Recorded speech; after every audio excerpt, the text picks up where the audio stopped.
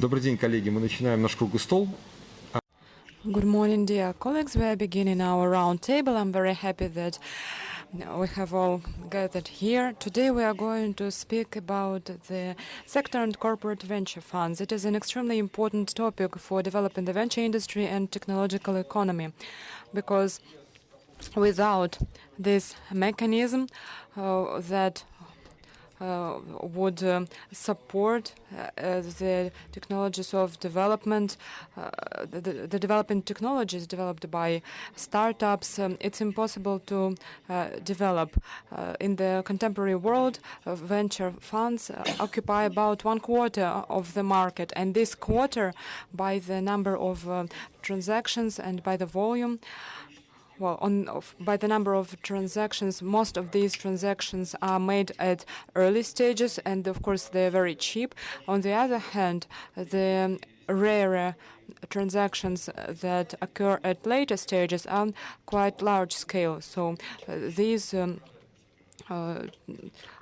two sides are balanced, and this reflects the different nature of sector or corporate venture funds.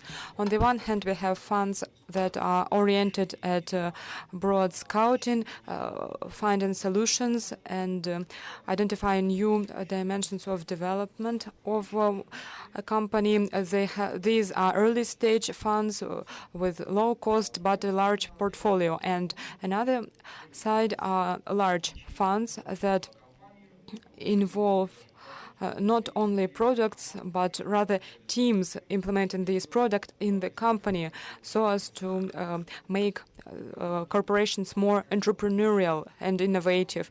This year, a very big forum on corporate venture funds was held, and it seemed that the global corporate venture funds have found their identity. They were developing for a long time, and they were alien both to corporates and to classic venture funds. And they were not able to identify their mission, but they finally have. And it is as follows: making our companies more entrepreneurial and innovative, and changing the corporate culture of their companies. And this is very important, because over the dozens of years, when companies like Facebook, Google, Tesla, and others were able to develop from startup level to global giants level, most large companies now realize that if they do not inoculate entrepreneurial spirit and develop their teams to become leaders of technological projects, they will simply become extinct. And it's very important for us, because renewing company, invigorating the business and their product portfolio is possible not only in advanced businesses like IT. It's possible everywhere. A famous case study, Dutch Mining Corporation. It used to be a state-owned oil and gas company. Worse than that, a coal mining company. And over 15 years, this company was able to perform a complete turnaround from mining coal and coal chemistry. They turned to pharmaceutics and nutrition, food additives. So now it is a pharmaceutical company that makes food products and drugs. This is a very famous case study, and it's a very profitable and actively developing company. The foundation of this success was their corporate venture fund and the company's policy on finding new cores for business that could be purchased, immersed, and turned into a development dimension. So over 7 years, from 2, 5, or 7% of their business developed to over 50% of their business. That's what a corporate venture fund or another tool can do. I think it's a very telling case. So let us discuss today how this model can work in Russia. Today we are joined by representatives of two heavy industry ministries, Ministry of Industry and Ministry of Energy, even though they are associated with technology-based products. Innovative transformations are only beginning in these sectors of our industry. So I will ask our colleagues to provide their own view of the situation with the sector corporate venture funds, what works here and what can work here. So I will ask Mr. Vasily Osmakov to begin. He is from the Ministry of Industry and Trade of Russia. Thank you. The topic of the funds, venture funds, and just foundation as a legal form. I have a double attitude. On the one hand, and we today in our investment policy as the ministry, step by step, go along the way of going away from providing resources as a ministry, as the government is a poor investor, and we try to operate via some authorized agents.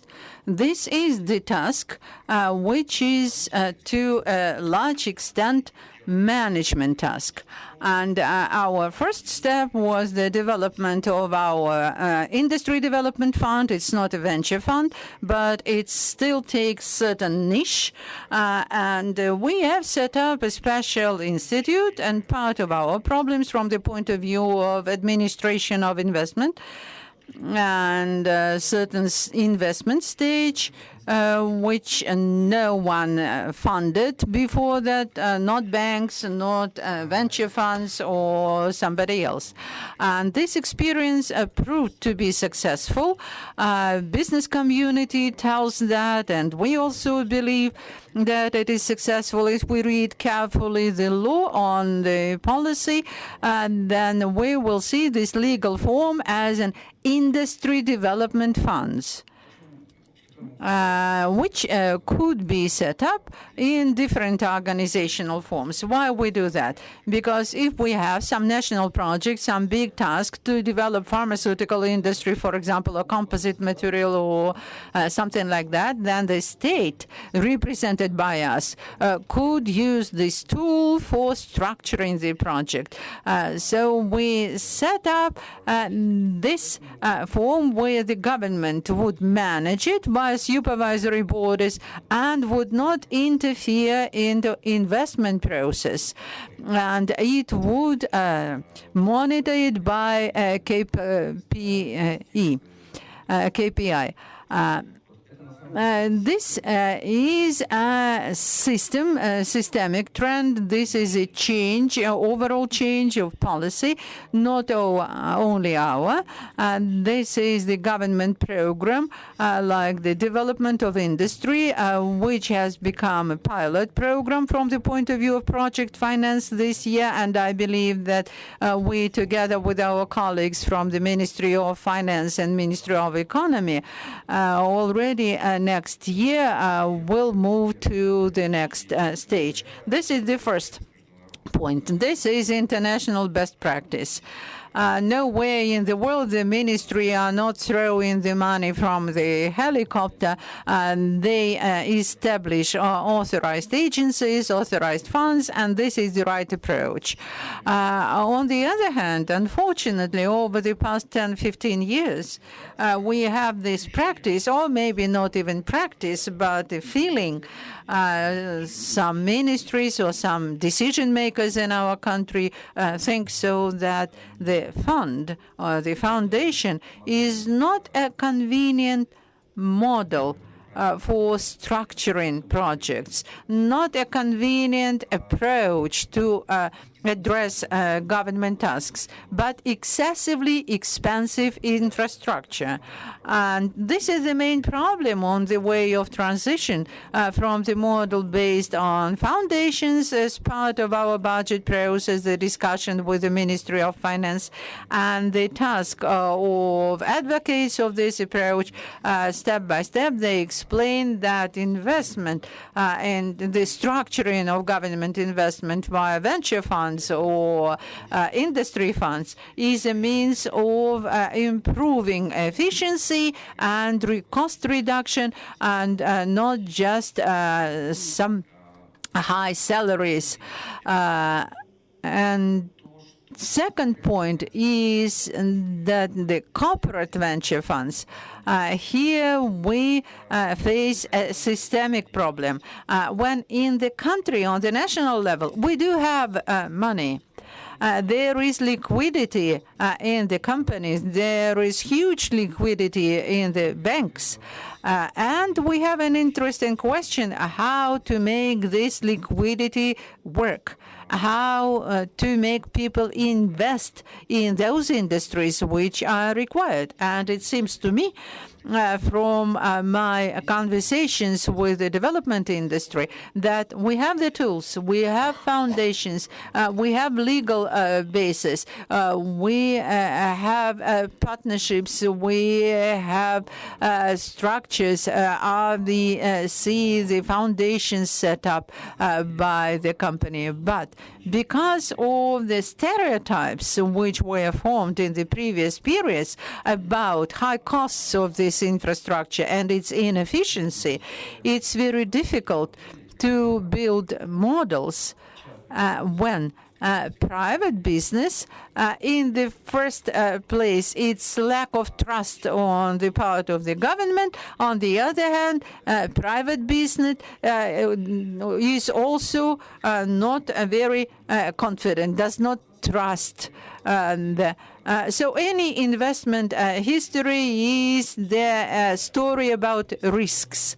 So the government, when it acts as a co-founder of the fund, takes part of the risks. Why the cost of money for us is 15-20% and not 5-10%? Because it's quasi-government money and we are assuming part of the risks.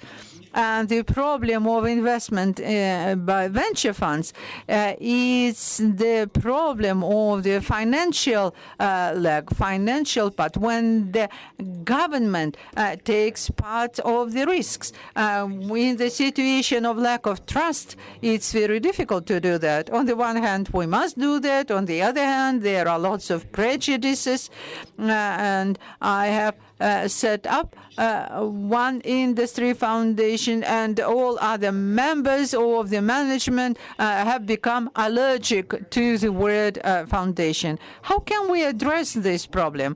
Probably beginning from the next year, we will move over not to direct investment, but to signing agreements with development institutes together with Rosnan and other structures at the agents which would assess the quality of investment, and not as a mode of one-time support, but on a systemic basis. And I believe that this model will be the first step in overcoming this prejudice, mistrust, and step by step we will move over to the model where my program will look like 5-6 donations or 5-6 grants.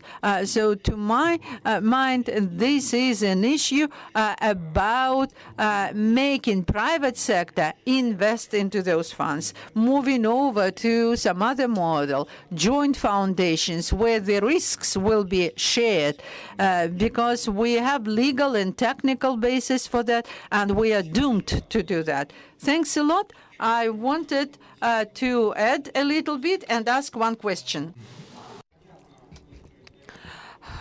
It is quite understandable that certain distrust of funds exists, but funds are not only money, especially venture funds. Fund is primarily the team, the management team that has certain experience and understanding, maybe gut feeling how different transactions work. As global venture experience shows, the value of money is directly proportional to the experience of the team. That's why it is called smart money.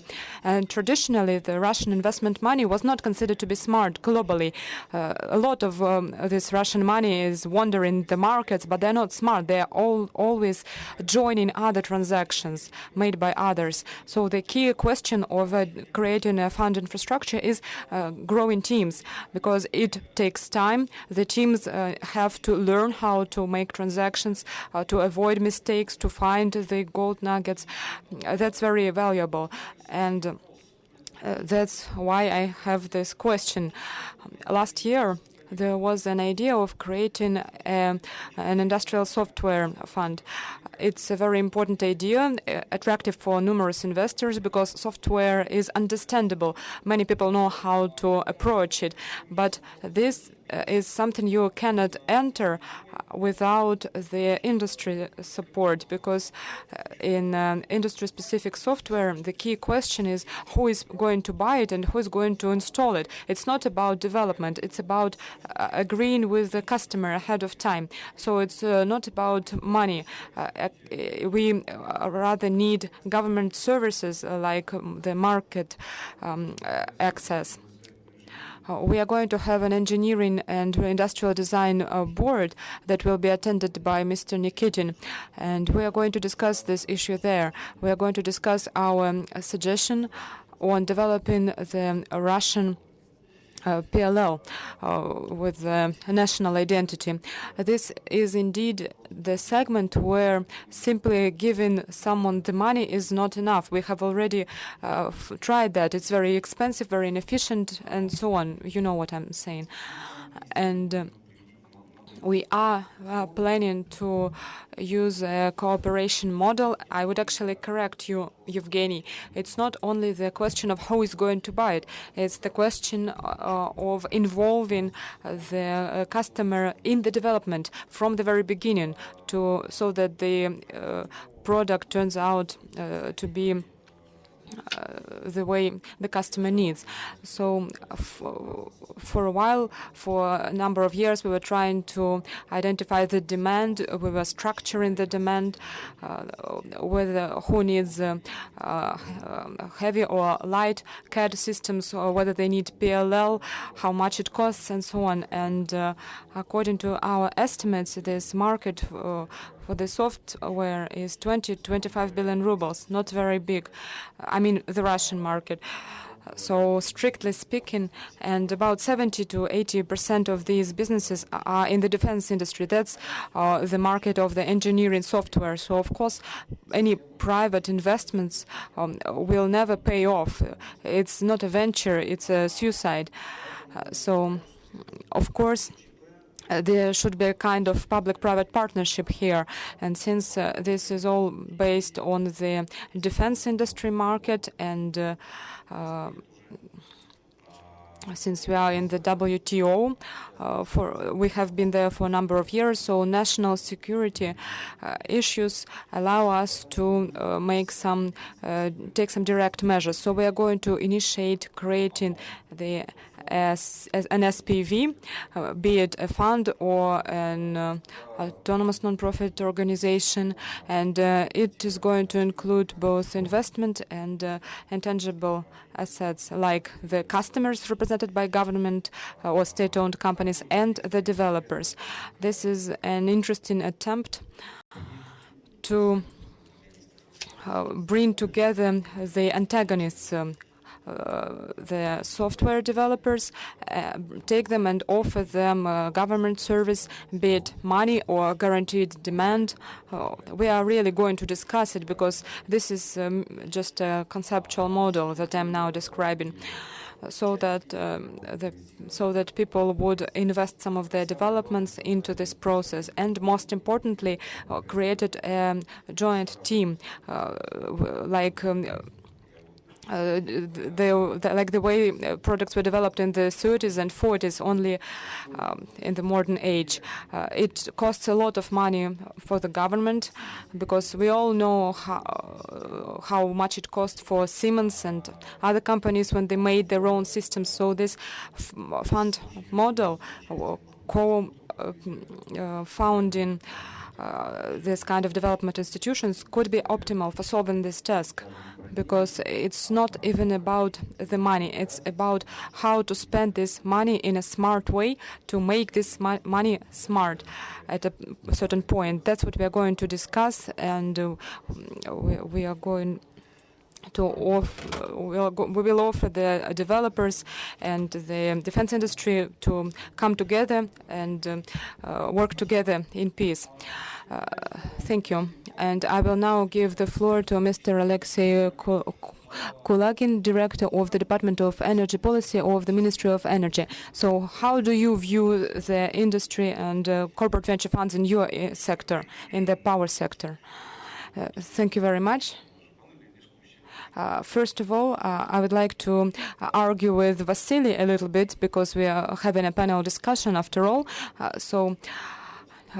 This guaranteed demand and guaranteed market from the power sector point of view, it doesn't always give you the desired outcome.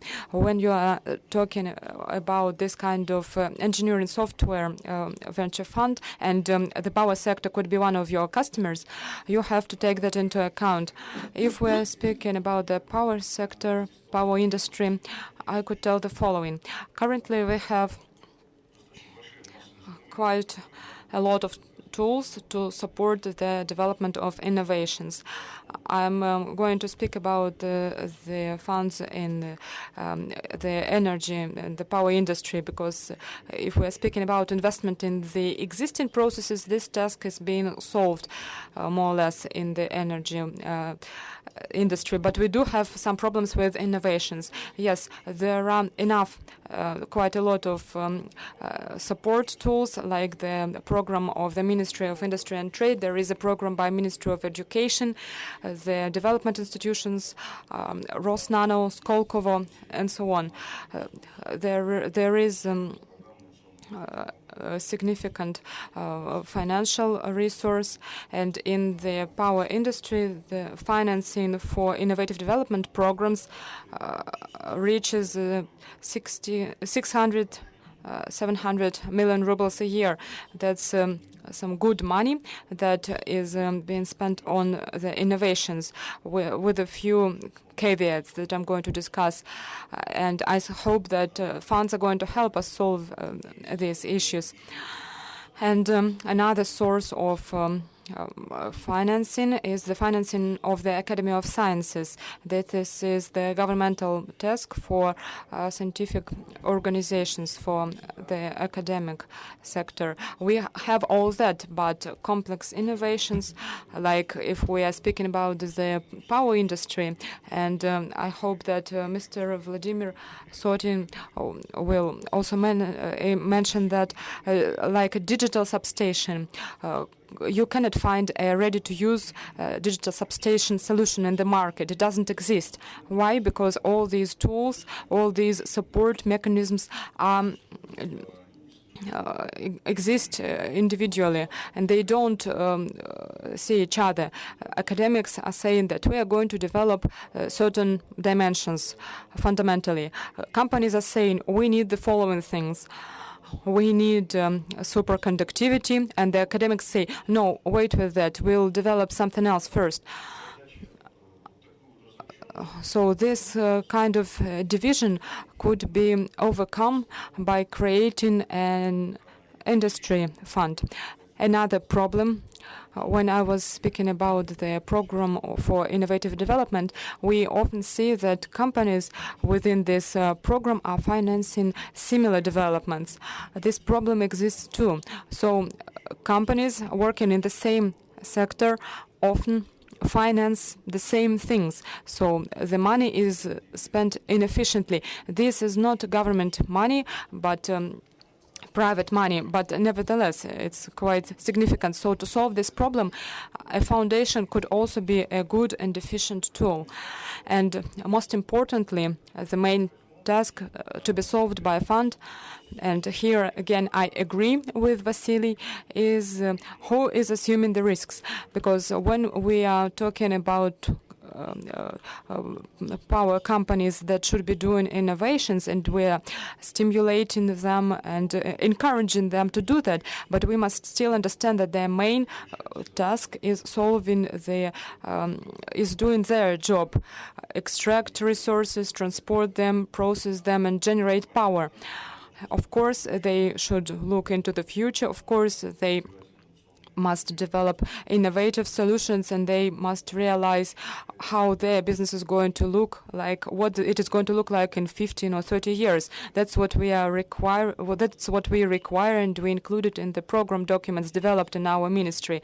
The energy strategy of the Russian Federation, the forecast of development of this complex for the future. But when we are speaking about implementing super innovative solutions, especially in small business, and it's difficult for the small business to participate in the bidding process of large companies.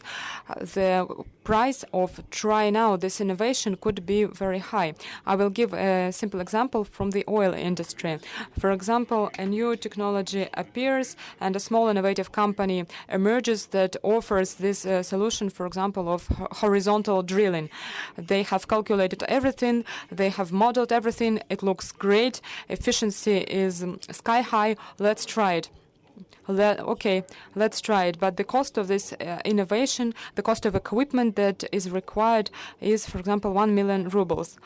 And the oil well that we need to use to run this pilot experiment, to explore, develop this oil well and pay the necessary taxes, this costs 50 or 60 million. So one mistake could cost company a huge loss. So the issue is how we take this loss into account, because they are not even tax exempt at the moment. So companies are paying the taxes in full for this money. And I think that funds should assume these risks, and companies should receive ready-to-use innovations from the funds. So I believe that in the power industry we must have such funds, and we are working on that with our colleagues from RVK and Rosnano. However, these funds must understand and hear what the industry needs and solve the problem that I was discussing, the division and lack of connection between different mechanisms and support tools. Evgeny?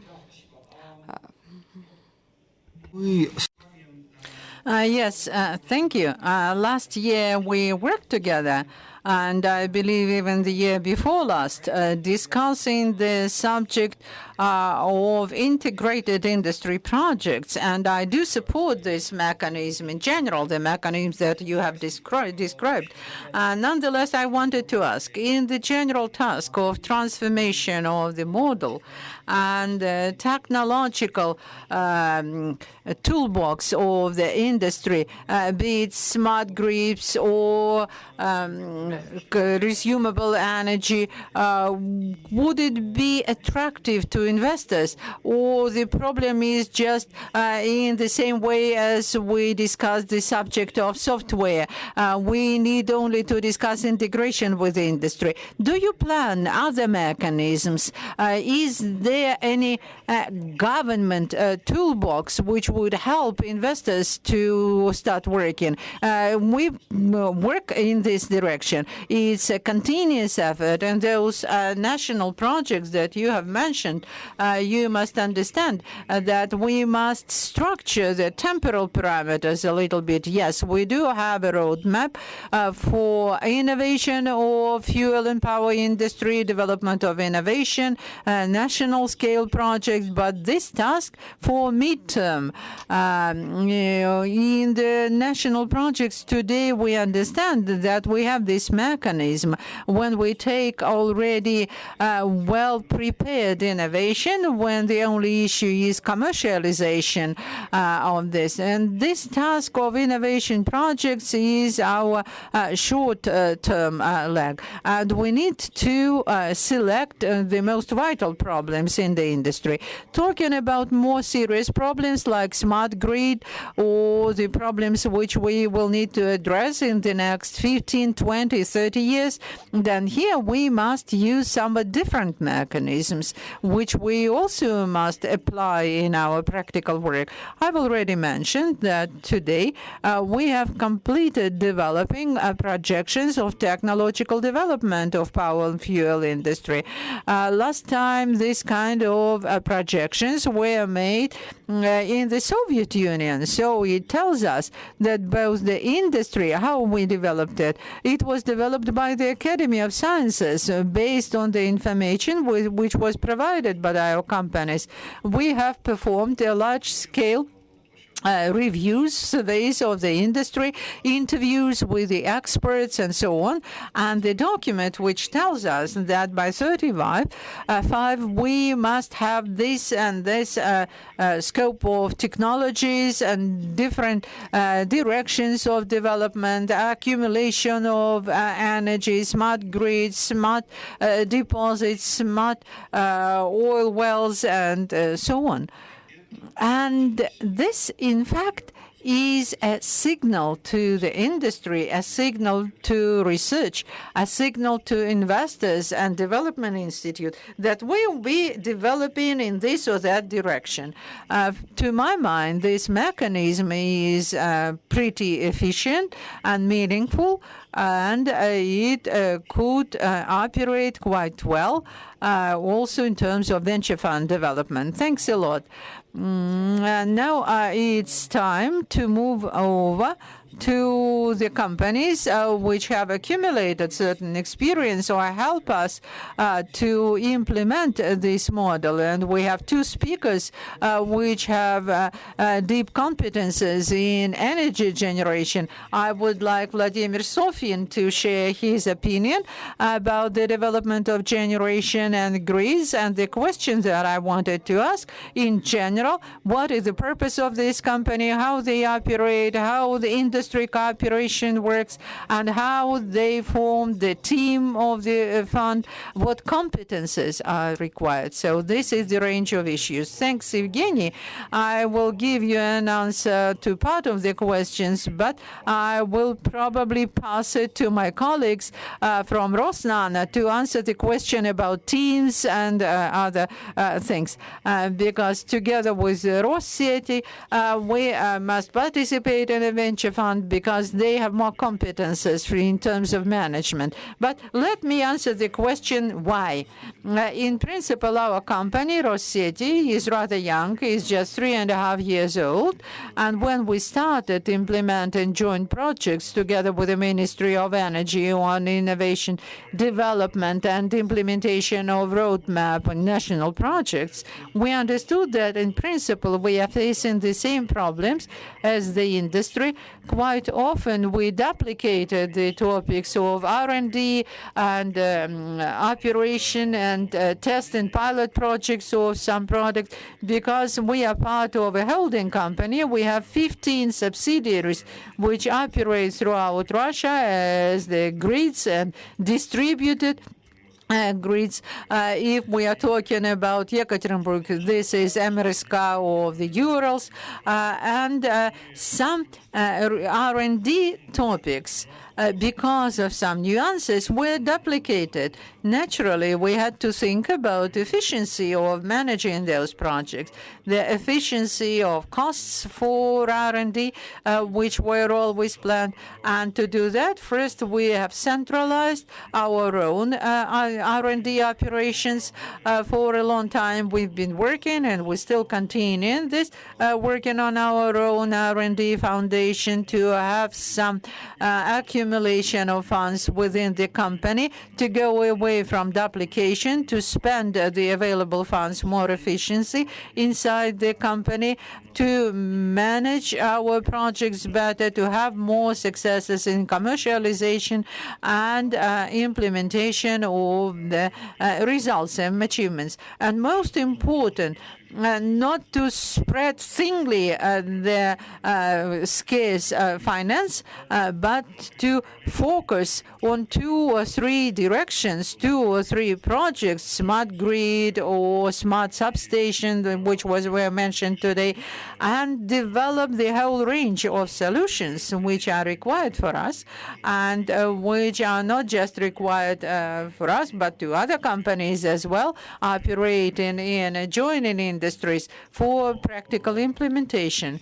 However, we have further problems which we faced as well, because we are not working with startups. We are the company which was set up to ensure continuous supply of power to the population and industry. But we have a gap, a rather significant gap, because the result of our R&D projects are pretty poorly implemented in practice in our own grids. Why is it so? Because we formulate terms of reference ourselves.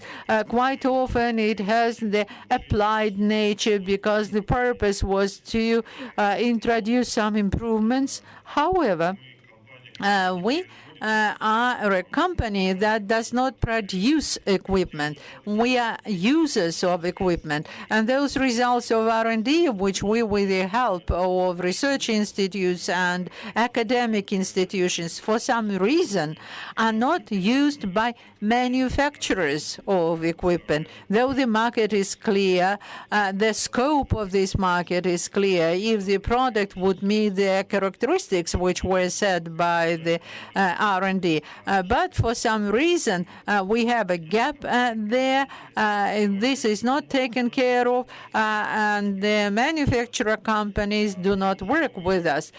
We want to have better collaboration with them for us to take these products from the market. Therefore, the idea which was proposed to us by Rosnano was interesting for us to set up an industry fund. I would not call it venture fund, it's industry fund, which to our mind must take all valuable things which we have developed over the 5 years, to build a professional team, find manufacturers, capable manufacturers, and for those manufacturers to force them, to make them, in a good sense, to get them involved in the process in order to start implementing those results in our grids. Therefore, we formulate ourselves a task in innovation development to develop the new technological mode. We have seven directions where we want to develop it. We will continue R&D. We will have new projects. We will have design documentation. We will defend all this and commercialize it. But we need a partner that will help us to organize collaboration with industry. So very briefly, that's an answer to why we need it. Because we understand that our poor link in this chain is manufacturing of new innovative equipment, which exists in prototypes, in models. This is already available, and we may show it, demonstrate it to the fund, which will be ready to cooperate with us. This is the systems of accumulating a lot of power, charging stations for electric automobiles. We have developed offers to the company Innnопроm, which has developed the first prototype of quick charging of e-mobiles. And this is a charging station with a substation. It is inbuilt in a substation which has its own 5% increment to its price, and we may develop this market very quickly, provided there is a customer, there is demand in the market. Well, so that's about it. I tried to give an answer to why. I have one more very brief question. We have analyzed the system of investment plan development of the companies, and in many cases we have a gap between technological sector and markets. So if the company more or less successfully develops it, it does not mean that it starts implementing it in their core production. In your case, do you have this barrier, or you have overcome it? And how you as a company consumer, company customer, are open to use new technological solutions to which you must provide some assistance to test them. They are not yet a ready-made product. You need to test it. It's very important for new companies. Well, I wouldn't say it was a barrier. There is just a decision by the Russian government aimed at increasing the efficiency of our investment spending. It's not even about purchasing procedures. It's about the procedures of more efficient formation of our investment programs. We mustn't measure investment products by capex. We must calculate the life cycle cost. We are now changing the methodology of forming investment program and purchasing program. As soon as we change it and get it approved by our ministry, I suppose all these barriers will be removed. And in fact, these developments of implementing the national level projects, we are implementing it now. If we try and test this method now, we will simply implement it in our corporate documents in the future, and this problem will be solved. Thank you very much, Mr. Oleg Kalinko. He represents the Rosnano Managing Company, Director for Electrical Power Dimension. So what is your position? What do you think about it? Thank you, Evgeny. Yes, we do have some experience in this sphere because, as Vladimir has said correctly, there are two problems that the industry is nowadays facing. If we look at what has happened with the power industry over the last 15 years, we will see that due to the division of RAW ES and division of the companies into generating and distribution, there were some side effects. And these side effects are, namely, that each company is doing its own business, generating power or distributing power, and so on. And each company, neither of the companies is really motivated to develop these solutions. It's not their business. They're adapting it. They're ready to use the best, the most innovative solutions that the industry can offer, but give us a solution. And here we come to the second problem, because the market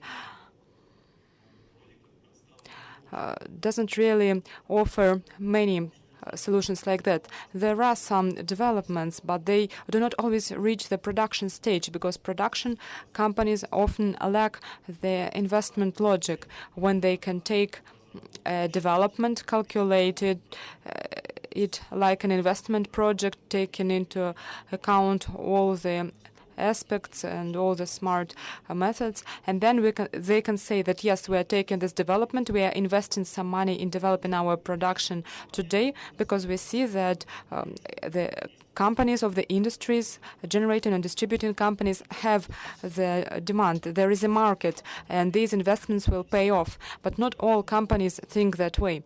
So what we are doing, we are creating, together with the Ministry of Energy and the industry companies, we are creating this missing link to stimulate the industry for innovative development. We identify the needs of the companies, we find the developments on the market, developments at different stages, and we structure these developments through project companies. We structure them like investment projects. So if we invest some money in this project together with the companies, in the future it will pay off. Why we don't do it ourselves? Well, Rosnano is an investment company. It is supposedly our task. Well, because doing it without the companies from the sector is counterproductive. We could find a wonderful technology in the market, like superconductivity cables. We can invest $1 billion in this. We make a product, the cable, and we offer this cable to the company. But they will say, thank you, but it's a bit too expensive. Or they will say, we don't really have a market for this cable. So to hedge this risk, at the very start, we are discussing with the companies the pipeline for this project. We identify their priorities in terms of the products they are going to require, for example, in 5 or 10 years, to understand what projects are worth investing into. And when you are investing money together, you really become good friends after that. So we are creating this joint fund with generating and distributing companies, and we are cementing our mutual friendship with this money. We understand that if people have committed to that and invest some money in that, they are certainly interested in this solution.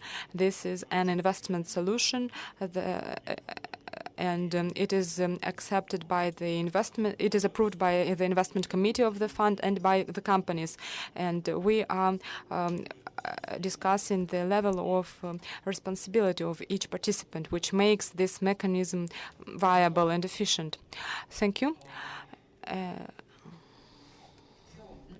And in general, how does the project proceed in general, and what are the hardest things? What are the obstacles? Why cannot you move faster? What do you think? Well, by Russian standards, it's actually moving pretty fast. In spring 2015, the Ministry of Energy, Rosnano, Ministry of Industry and Trade were told to develop this concept. We have developed it, and we presented it to the government in August, I believe, if I'm not mistaken. It was approved by the government. So now, at this stage, we are quite ready. We have an agreement supported by the letters to create a fund in the electrical power industry, and we are separately discussing a fund for oil and gas industry. It's easier with the electrical power because we have already started the process. We have signed a letter of 3 by Anatoly Chubais, Mr. Budorgin, and Mr. Kovalchuk. Mr. Kovalchuk is now reviewing this letter before signing it. So we have signed this letter saying that the companies need a directive to participate in this fund. So here we are moving in a dynamic and efficient way. As for Interrao and Russian networks and other industry companies, we are discussing it like I described. First, we identify a long list of solutions that could be required in the future. Then we prioritize these solutions by demand. Then we find the companies in the market that have the best qualifications in each of these dimensions, and these are the dimensions Vladimir has already mentioned: a network of charging stations, substations, a service for gas turbine blades, including their manufacturing on the Russian territory. So these are interesting manufacturing tasks, industrial tasks, that would have an impact at different levels. They would be useful both for those who are using the outcomes, like the energy companies.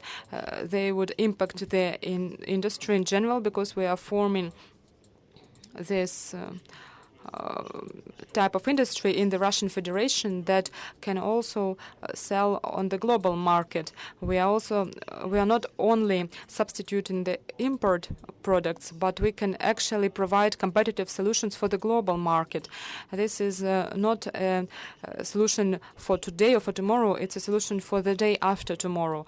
And here we need to find and structure these technologies and provide their quick and efficient development. And naturally, the country in general will also benefit from that. We could calculate the benefits for the GDP, for economic safety of economic security of Russian Federation. So all participants are winning in this game. Okay, thank you very much. And now I will ask Mr. Konstantin Nademenko to speak. He represents Leader Venture Fund, and knowing Konstantin as one of the most advanced industrial investors, I am interested to learn his view from the point of view of a venture capitalist. Many of the things we have discussed today, we are using this term, a venture fund, but we don't always mean specifically the venture activity. There are different ways of supporting research and project activities. What about the features of a corporate venture fund in Russia in your specific situation? What do you think about it? What can you add or maybe argue? Евгений. Thanks a lot, Evgeny, and mostly for your last comment. Because I represent both venture industry and our panel is about discussing venture funds. And the name of our company is Russian Venture Fund. But in the first part of conversation, we talked about tools of support and investment activity in general.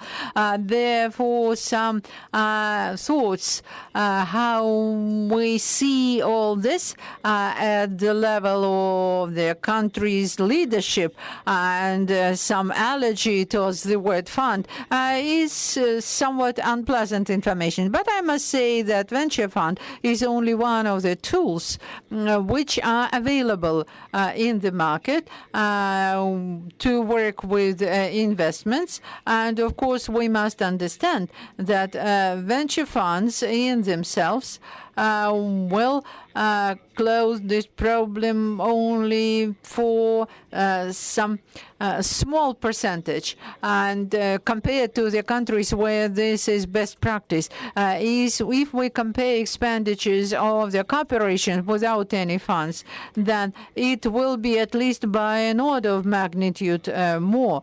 And in general, the losses of venture funds and the support, possible support of this work, it seems to me that we have lots of money in the market of venture funds, and we and our colleagues see the possibilities of investment in certain projects, and naturally we must probably not count a lot on the government support. If the government does see the need of support of particular industries using the mechanism of venture funds, then probably we may talk about some investment of development corporations of RVC or Rosnano or others.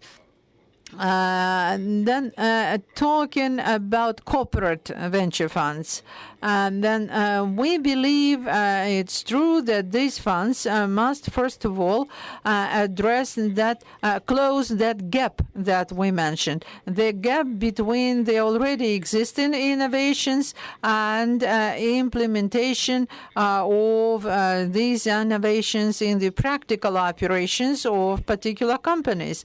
And our experience and experience of our colleagues, which invested into a significant number of business projects, it tells us that at this stage, when we already have ready-made prototypes or some test models to implement this or that solution into everyday production plans of corporations is rather difficult. And it seems to me it was correctly mentioned that by Alexei, that it's true that, let us say, production corporations may, because of unsuccessful experience of implementing innovations, bear some costs which would be incomparable with the possible effect of the innovation. It was said that the value of the well may be 50 million rubles, and the potential effect will be just 1 million. So it's incomparable. The risk is too high. And it seems to me that the mechanism when the corporate venture fund invests into such expenses that we are talking must participate in the upside of this or that project if it does arise. Of course, the corporation itself risks 50 million participating in the project, then probably by the result of these tests, it may claim not just implementing this innovation in its everyday operation, but to get some profits, some benefits, some share in the possible benefits in the future revenues. And probably the participation itself, participation as participation, is not quite interesting for the corporation, but in case we set up some structure which will be a corporate venture fund, which will participate not just with money, but will participate as a company offering the testing ground for innovation. It could be quite interesting and fair allocation of risks and benefits. So that was my answer to the question. I have another question. I still want to know. We said a lot today about funds, including corporate funds, venture or not venture, but talking about it as the own investment tool of the company, of an industry, about some more rational, more efficient financing. But venture funds, particularly corporate venture funds, have another task. That is to make the companies more open to some developments, innovations by other people, to become a kind of an interface for the developer to have contact, communication with the company, to participate. The investment managers from the company, of course, want to support their own developments, not other people's. But if the corporate fund does not take into account the specifics, does not work on the model of the vacuum machine that sucks in the developments from other people, and there is also a certain risk. If you wish to share your experience in that, where the Russian companies cannot participate, but the innovations are sold pretty successfully abroad. So is there a tool to make Russian companies more open for the venture fund, like RVC, which operates together with the government? It's not easy for them as well. How to make Russian companies in general more open to portfolio investors? What ideas you have in that? Well, maybe I gave answer to part of this question. It's true that we must, I believe, this is a two-way road. Both investment company or a fund that invested it must come to the corporation at the stage when there is something to discuss. In fact, I can share my experience from our side. The people who are involved with marketing innovations. Quite often, even the companies where good investors participated presume from the idea that provided they have wonderful technology which gives very good effect, then the potential customer of their innovative product must line up outside their doors, and they do not take any additional efforts to market this product. Unfortunately, this does not work like that. And in my previous remarks, I tried to explain why. To a large extent, probably because a large company that works on that kind of outside innovations bears a significant risk. I gave an example with a well. In a substation, probably my colleagues may give a similar example with the potential ratio of risk and effect. But probably we must define more correctly the potential benefits of their corporations from the people who come to them with the innovations. And finally, that's the goals of the corporation itself. We must take this into account, and if the goals were formulated correctly, if the target is to improve efficiency and to fulfill their market tasks, to gain their position in the market, then the system would work efficiently. But it's not always as simple as that.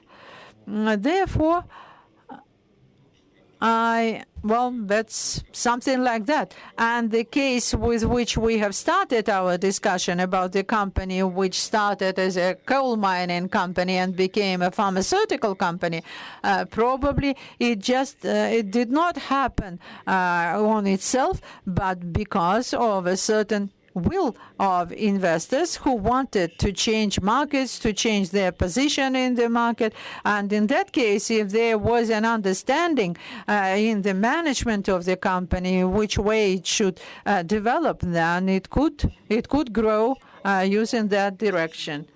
It's true that we, in the course of our discussion, see that the very model of an open large company that operates in the market in search of new technologies, products, and solutions, at the same time using its own competences in the area of market to offer it to the authors of new products in exchange to its products.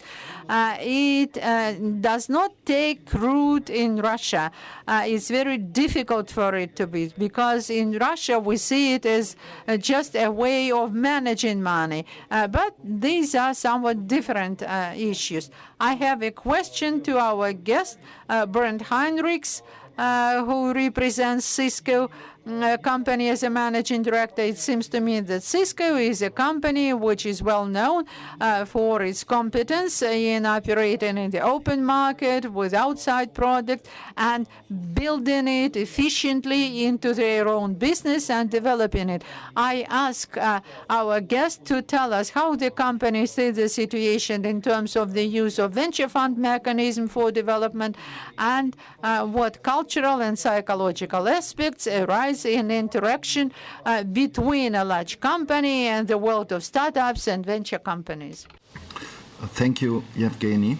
I'm representing Cisco. I hope you can follow me in English now. So unfortunately, I cannot speak Russian. I'm a German working for Cisco since 20 years now, and most of the time I was working with the team who was doing the acquisitions and investments into the market. And probably you know Cisco is one of the largest corporate investors of the world, especially in the IT sector.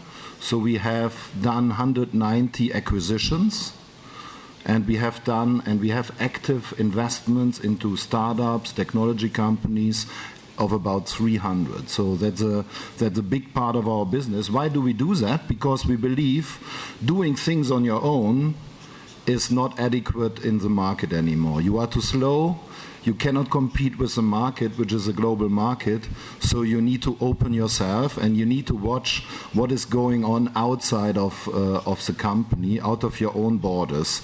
And so we build an innovation strategy which is based on three components originally. It's building products, and solutions on your own. So, but it's only 50 to 60% of what Cisco is selling we have built on our own. The others are come by doing partnering. So we do an aggressive partnering, joint ventures, etc., globally with all over the globe, and we do acquisitions. We buy companies, as I said, and these sum up to 40% of our business at the end. And we do that globally. If you see the trend, probably 10 years ago, this American company did 90% of the acquisitions in the US, in Silicon Valley. Now it's only 65%. So the trend is going global. Europe, Middle East, Africa, Russia are the sweet spots we want to go into, buy companies and invest into companies. How that works, I try to explain a little bit.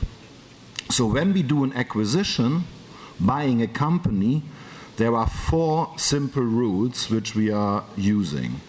First, we need to agree with the company we acquire there is a short-term win-win. And short-term in our industry means 6 months. 6 months, we need to see the money coming back for the company we acquire and for us. So, and we need to agree on that. We need to have a clear plan that this is going to happen. And it has to have a long-term win-win for both sides, which means we still can work together in 2 years, right? And not stopping it after 6 months.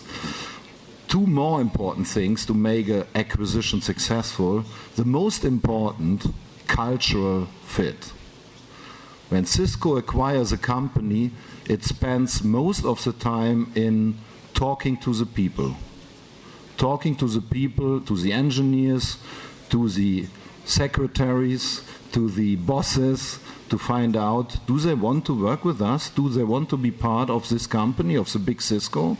Or do they prefer to stay independent? If they want to stay independent, don't acquire them. If they have a different direction, if they think differently, don't do it, right? So cultural fit. And 80% of Cisco's decision to not do an acquisition is based on the cultural diligence. So at the end we say no because the culture is not fitting. And that is also, I think, the success of Cisco, of a good acquisitor, that the culture is fitting. Because you see it in our success, the metric of success is not only numbers, it is also that the CEOs of the small companies and big companies we acquired are still with Cisco. 85% of the CEOs of a startup, of a big company which we acquired 20 years ago, 10 years ago, 5 years ago, is still with us. That is a criteria of success.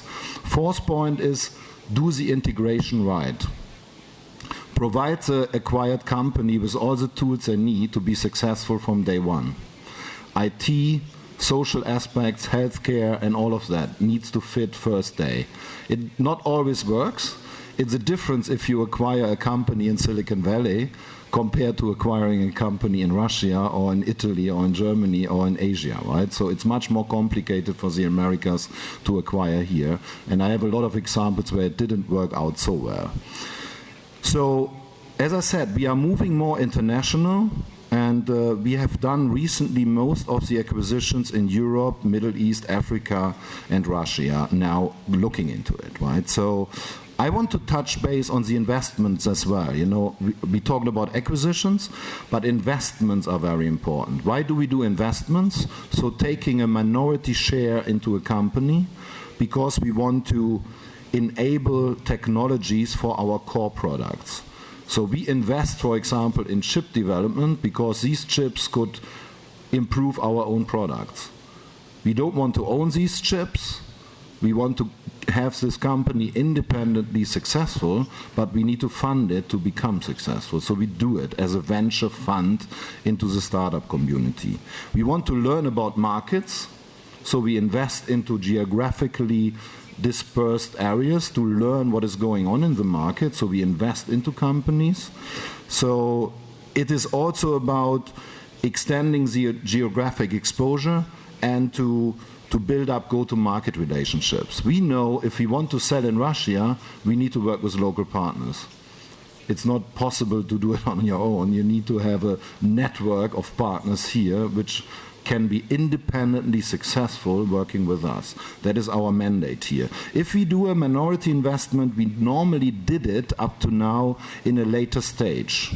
Series A to C investments, because we knew there is something available which we can sell. So now I come to the end of it. We agree, and our CEO said it at the World Economic Forum in Davos. He said Cisco is a $50 billion company, revenue company per year, $50 billion. We want to accelerate to 100 billion. If we don't want to disappear in the next 5 years from this world, we need to change completely again. We need to innovate differently, and we need to speed up and be more early stage and global than we did up to now.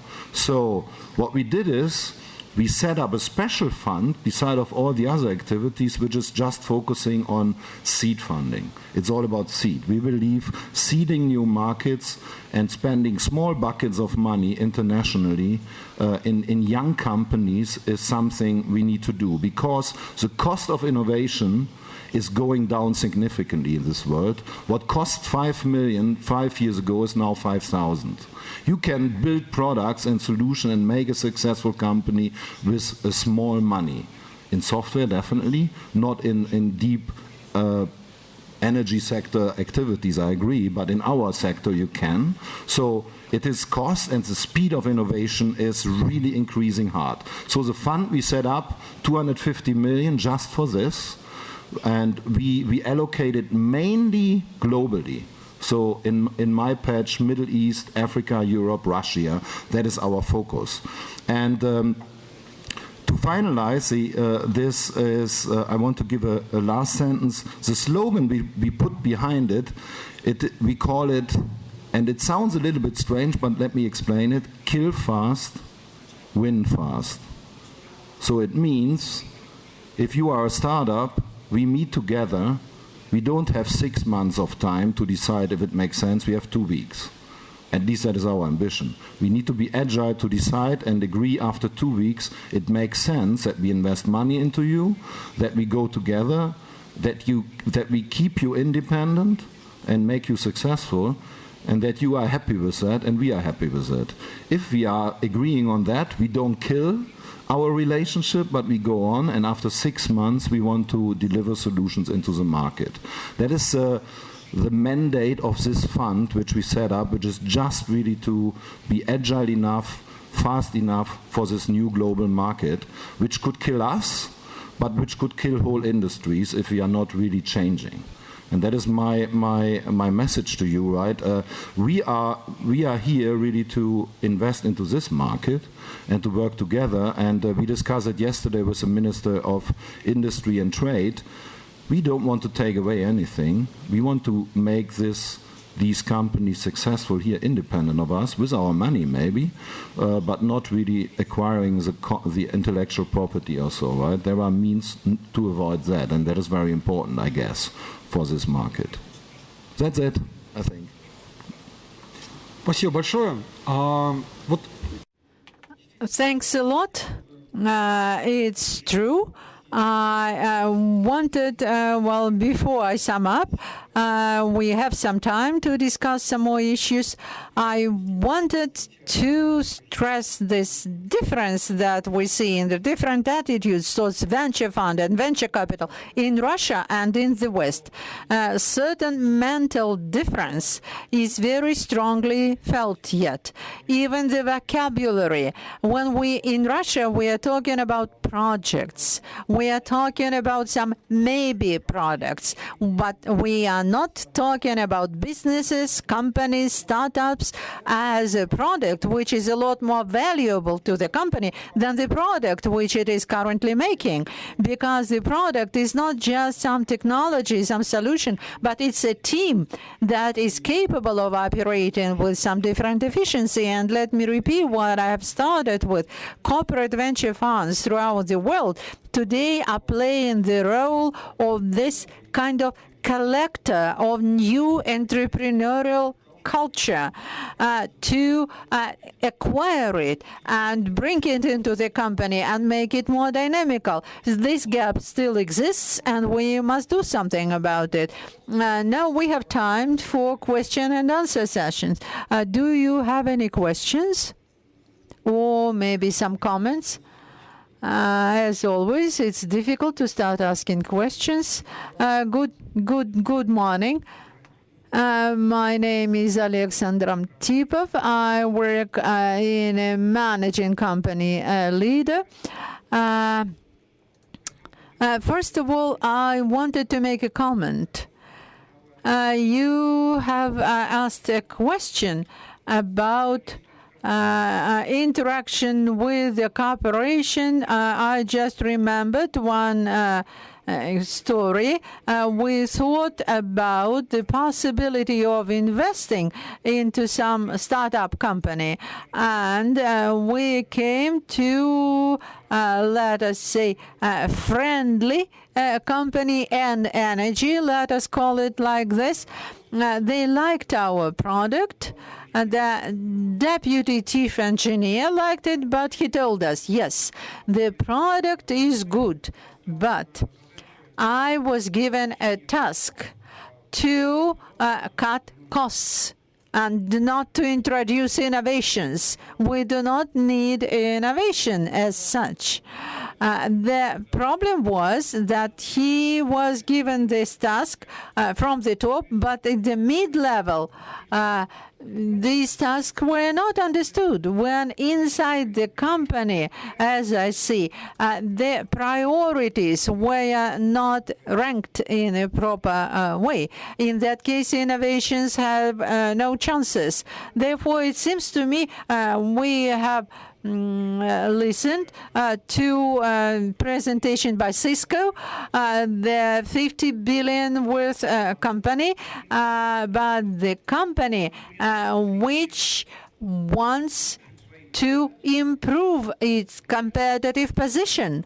And it seems to me that our leadership at the national level, the government structures, must think more, focus more on development of competitive environment. Without this, inside companies, they will not be willing to build this KPI on the vertical level to stimulate development. Without this, we will not succeed. Let me give a short comment. First of all, working on the plans of innovative development of companies, the government last year has drafted a decision that 25% of the company's KPI must be about innovation. The government thinks about it. Another question is how well it works. My colleagues probably will give comments to this. But the second point that you made about competitive environment, this is also a debatable issue about investment development plans of companies. I have noted that those companies who are looking towards the global market as highly competitive, they are very well focused on innovations. I may give an example of Rosatom. The company is quite competitive, and its internal processes are well developed. It is true that probably the only means for the Russian state or related to the state companies to stimulate their development is to look at the global market as highly competitive and find some solutions which they may offer in this competitive global market and which will provide for them a reason to taste this competitiveness. And I believe that it was a good point. One more question?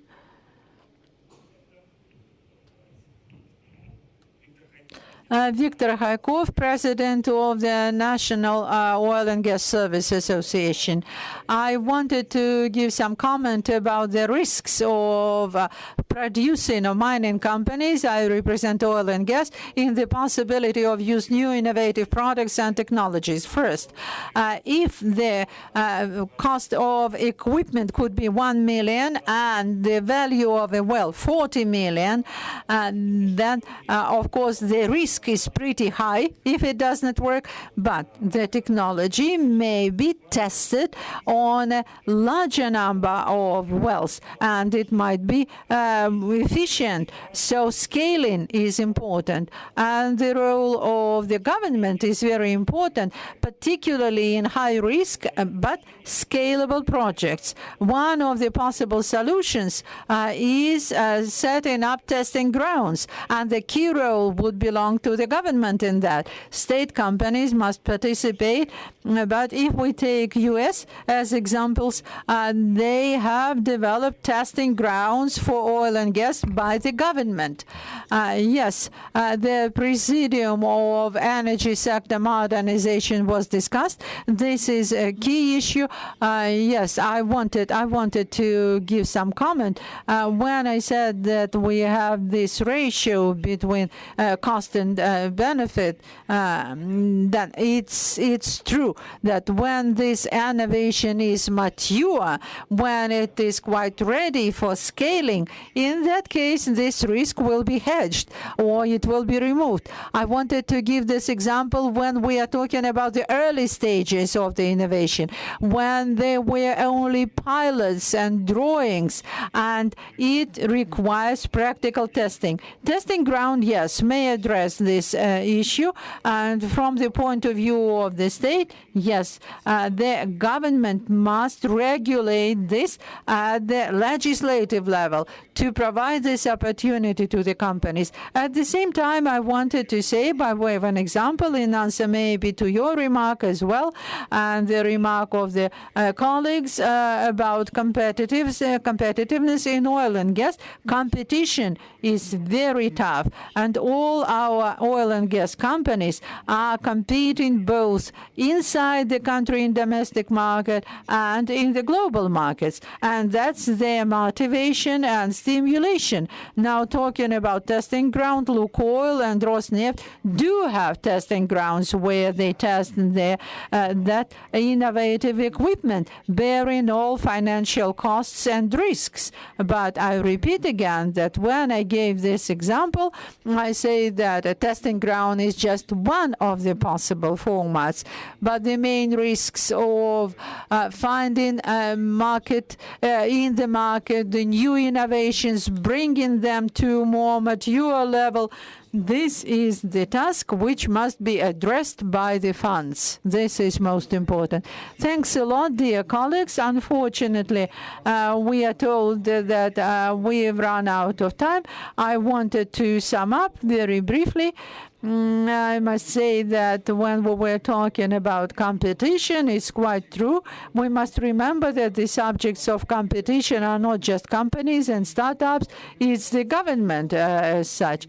And the competitive position of the government as an environment, as a toolbox, the availability of resources which may be mobilized to address a certain task, this is the main subject of discussion in the world. Under the conditions when the global economic development is slowing down, when even in China they have to look for new models of growth, we must look for solutions to ensure this competitiveness.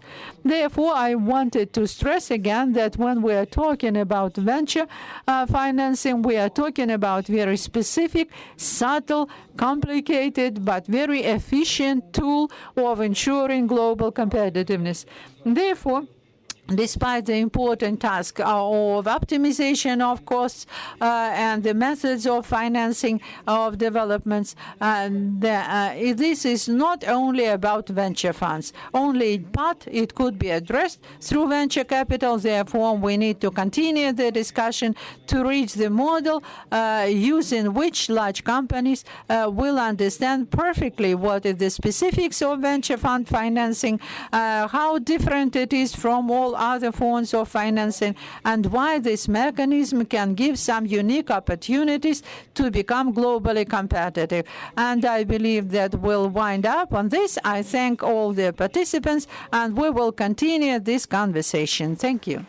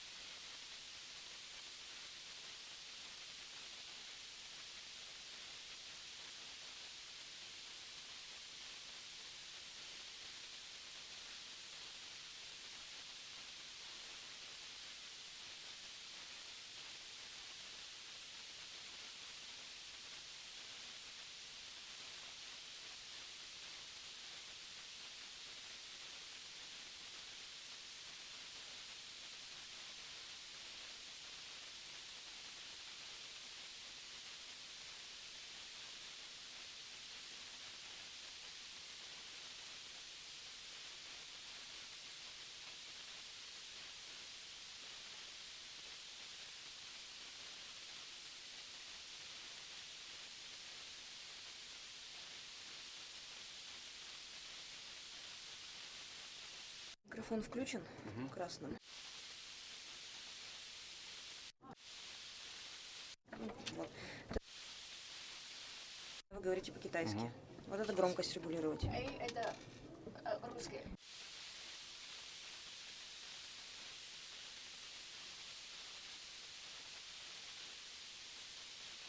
Включаете на китайский. Только не забывайте переключать, а то люди будут не в том канале слышать тот язык. Вот, микрофон включен.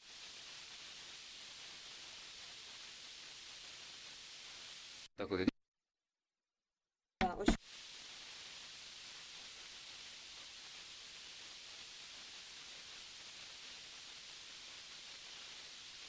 делают так. Да.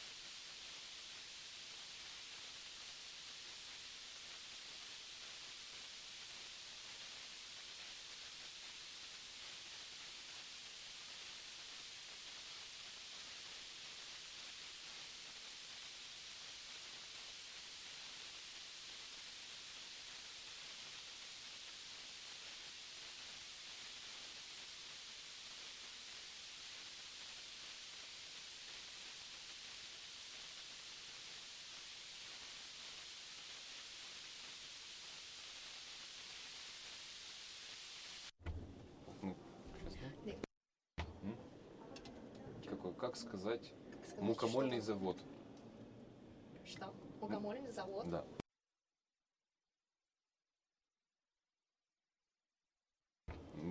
Мукомоль... ладно. Русский канал. Русский канал.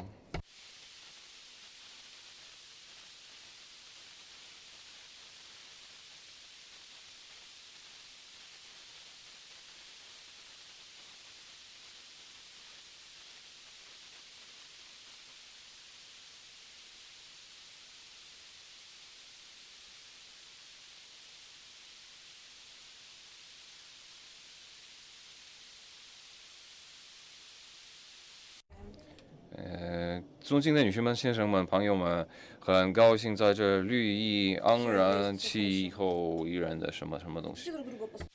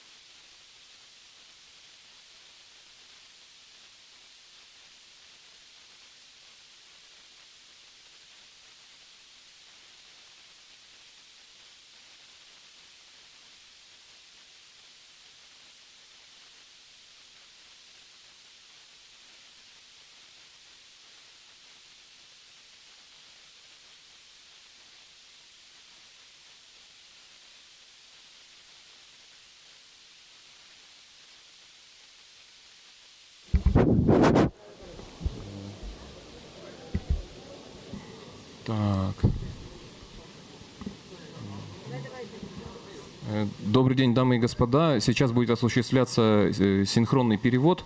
Пожалуйста, возьмите устройство для синхронного перевода. 女士们、先生们，下午好。待会儿要进行同声传译，请带上这个同声传译设备。谢谢。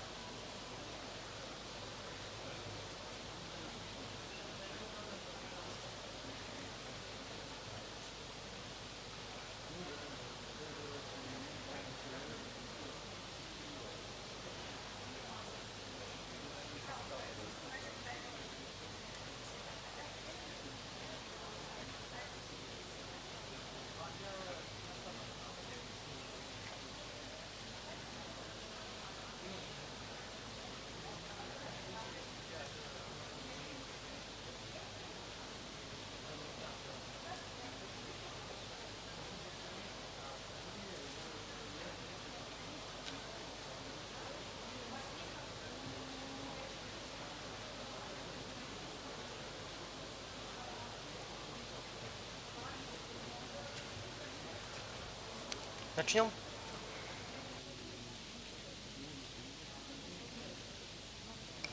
喂喂，女士们、先生们，欢迎大家来到我们斯维尔德洛夫斯特州投资项目推介会。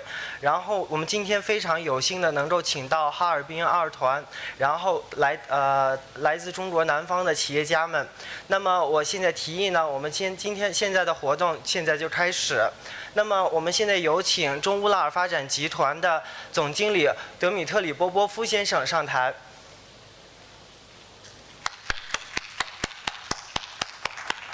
接下来，我们有请哈尔滨市政府副秘书长单国俊先生上台，大家掌声欢迎。请允许我再一次的欢迎大家能够来到我们美丽的叶卡捷琳堡市。那么，为了简短发言，那么我们就有请我们的德米特里先生来进行致辞。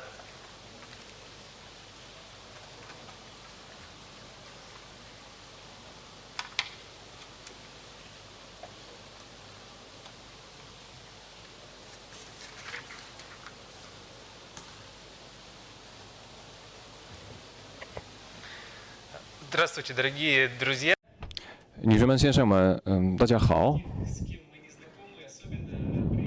我非常高兴在这儿，迎接我们所认识的和我们所不认识的朋友。我们很高兴我能够在这儿分享我们的信息。首先，我想简短的介绍我们的州以及我们的一些重要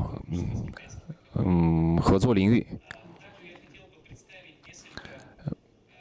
接下来，我想介绍一些斯维洛夫斯克州的主要企业。这些企业的代表也目前在这儿出席了。我们介绍结束以后，我想欢迎大家互相认识一下。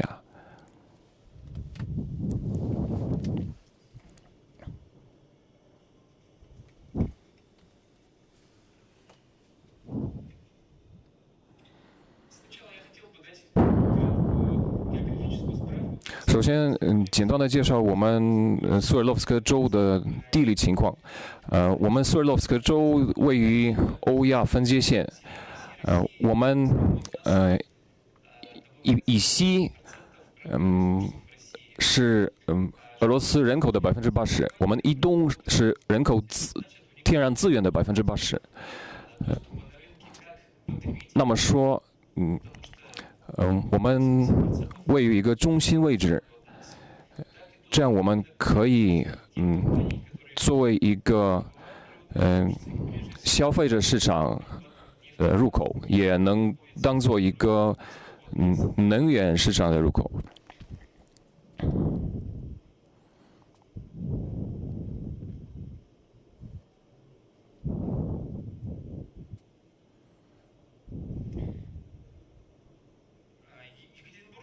叶卡捷琳堡是斯维洛夫斯克州的首都，这是乌拉尔地区的主要城市之一。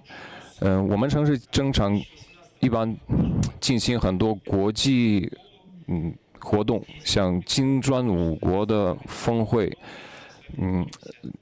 18年我们会接待世界足球杯。我们城市有14个领事馆。斯维洛夫斯克州是俄罗斯工业发达地区之一。我们的工业水平是全俄平均的4倍。在屏幕上你们可以看到我们这个地区所存在的主要国际企业。我们的化工业、我们的机械制造业、食品业都非常发达。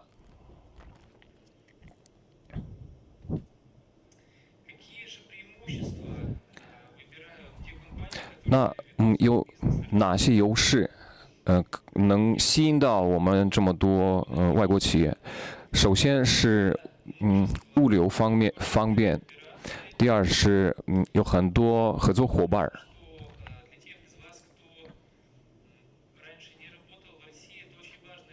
对从来没有在俄罗斯来来过做生意的人，这一点非常重要，需要在这儿找到一个切入点，需要找到合作伙伴。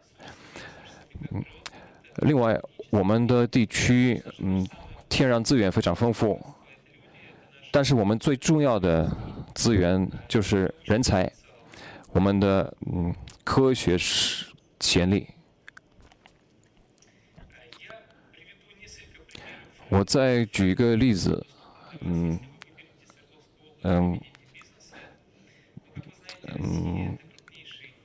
我们的苏尔洛夫斯克州到底有哪些优势？首先，苏尔洛夫斯克州是世界最重要的自然能源生产地区，石油和天然气。在我们叶卡捷琳堡周围，所开采的石油和天然气是我们全国石油天然气的90%。另外是我们的炼钢业，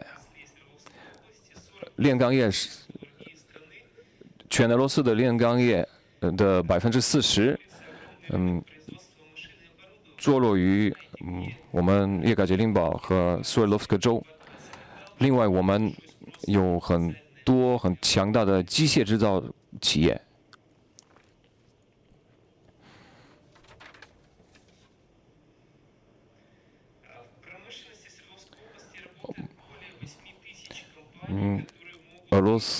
苏尔洛夫斯克州的工业有8000多家企业，另外有很多很大的跨国际集团，比如说西门子等等，他们在这儿有一些可靠的合作伙伴，他们在这儿制造高质的、高科技的产品。另外，苏尔洛夫斯克州的运输和道路网非常发达。我们的飞机场是全国数一数二的。另外，苏尔洛夫斯克州有一个很重要的铁路和道路运输枢纽。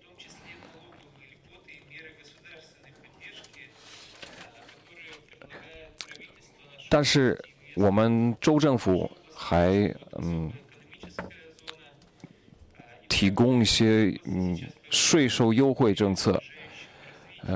我们同时也创立一些所谓的超前发展区。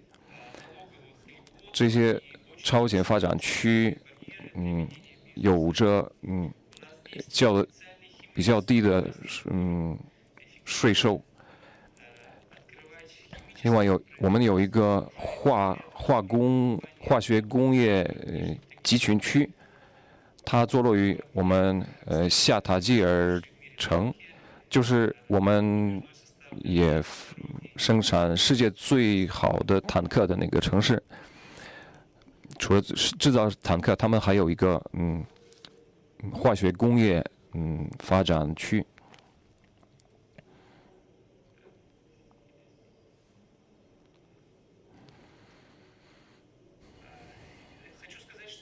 我想再补充，我们州政府非常重视对外来的投资商。我所代表的这个中乌拉尔发展地区，就是我们州政府所创立的一个专门为外来的投资商提供支持的一个集团。我们为投资者提供基础设施，还有一些财政支持，还能帮贵公司在这儿找到可靠的合作伙伴，以及在这儿投资建厂。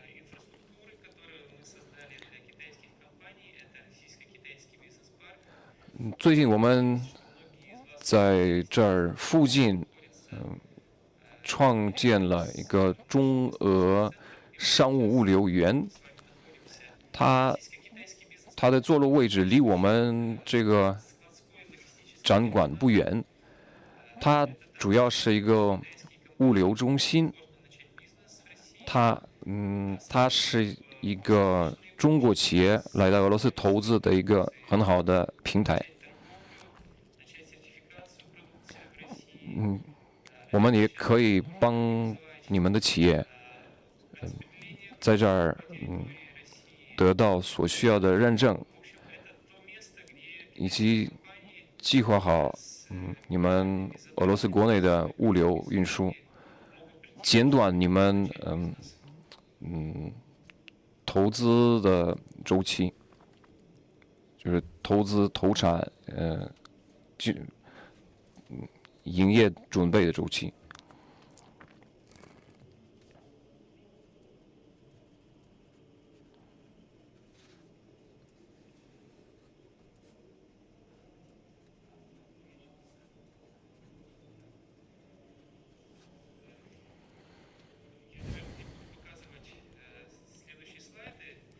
我觉得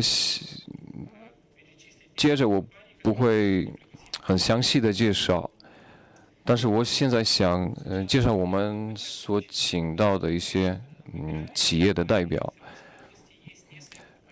我先说明一下我们用什么标准来挑选这些企业。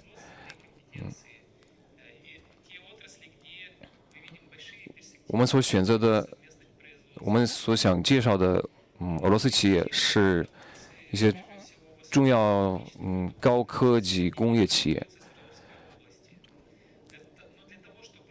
我们特别感兴趣的是一些苏尔洛夫斯克州目前没有生产的一些产品，或者是没有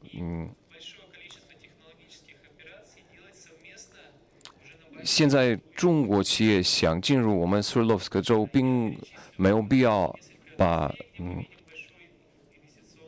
整个制造过程在这儿从零开始来建起来。你们可以和我们的可靠的合作伙伴合作。首先是我们苏尔洛夫斯克州的林业。今天1点30会有一个以林业为主题的活动，但是我想说明我们的苏尔洛夫斯克州林业的发展潜力非常强，我们有很丰富的木材资源。我想介绍罗布瓦林业综合企业。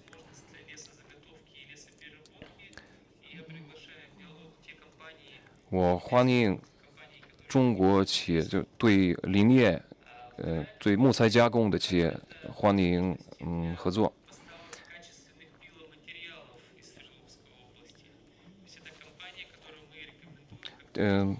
我们还有一些企业是一个重要的木材供应商，我们知道它目前已经把这个一部分的木材出口到中国去，但是目前为止，我们认为他们某些方面做的还不到位，他们需要和中方合作，优化他们的一些业务。另外我想介绍我们一位这是一家生物药品制造企业。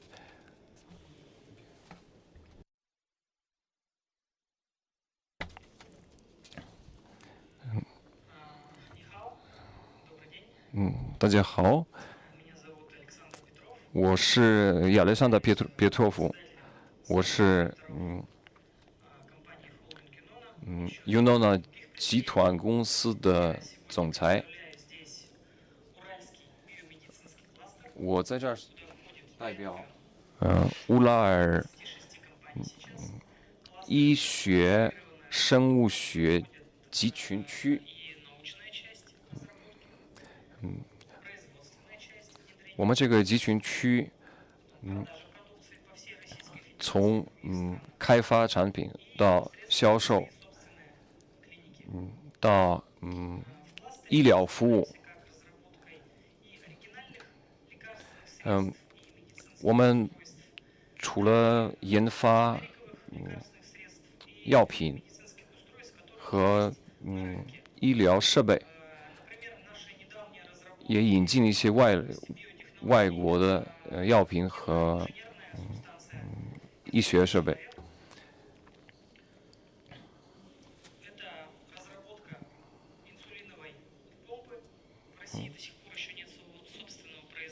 我们做一些基因工程，我们做一些创新的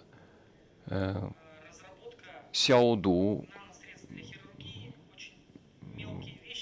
剂，我们也做一些纳米手术、纳米内科用的很微小的高科技的一些元件。我们的业务覆盖面积是全俄罗斯联邦。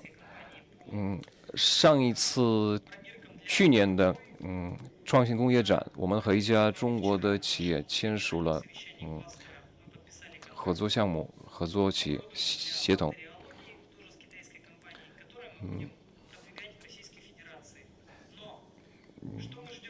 这一次我们也签署了关于细菌学的一个合作项目，也是和中国企业签署的一个合作协议。我们希望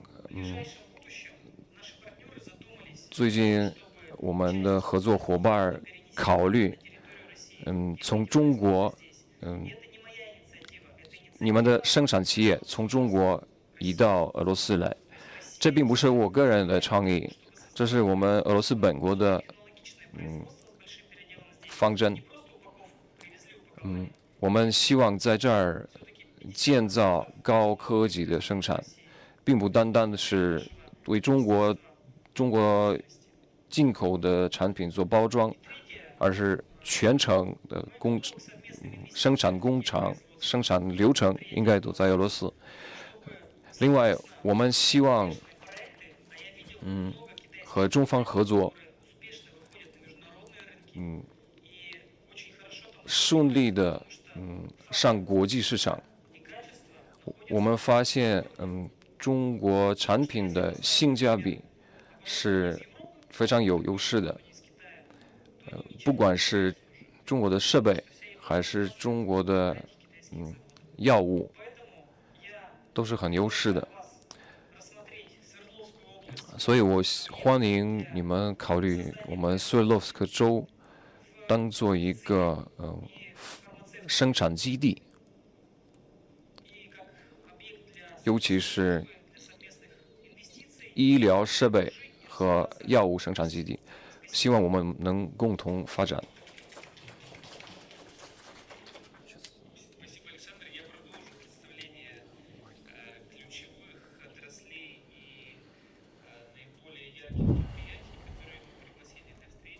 接下来我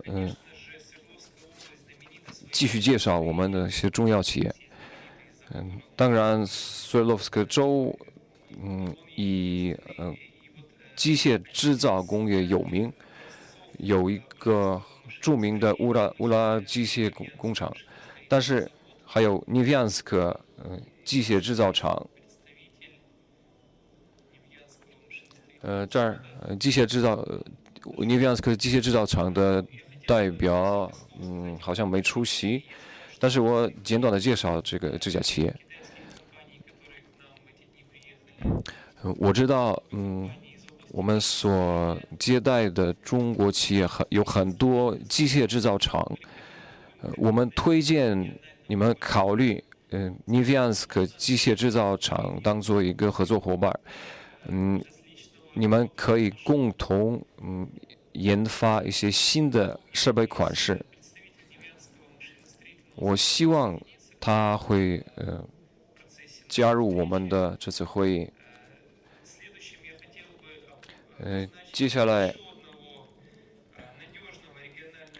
是一个很可靠的合作伙伴，是起重设备厂，为什么起重设备厂？请您站起来，请您简短的介绍一下您的企业。但是我先简单介绍，这家工厂是俄罗斯国内起重装置最大制造商之一。我们当然知道中国有很多这个领域的大型企业，所以我们认为双方可以达成合作，尤其是一些重型起重设备。下午好。我没有一个 PPT 演示，我带来了一个产品目录。我们生产起重设备，吊塔，行车，万用吊装设备，就是桥式的吊装设备。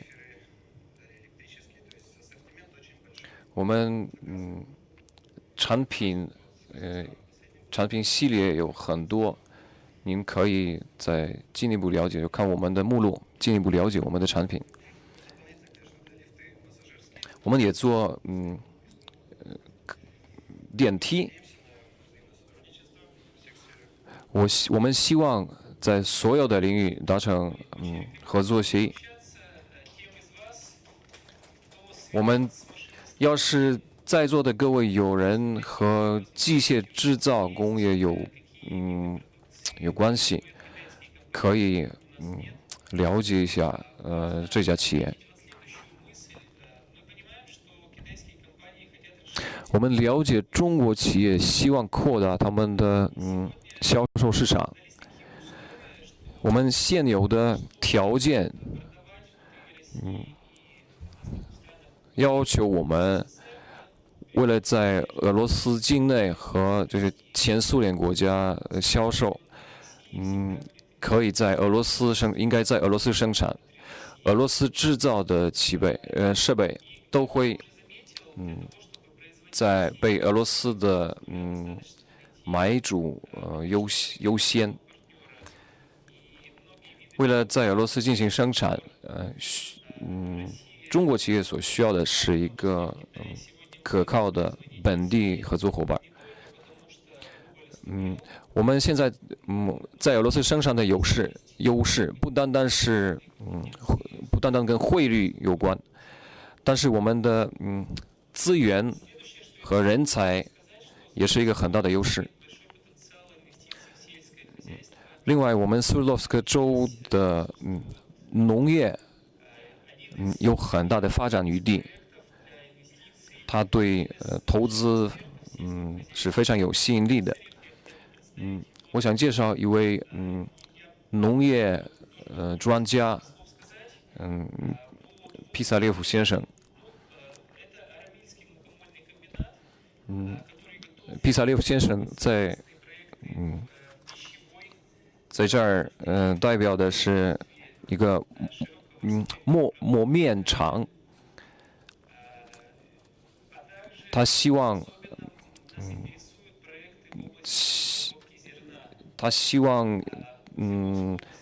谷粮加工、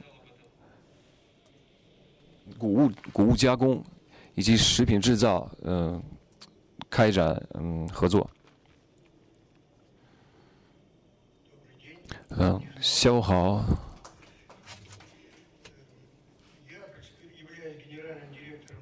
我是阿拉米尔磨面厂的董事长。我们的公司有110年的历史了，在苏联时期是我们整个州最大面粉加工制造商。最近我们开始处理豆子，我们做一些又是为畜牧场做豆粉。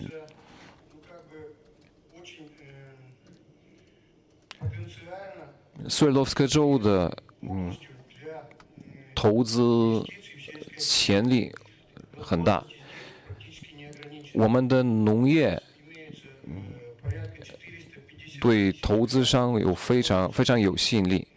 我们有超过450公顷的土地，这些土地都可以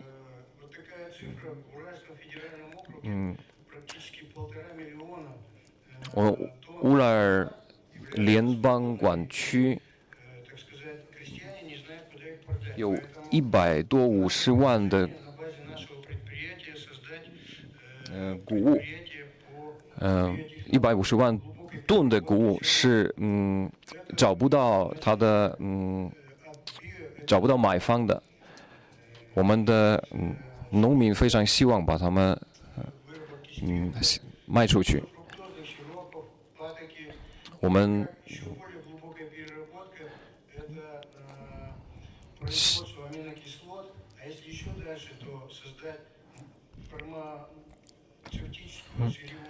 我们除了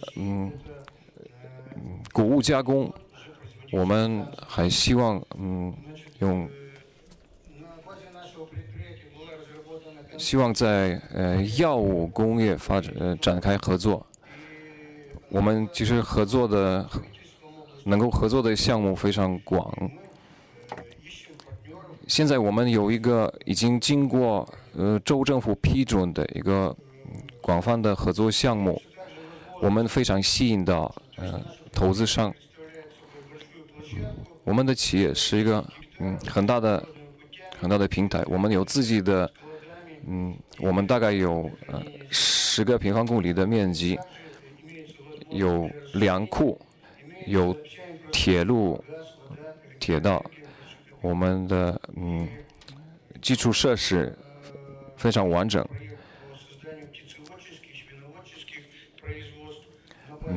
我们想创造畜牧场，其实我们可以，我们有这个能力和资源来创造畜牧场，而且我们可以种菜，反正我们的土地是很充足的。现在我们斯维洛夫斯克州所用的蔬菜，只有20%是本地产的，80%是进口的。我欢迎有兴趣的企业和我们洽谈广泛的合作。谢谢。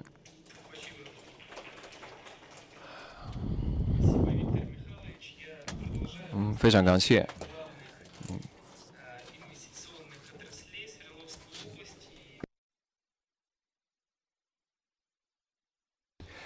另外，我想介绍一家来自炼钢业的企业。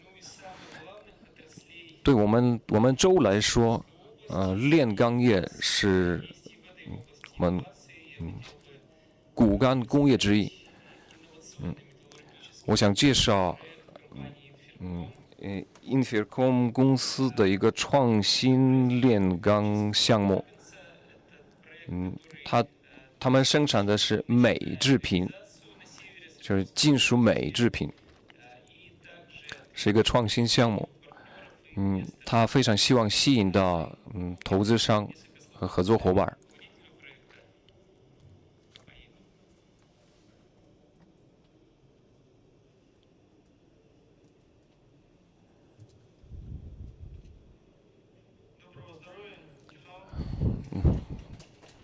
下午好。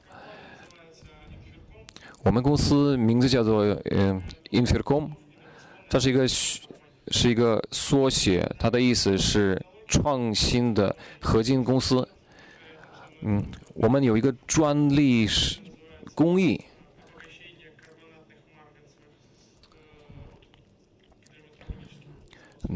叫做镁矿创新镁矿选矿工艺。最近我们在我们附近的一个所谓的太古科技园开了一个企业，我们在那儿正在建设一个镁矿选矿场。介绍一下我们市场的概况。世界镁矿的质量不断在下降，生产量也不断在下降。但是我们现在俄罗斯平时所用的技术选矿技术，效率不是特别高。我们研发了和注册了一个专利，允许我们以更高的效率制造挑选煤矿。我们希望共同发展，不单是在俄罗斯，也在别的地区、别的国家。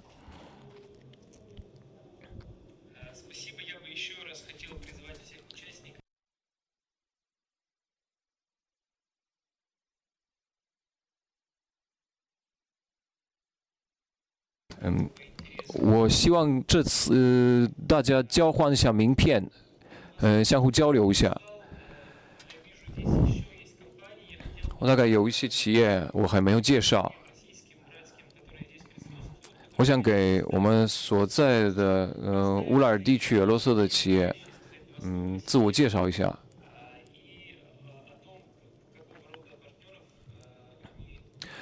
请介绍一下你们的企业，你们的合作需求。欢迎随时加入，随时这些项目的名单并不完整，我们时间有限。我想再重复一遍，我们这个州有一个发展集团，就是我们这家集团很愿意帮你们的企业在苏尔洛夫斯克州发展。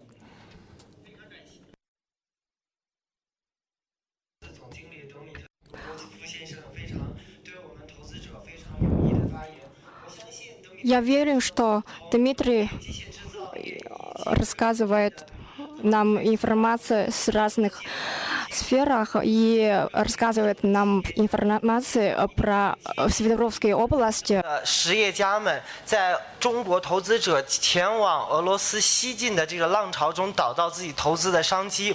那么好，话不多说，我们有请和我们叶查吉林堡市今年交往25周年的哈尔滨市政府秘书长单国俊先生致辞。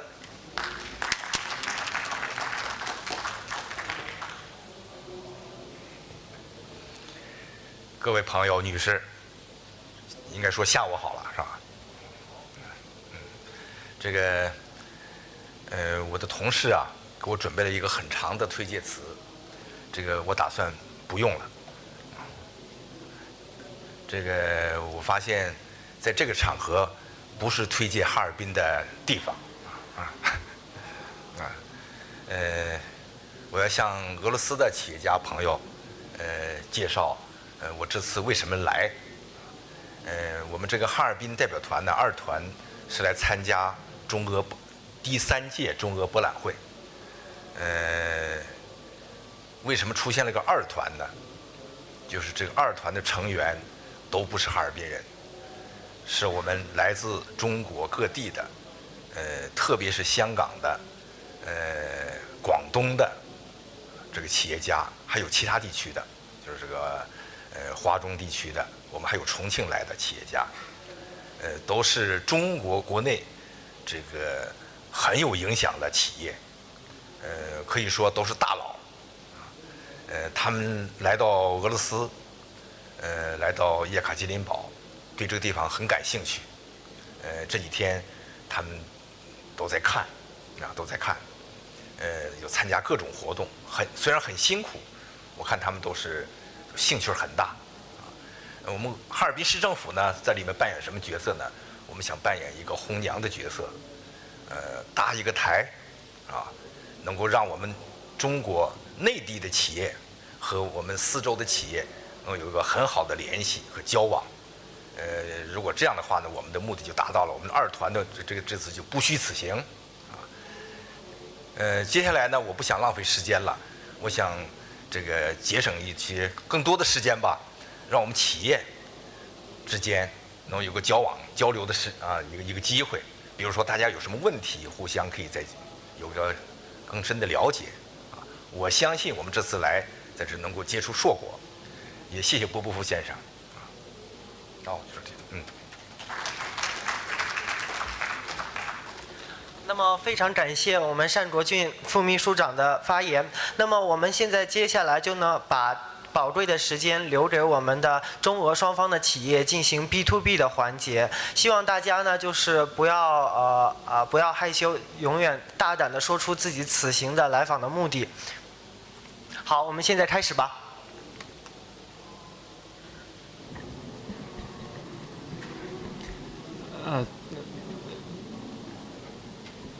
Ну и, уважаемые участники, я думаю, мы тогда... 尊敬的各位朋友们，我们接下来我们可以开始我们的会谈。现在我们大概会需要很多翻译员。我希望我们在场的翻译员先举手。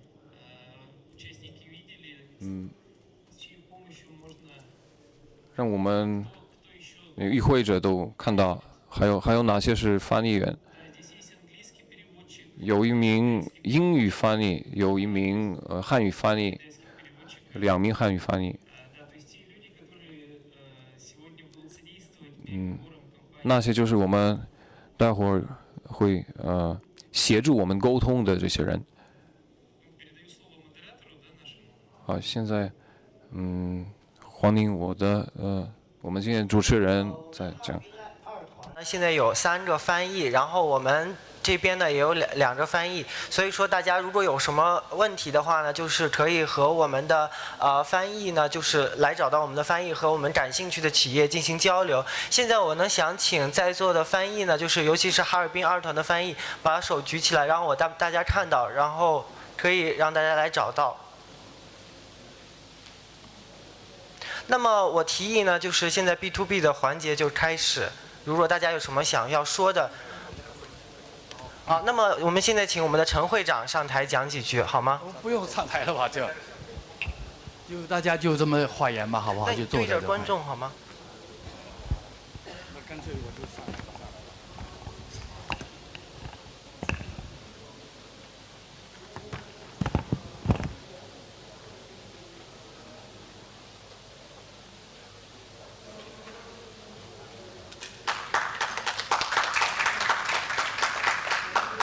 尊敬的波波夫先生，我们3秘书长，我们哈尔滨2团，我们来自俄罗斯的这些著名的企业，叶卡捷琳堡的著名企业。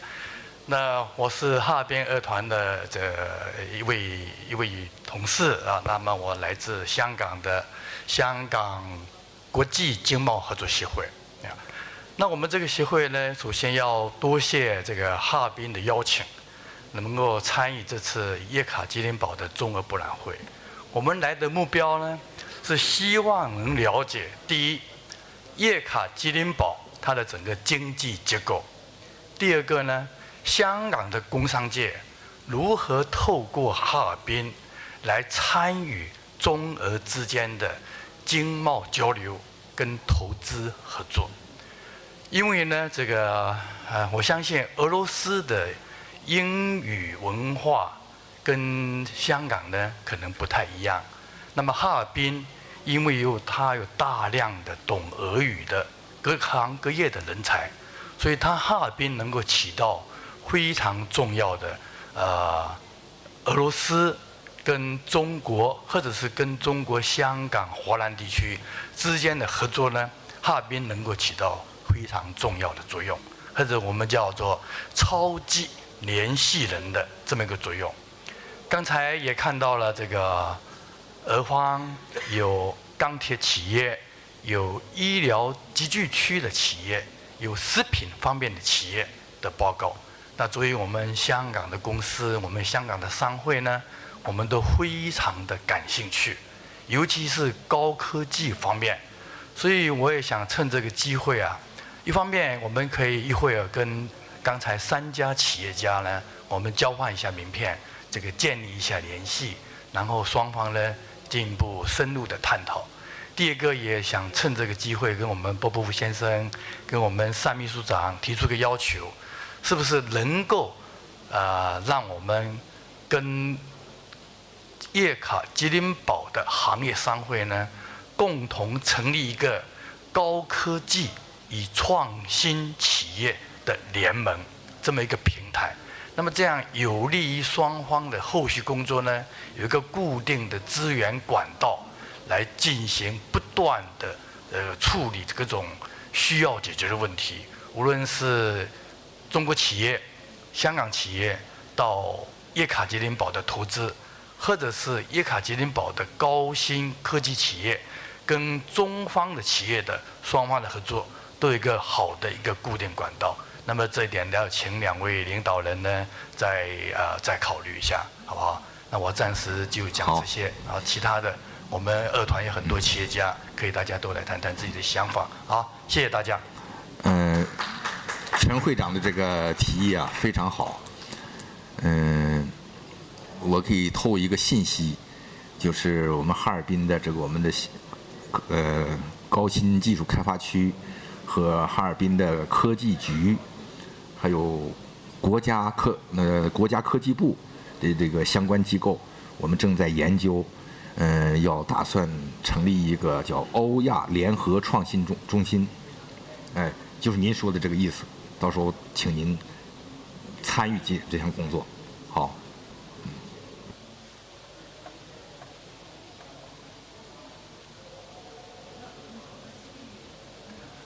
那么我想请问，来自哈尔滨2团的中方企业家，还有想要来上台发言，来介绍自己的企业或者是协会的吗？非常欢迎大家能够上台来发言，有吗？我觉得这是一个非常好的机会，能够来介绍自己的企业。好的，我们欢迎。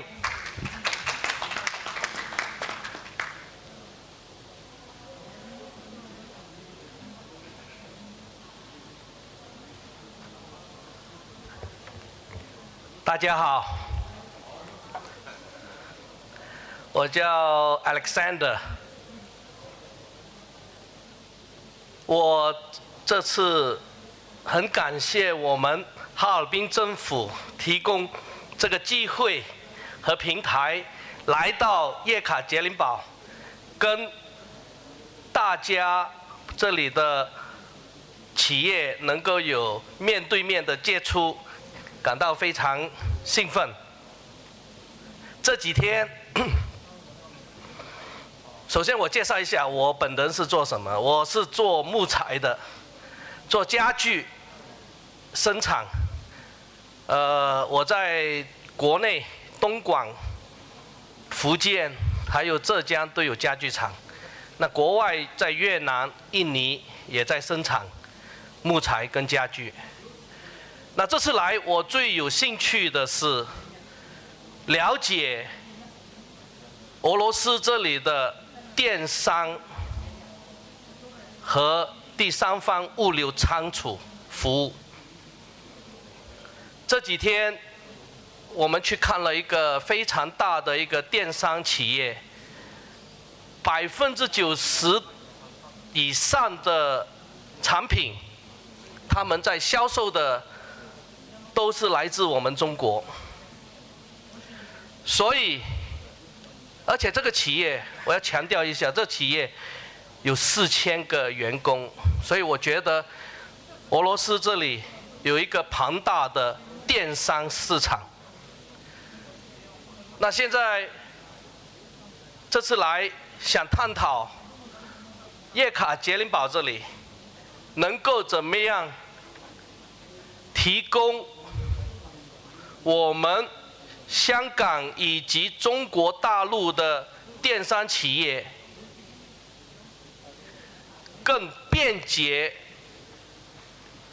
更高效的渠道，来双方合作，寻找当地的电商合作伙伴，把我们两国的产品，我本人也在中国做电商，把两国的产品透过这个平台，透过叶卡捷琳堡这个中心枢纽，互利的把两国产品销售到各自的市场。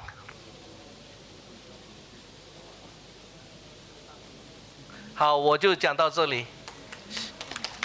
我觉得这个是很有前途的，而且我觉得除了俄罗斯这个市场，叶卡捷琳堡还可以把这些电商产品向东欧扩展。好，谢谢大家。最近学了一句话 ，spasibo。谢谢来自我们掌约的优秀的企业家的代表的发言。那么现在我们的活动已经接近尾声了，我相信我们的同传的翻译现在已经翻译的也是非常的累了。那么如果大家接下来还有时间的话，那么我提议大家对于延续我们今天的 B2B 的对谈，在我们中乌拉尔发展集团股份有限公司的3号展馆6号这个展位，我们有一个会议室，可以在那里继续进行我们的对谈，也欢迎大家前往。谢谢大家，今天的活动到此结束。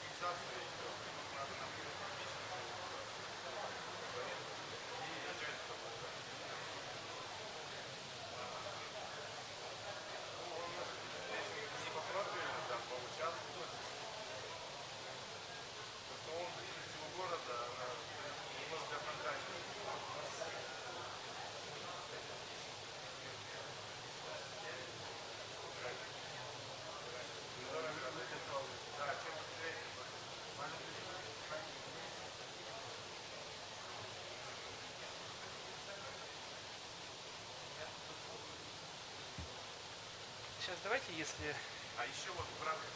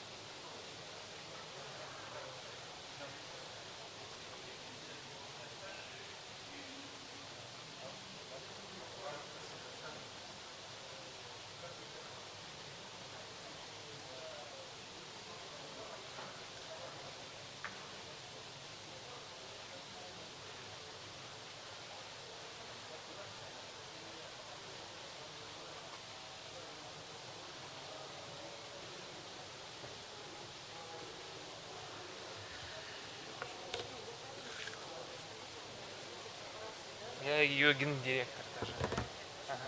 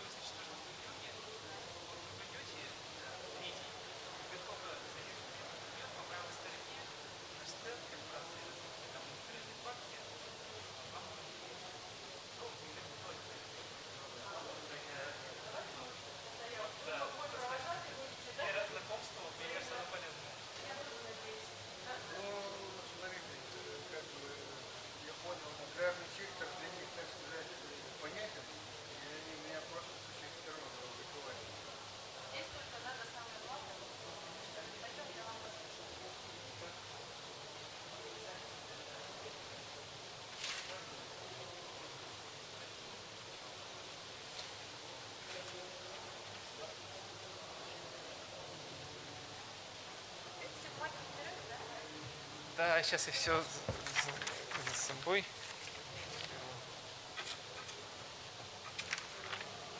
А можно воспользоваться случаем, чтобы вас уже нет, или вы заняты? Так, сейчас я смотрю время, у меня есть, да, еще минут 10. Просто я руководитель проекта сразу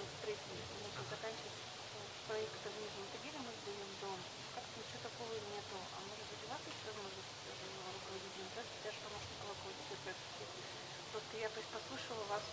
Вы руководитель В стройки. основном, конечно, строительный. Вот я, знаете, что вот даже если не в текущий момент, мы просто не так давно закрыли одну такую позицию, нам такие люди нужны. Я бы попросил вас как-то вот резюме или портфолио мне направить для того, чтобы мы в рабочем порядке после Иннопрома могли на связь выйти. Хорошо, а удобно будет, что я вам там? Или как вам удобно? Просто Не, написать? пожалуйста, у меня сотовый здесь указан.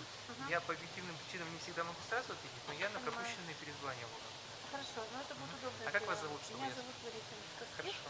Нашего, если помните, Дмитрия Андреевича Мицкоских так зовут. Все меня так запоминают, но мы не родственники. Хотя мы... А я видел где-то вашу фамилию в повестке. Мы в основном, вот как раз я 2 подряд проблемных объекта сдавала, и они были на контроле у губернатора. В этом году я тоже сдаю проблемный объект. Я чуть-чуть слышал о вас, немного, но буду рад познакомиться поближе. Да, просто уже не очень. Хочется с проблемными объектами, тяжело. Ну, корпорации разные объекты. У нас в том числе есть один проблемный, вы знаете, поселок Южный жилой. Это который был у глав Северостроя? Да. Ну, они застройщики. Ну, в смысле... Просто, да, в общем, можно, да, я вас наберу? Да, я попрошу вас, чтобы вы мне резюме, да, ну, я как-то, вышлю и там историю своих проектов, как портфолио, как угодно. Я поняла, я вам вышлю все, что я строила, с РЖД, с Минстроем, ну и фотографию. У нас кое-какие проекты на ранней стадии сейчас находятся, то есть там пока строительная экспертиза, ну, и, то есть строительное управление не востребовано, да, но нам нужно вовремя привлечь эти компетенции. Да. Тем более, что мы уже сколько раз, даже я, когда брала проблемные объекты, так или иначе выходили, вот последний объект, тому живой пример, мы в итоге вышли в перепроектирование и, естественно, в повторную экспертизу. Несмотря на то, что я с самого начала говорила, что не надо достраивать, ну как бы вот поднажали, мы сделали, а в итоге получилось, что полгода потратили на перепроектирование. Ну, у нас все проблемные закончились, то есть они сейчас все, ну, там немного они под присмотром, да. Следующий наш проект – это индустриальные стройки. Вот. Далеко не все мы будем вести сами, то есть где-то мы просто как роль консультанта и провайдера, да, и, мы, конечно, не строительная компания, поэтому вот мы не держим избыток компетенции внутри себя, но все-таки больше проектный офис, который там способен под проект найти нужных специалистов. Я вот тоже хотела бы больше, я не чистый строитель, просто мир так, да, сложился. Я понимаю, да, что вы, ну, с уклоном на стройку, потому что там нужно... Стройка, экономика этого всего, потому что, как правило, выдается уже, да, незафинансированный, либо фактически провальные проекты, надо что-то придумать, чтобы, ну, вот в этом конкретном случае мы сделали нежилые помещения, чтобы увеличить немножко себе денег, чуть-чуть хотя бы. Спасибо, Ларис, рад знакомству.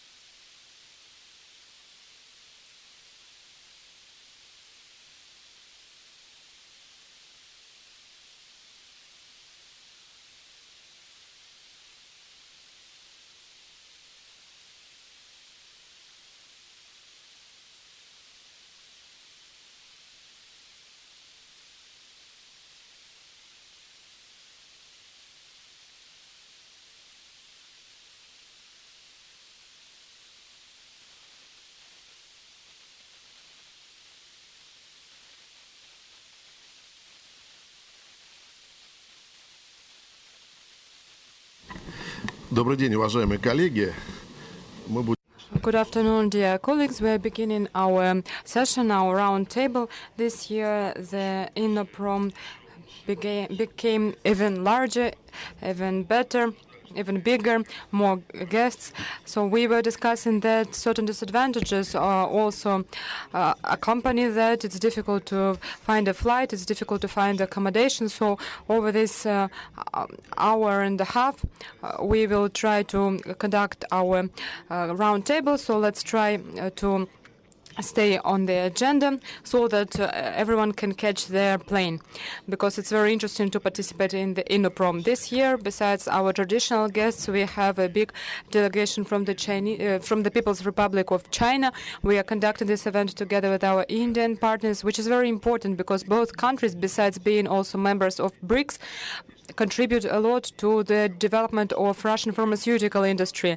We know that most subsidies come from, that most substances come from these countries, so we have to work on our cooperation and solve any issues on the quality of products, of our joint control, and so on. Speaking specifically about the pharma, the strategy of Pharma 2020 and other programs, I believe this is one of the most successful programs by the Ministry of Industry and Trade, and the growth the industry demonstrated last year from 24 to 26% by different estimates is due to the programs I have already mentioned and the documents, regulations, acts that were adopted to implement this program, the decrees by the Russian government, and even certain issues associated with the sanctions proved that this industry is one of the most sustainable. Pharmaceutics is ahead of the other industries. Its efficiency is 26%, and food industry is number 2. It only has 6% growth. It doesn't mean that people started to buy medicine more. I suppose the programs and the strategy that were developed play their role, and this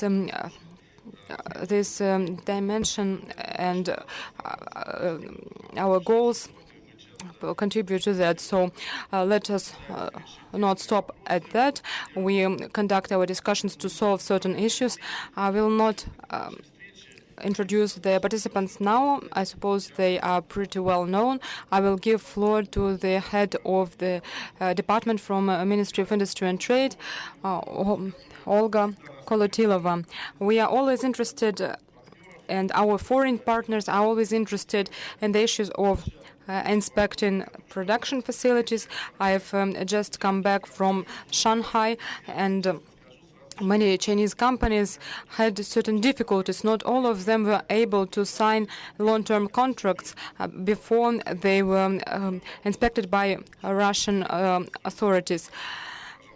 And then, of course, the investment development plans. Well, from 2011, the governmental program has been in progress to develop the pharmaceutical industry, and the federal target program yielded some money, and it is supposed to spend at least 180 billion rubles by 2020, and 1/3 of that through was supposed to be the company's own investment. As of today, indeed, last year the growth in the industry achieved 26%, and this is probably the biggest percentage lately. Since 2009, actually, we have doubled the production of medicinal products in the Russian territory. And last year we produced 231 billion rubles worth of drugs. The market is growing at about 10% a year. This is one of the most quickly growing markets that's growing at the same rate as BRICS markets. The share of Russian pharmaceutical products grew by 28%, and in 2014 it was 26%. So in the growing market, we can also see that the share of Russian drugs is growing. The inaugurational decree by the president regarding the development of healthcare had the measurement that we must achieve by 2018. 90% of vital drugs must be produced in Russia. In 2015, this measurement reached 74.2%. So within the government program, they supported 131 projects to develop the processes of manufacturing the drugs that are included in the list of vitally important essential drugs that at that time were not manufactured inside Russia. At the moment, these projects have been completed and they're now at the stage of the state registration in the Ministry of Healthcare. 26 new drugs were introduced in the market over that time due to this budgetary co-financing. Within this government program, there are a few support mechanisms for projects in pharmaceutical and pharmaceutical industry, and we have subsidies to organize the manufacturing of pharmaceutical substances and projects for conducting clinical trials of drugs. So if a company has the permit to conduct clinical trials at any stage, this company can address the Ministry of Industry to sign the contract for receiving subsidies, and afterwards up to 50% of the money they spent can be paid back to them. Since 2014, the mechanism of special investment contracts have been in force. This is the contract signed by a legal body that is the subject of the Russian Federation, where the production is going to be localized, and the Ministry of Industry and Trade. This special investment contract stipulates the terms of conducting the business. The applicable tax benefits are stipulated, and if these taxes are going to increase in the future for the parties that have signed this contract, will be exempt from them. The previously acting taxes will still be applicable. As for the inspections, since 2014, we started inspecting our own facilities, because according to the federal law on drugs, the companies must meet GMP's requirements since January 1, 2014. So we started these inspections, and at the moment we have conducted over 300 inspections over the past 2.5 years and issued about 150 notes, punch lists for the companies. Since 2016, we also started inspecting foreign facilities. They have just as many issues as the Russian companies, and in order to still provide enough drugs for the population, in the Federal Act 161 will probably include some adjustments that will say that this GMP inspection can be performed when you're registering your drug for the Russian Federation. So We want the company to approach government registration not with GMP certificate issued by the Ministry of Industry and Trade, but with our decree on conducting the inspection. And thus, these procedures will run in parallel. And if this company has not performed the inspection before that, this drug will not be registered. So I suppose I have answered all the questions. Yes, maybe if you have any questions, you are welcome. Please ask them. Yes, you're welcome.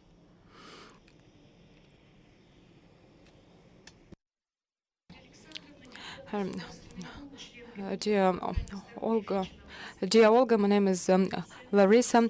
I'm a children's oncologist and member of the local Duma. Lately, it's been very important to increase our country's independence from foreign drugs, but sometimes we have shortages of drugs, specifically those for cancer patients.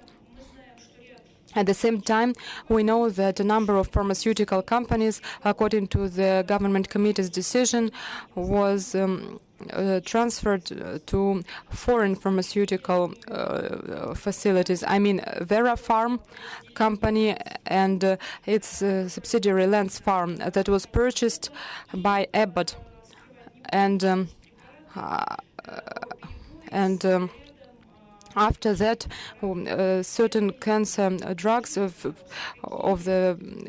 vital necessity were deficient. So, what measures does the government taking? Maybe Ministry of Industry of Trade and the Ministry of Healthcare of the Russian Federation to avoid such situations? Thank you. Thank you for your question. I know about that case because I personally investigated the case when these drugs were not delivered to the children's hospital. I talked to the director. In fact, they had the drug at the warehouse in sufficient amounts, and it was immediately delivered to you. The distributor didn't do the bids on time, I suppose. That was the problem. And the company immediately resolved the issue. As for Vera Farm, when this company was handed over to Abbott, the government set a condition that they are not going to reduce the amount of drugs manufactured. So if we receive the information that this is not being complied with, there is a special procedure that allows us to influence such companies, including foreign-owned companies. But in fact, before I came here to Yekaterinburg, I was visited by a Director General and Director for Quality, and they are now launching a new production facility.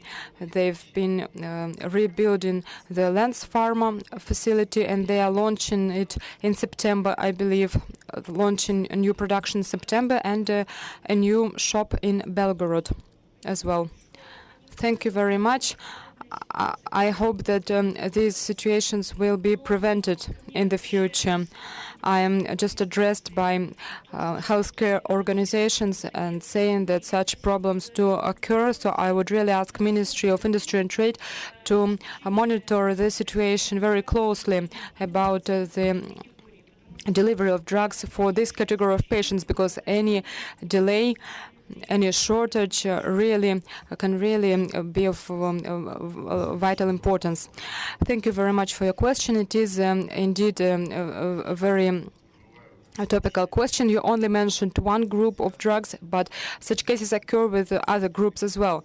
This is not really the responsibility of Ministry of Industry and Trade. This is the problem of our industry. It has been controlled by several bodies because the bids are either done by purchasing agency or local healthcare ministries. Unfortunately, Mr.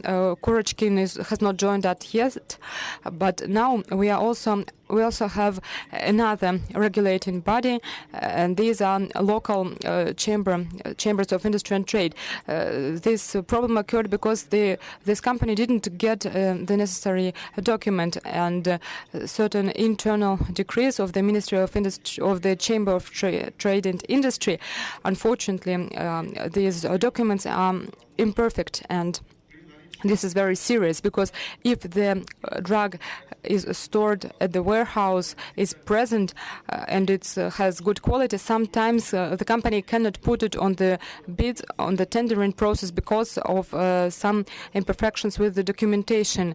So we are going to discuss this at the Far Eastern Forum in September, because this topic of the chambers of industry and trade and the anti-monopoly service, this is all very serious. Because some decrees can be understood in a different way by different government authorities, and this is indeed a very serious issue. And before I give the floor to Alexander, and yesterday we had a meeting, and we have just had a press conference about that, devoted to developing clusters and building clusters. So maybe Alexander can think about it. A year ago, we asked a number of clusters to analyze the situation with the inter-cluster or regional purchasing after building new companies, using the Kaluga example. And it turned out that the companies that created production facilities in Kaluga, their products were purchased by the Kaluga region in smaller amounts than before. Actually, that's very serious too. To say that, yes, when we implemented this regulation, it was signed by the government at the end of the year. Immediately, there were violations of that regulation in the regions, because they stopped selling Russian medicines because they did not have a certificate, though in principle it was not required, because the certificate was required only to prove the Russian origin of the substance in case you had two Russian proposals for the tender, and they just removed one of them in order to let the foreign suppliers to participate. And on March 14th, we have issued an explanatory note by Ministry of Industry, Economy, and Anti-Monopoly, and we believe that the situation has improved. You have a question? Dear Olga Nikolaevna, I have a question to you. Ural Agrarian University, we have initiated a meeting in the Ministry of Industry and Science of the Sverdlovsk region in terms of organization of production of pharmaceutical products for veterinary. This situation is very close to the general situation of pharmaceutical products. Up to 80–70% is taken by foreign producers, and a lot of medicals are used not only for veterinary, but there are also feeds and vitamin substances that are used. And can the producers count for the same benefits which exist for pharmaceutical producers for humans? In fact, veterinary substances are regulated by the Ministry of Agriculture, because we have separated authorities between the Ministry of Agriculture and the Ministry of Commerce, because we are licensing production and we support production of medicines for humans, for medicine, and the Ministry of Agriculture regulates veterinary issues. Therefore, unfortunately, I am not in a position to tell you what kind of support is offered by the Ministry of Agriculture. Good afternoon, everybody. Yesterday we had a regional meeting of the Russian pharmaceutical producers and manufacturers of medical equipment. And we traditionally organize this meeting. It consists of several blocks. Yesterday, we must express huge gratitude to Olga Nikolaevna on behalf of the Ministry of Commerce. Our directors have mentioned that this was very important information. Every year we listen to this as an educational course. We tell the company managers what changes in regulation they exist, because it's difficult to understand all this, and it's very useful. And this is a very useful block of information which we receive every year. In addition, there was a significant section on research, because our cluster is different from other pharmaceutical clusters of the Russian Federation, because it is developing mostly owing to our own research, Russian research, while in other classes there is a huge amount of localization of foreign products, like, for example, in Kaluga, when foreigners came and established that cluster. Of course, there are some Russian companies, but mostly it's localization, and their development rate is higher. But we, through our own hard work, are developing the Russian pharmaceutical industry, beginning from patent and to the patient and Russian production of medical equipment. We must say that the cluster is also characterized by the fact that we have also private hospital which provide free of charge services to the population, which operate on the conditions of mandatory medical insurance. This is dialysis and children's ambulances, and we decided to work in this area as well. Also, yesterday we mentioned several issues. What is required for our producers, Russian producers, in order to work in closer contact with the government.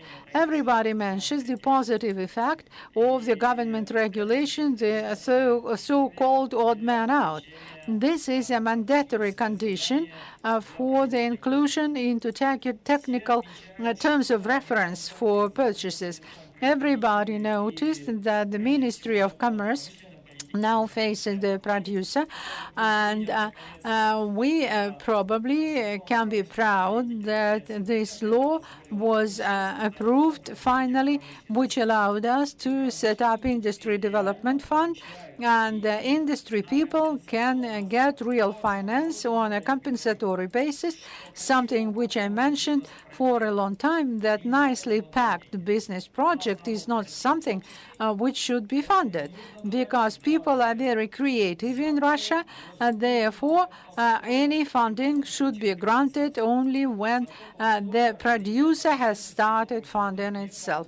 So this condition for the development of industry must be the core central condition for all direct investment funds, government support funds, because everything else quite often is just fake. The next point is centralization of government purchases. Yesterday we saw a wonderful example of a corruption type of behavior of the customer, when the prices for medical clothes, which is being paid by the Ural producers from foreign fabrics, they have a huge volume of the market, but at the same time they have a huge niche where only foreign-made clothes are bought, which is much more expensive. This is unjust. This is wrong organization of government tenders, and this kind of centralization would allow us to address this problem as well.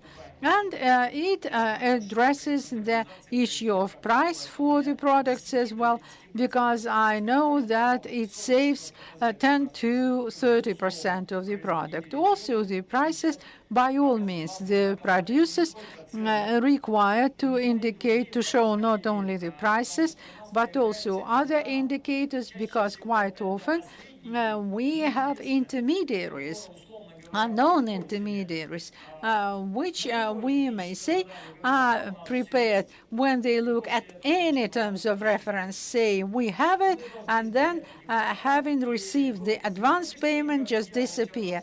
We must avoid these situations at all costs, and I yesterday mentioned that we need to work on reduction the number of intermediaries, particularly in government orders, and more actively develop our own sales departments.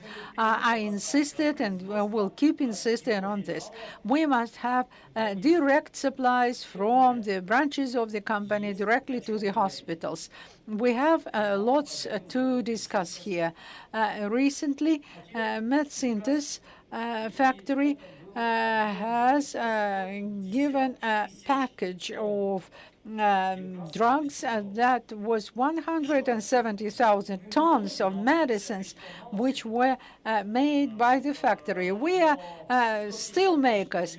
For us, 150 tons is not a huge amount, but when we are talking about medicines, that's huge amount.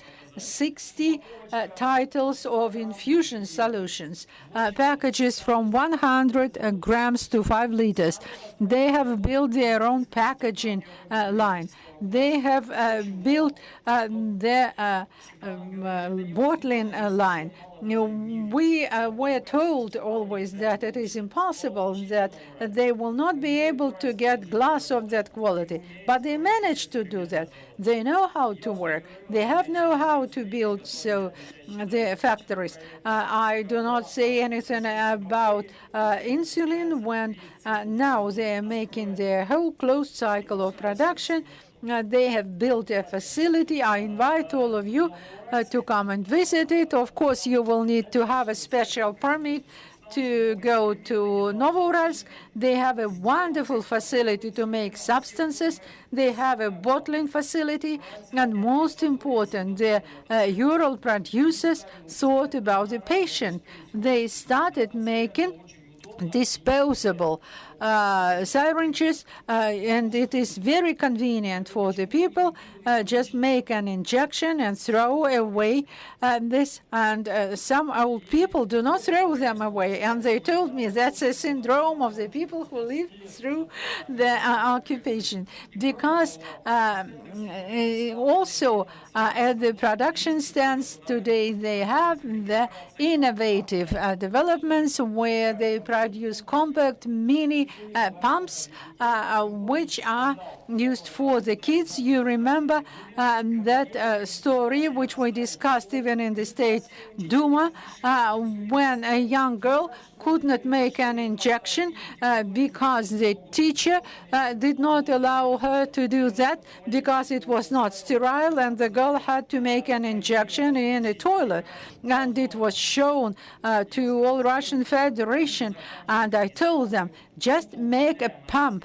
So they finish the registration. It is managed from the smartphone. A copy will go to a mother, a copy to the teacher. It's very convenient, very easy to use, and I thank them sincerely for that work. Just think about it. 7 years ago in the Sverdlovsk Oblast, I myself went to Krasnoufimsk. We had pigs insulin in the Sverdlovsk Oblast, where we have 30% of Muslim population. What it was for them, either die or take it because it's against their religion. So we addressed this religious issue.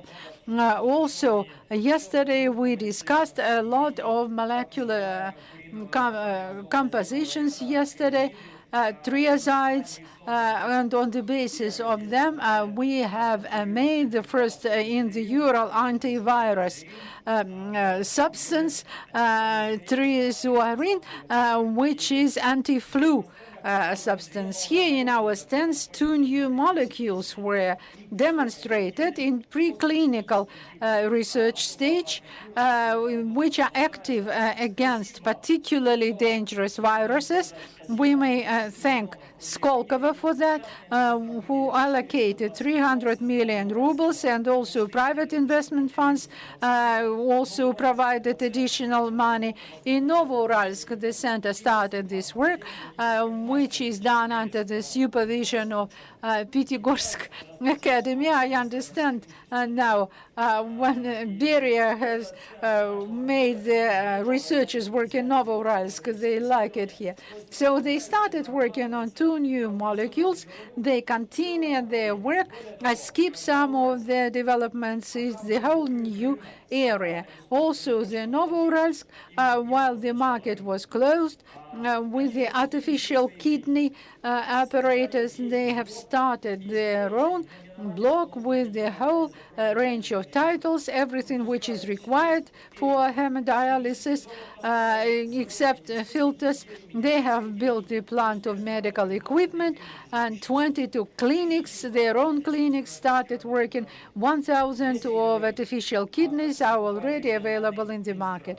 If we will turn to purchases, talking about gene engineering without analogs is together with the analogs. It would be 64% of the market of insulins which are covered by us. Talking about infusion solutions, practically 100% of demand is covered by the Sverdlovsk region. This is a unified centralized contract of the Sverdlovsk Ministry of Healthcare. 60 titles of infusion solutions. Talking about antibiotics, together with Bayer company, this is an antibiotics Aveloz, which is present for the first year in the market. 30,000 patients with particularly dangerous infections demonstrated very good effect. We may talk about international cooperation. They continue cooperation with Bayer. Yesterday at the conference, already the second Chinese company has signed a contract on localization in Novouralsk.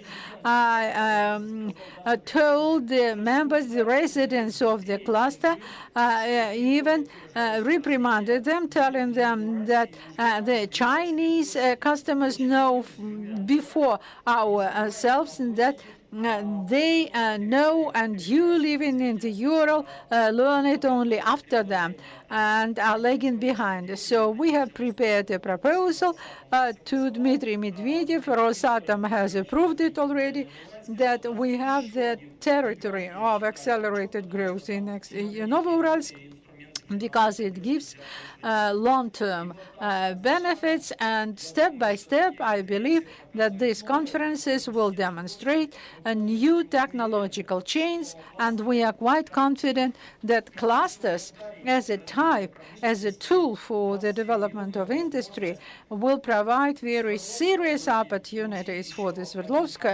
Oblast to obtain another driver, in addition to defense and metallurgy and machine building. The Sverdlovsk region last year grew by 40% in its volume. This is a very serious growth rate in value terms. I believe that the Urals biomedical cluster is a true success story, and it must grow because of biotechnologies. The law on biomedical cell products was just signed. We now have an opportunity to work in the Ural with production of this type of products for diabetes treatment. This is something that the Ural State University is doing, and we want to turn it into biomedical technology. Thank you for your attention. Thank you, Alexander. When I opened this roundtable, I said that the main partners of the present Innoprom were China and India. And now I would like to give the floor to the representative of an Indian company, Avantage Biofarm, Mr. Ksitich. What do you expect from EC market? What is good? What is bad? What we need to change for the better?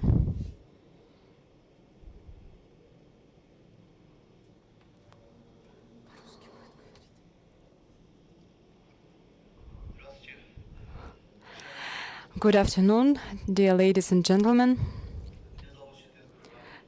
My name is Shatiz Barurani, and I represent Avantage Biofarm Company. For over 10 years, we were representing the interests of Indian manufacturers. We are providing distributing services and promoting their products at the pharmaceutical market. The topic of my today's speech is what is Indian pharma manufacturer interested in at the market of Eurasian Economic Union. Of course, we are very interested in the development of Russian pharmaceutical industry, especially in the Ural region, and we believe that EAEC is not going to promote only Indian and Chinese manufacturers, but it is also going to open new exciting opportunities for Russian manufacturers.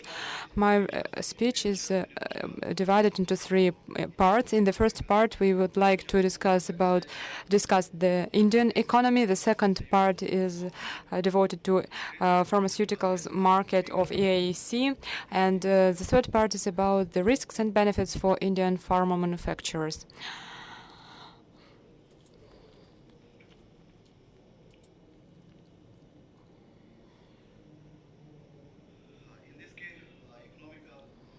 Indian economy today demonstrates huge growth, and Indian GDP has already reached $2 billion. Indians' debt is only 50% of GDP. India is the second country in the world by population.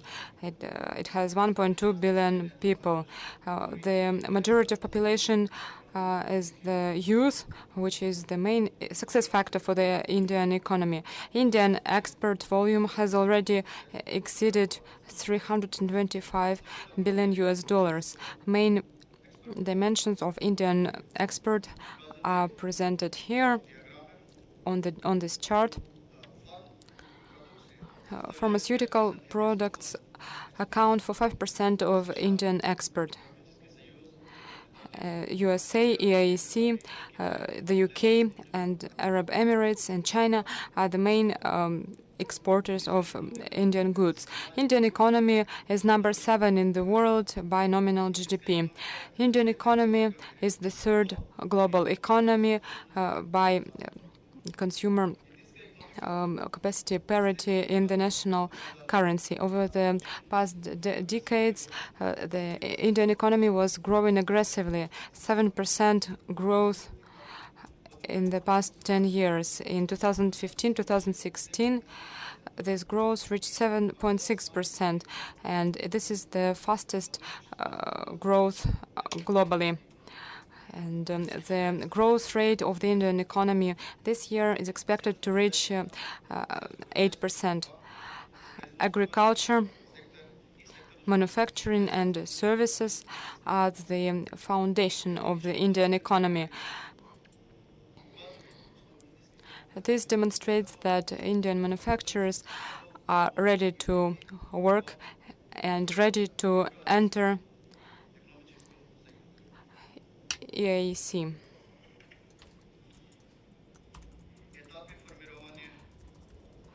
The stages of integrating with the Eurasian Economic Union are well known. This union was formed in 2015, and the first participants were the Russian Federation, Kazakhstan, and Belarus. Later, they were joined by Armenia and Kyrgyzstan.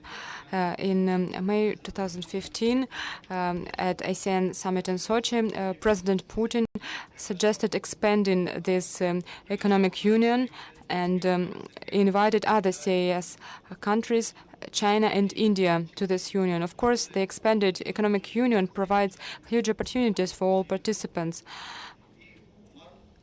and the pharma market can turn out to be one of the main areas of development for this market. The volume of the pharmaceutical market of the Eurasian Economic Union exceeded a very significant amount, and Russia is the largest player in this market with 85% share. The volume is 17.4 million US, 17.4 billion US dollars. Kazakhstan is player number 2 with a share of 9%. Belarus, Armenia, and Kyrgyzstan have a share of 7%. The share of importing drugs in Russia and other countries of the Eurasian Economic Union exceeds 80%, and this is what makes it attractive for Indian manufacturers. Now let us discuss why Eurasian Economic Union is beneficial and profitable for Indian manufacturers. Firstly, this is a big market with it is a single joint market with the same requirements to the quality of drugs and bioadditives. Registration takes a lot of time and money, and recently even Ministry of Healthcare admitted that registering a drug in Russia is one of the most difficult procedures globally. Common registration procedure would reduce the time and costs of registering a drug and make the process easier, since during the registration you have to register the primary and secondary packaging, and accordingly this will reduce the risks, the costs, and the terms of delivery. This would also reduce logistics, customs, and transportation costs. Common government registration would make it possible to attract Indian companies that were not able to enter Russian market due to high costs of the registration, but were quite successful in the markets of other Asian countries. And you have mentioned the issue of GMP and other standards. Most Indian manufacturing facilities comply with GMP, GCP, and other international quality standards. Indian goods have very high quality, which is important for the population, especially in this difficult time, because it's important not simply to get a prescription for the drug, but also to be able to afford it and buy the necessary amount of drugs. The big territory of the Eurasian Economic Union has rather high purchasing capability compared to the Indian population, which means that Indian manufacturers can deliver goods there and receive higher profit that they could use to invest in this market. Benefits for the population would be receiving drugs at available prices, and it's important that we understand that Indian manufacturers that are not yet represented at the Russian market have big experience of working with such drugs, and they could really do a great service to the population, because people would be able to use the products for treating long-term and chronic diseases. The market of the economic union is the largest generic market after China and India. We believe these are the advantages that economic union can offer Indian manufacturers. However, there are always some downsides. So let us discuss the downsides for Indian manufacturers. I'm sorry if I offend you. I'm only representing the point of view of Indian manufacturers that do not necessarily coincide with the view of Russian manufacturers. First of all, we believe that Russian support for Russian domestic manufacturers prevents other Indian manufacturers from entering the Russian market, because if this product is already manufactured by Russian companies, companies from other countries have no chance to win the bids. The trend of creating joint ventures or opening facilities in Russia. Many international companies, including Indian companies, either create joint ventures or build their own facility to manufacture drugs in Russia. And registration of drugs and biologically active additives in the economic union. We have already discussed that we are going to have a common system, but will you accept the registration of the drugs issued in Kyrgyzstan or Belarus, for example? Will they be accepted in Russia? Will there be a single system for registering drugs and biologically active additives? At the moment, every country has their own system of registering drugs. So to follow the same rules within Eurasian Economic Union, we need the common system of registering drugs. Are you going to implement a common system of drugs handling? Because at the moment each country has their own system of distribution and so on. And then regulating the price policy. We all know that delivering drugs to Russia now costs more than delivering it to other countries of the economic union. So it's important how we can discuss this issue of price regulation.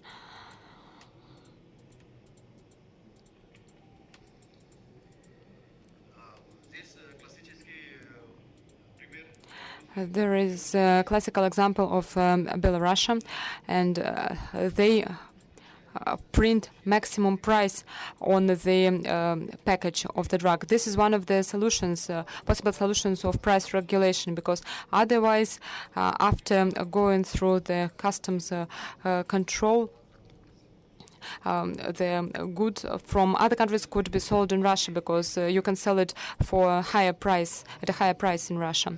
So if we are looking at the Russian market, it has about 25,000 kinds of drugs being sold here. Of course, new Indian manufacturers will have to compete with these manufacturers that are already present in the market. But Indian market is extremely hard. So Indian manufacturers are used to competition, so they're not afraid of working in the Russian market. High costs of promotion, difficult to promote generics compared to regional drugs. And prejudice and paradigms, certain traits of mentality, these are barriers that Indian manufacturers will need to overcome.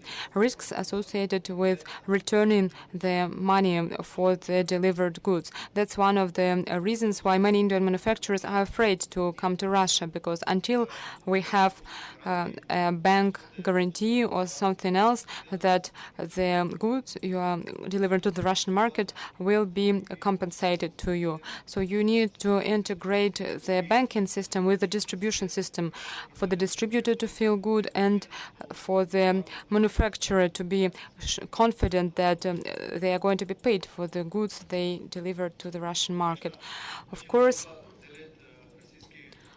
Russian government does a lot to develop Russian pharmaceutical industry, but unfortunately 70% or even more of drugs have to be imported by the government. So India could become one of the solutions for this issue.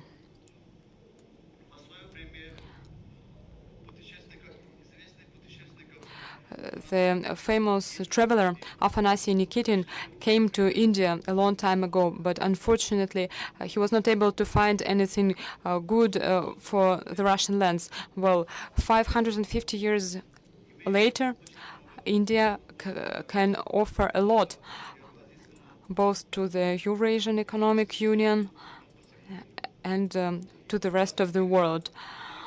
Eurasian Economic Union is not only high prospects market for Indian manufacturers, it also opens great opportunities for Russian manufacturers of pharmaceuticals, because we need to provide drugs for the population, and Russia and China are the largest in the world by population. So if we are able to work with that, then we have this huge population to sell products to. So thank you for your attention, and I thank Avantage company that brought me here. Thank you very much. Thanks a lot, dear colleagues. You have to say something? Before I will give the word to our patriarch, Mr. Kalinin, who knows the pharmaceutical industry for a long time, I will allow myself to say a few words talking about the issues which you mentioned as the problems. I quite agree. The issues of registration are relevant not only for Indian but for the Russian companies as well. It requires changes of some legislative acts, and sometimes it's lack of coordination because different departments, different ministers are supervising different issues. Talking about another problem, the fact that it is difficult for importers to enter the market, I believe that this is a positive issue, because even in the title of the program was the development of Russian pharmaceutical industry and not promotion of import into the Russian market, even if we are talking about Indian, very good Indian products. So now talking about our association, over 50% of our members are foreign companies which are operating here. I must say that when we prepared this regulation, it was a lengthy process. We discussed it a lot. And sometimes we had very heated discussions with the Ministry of Industry. And I must say that all those companies which were already localized in the Russian markets there, they insisted that this regulation would be approved as soon as possible, because for those investors, it was a quicker way to get a return on investment they already made. Therefore, talking about the goals, I believe that we have met the goals. If you want to be more active in this market, please come. You'll be welcome. The regions are ready and the market is ready. So we'll be friends, but we'll friendly compete.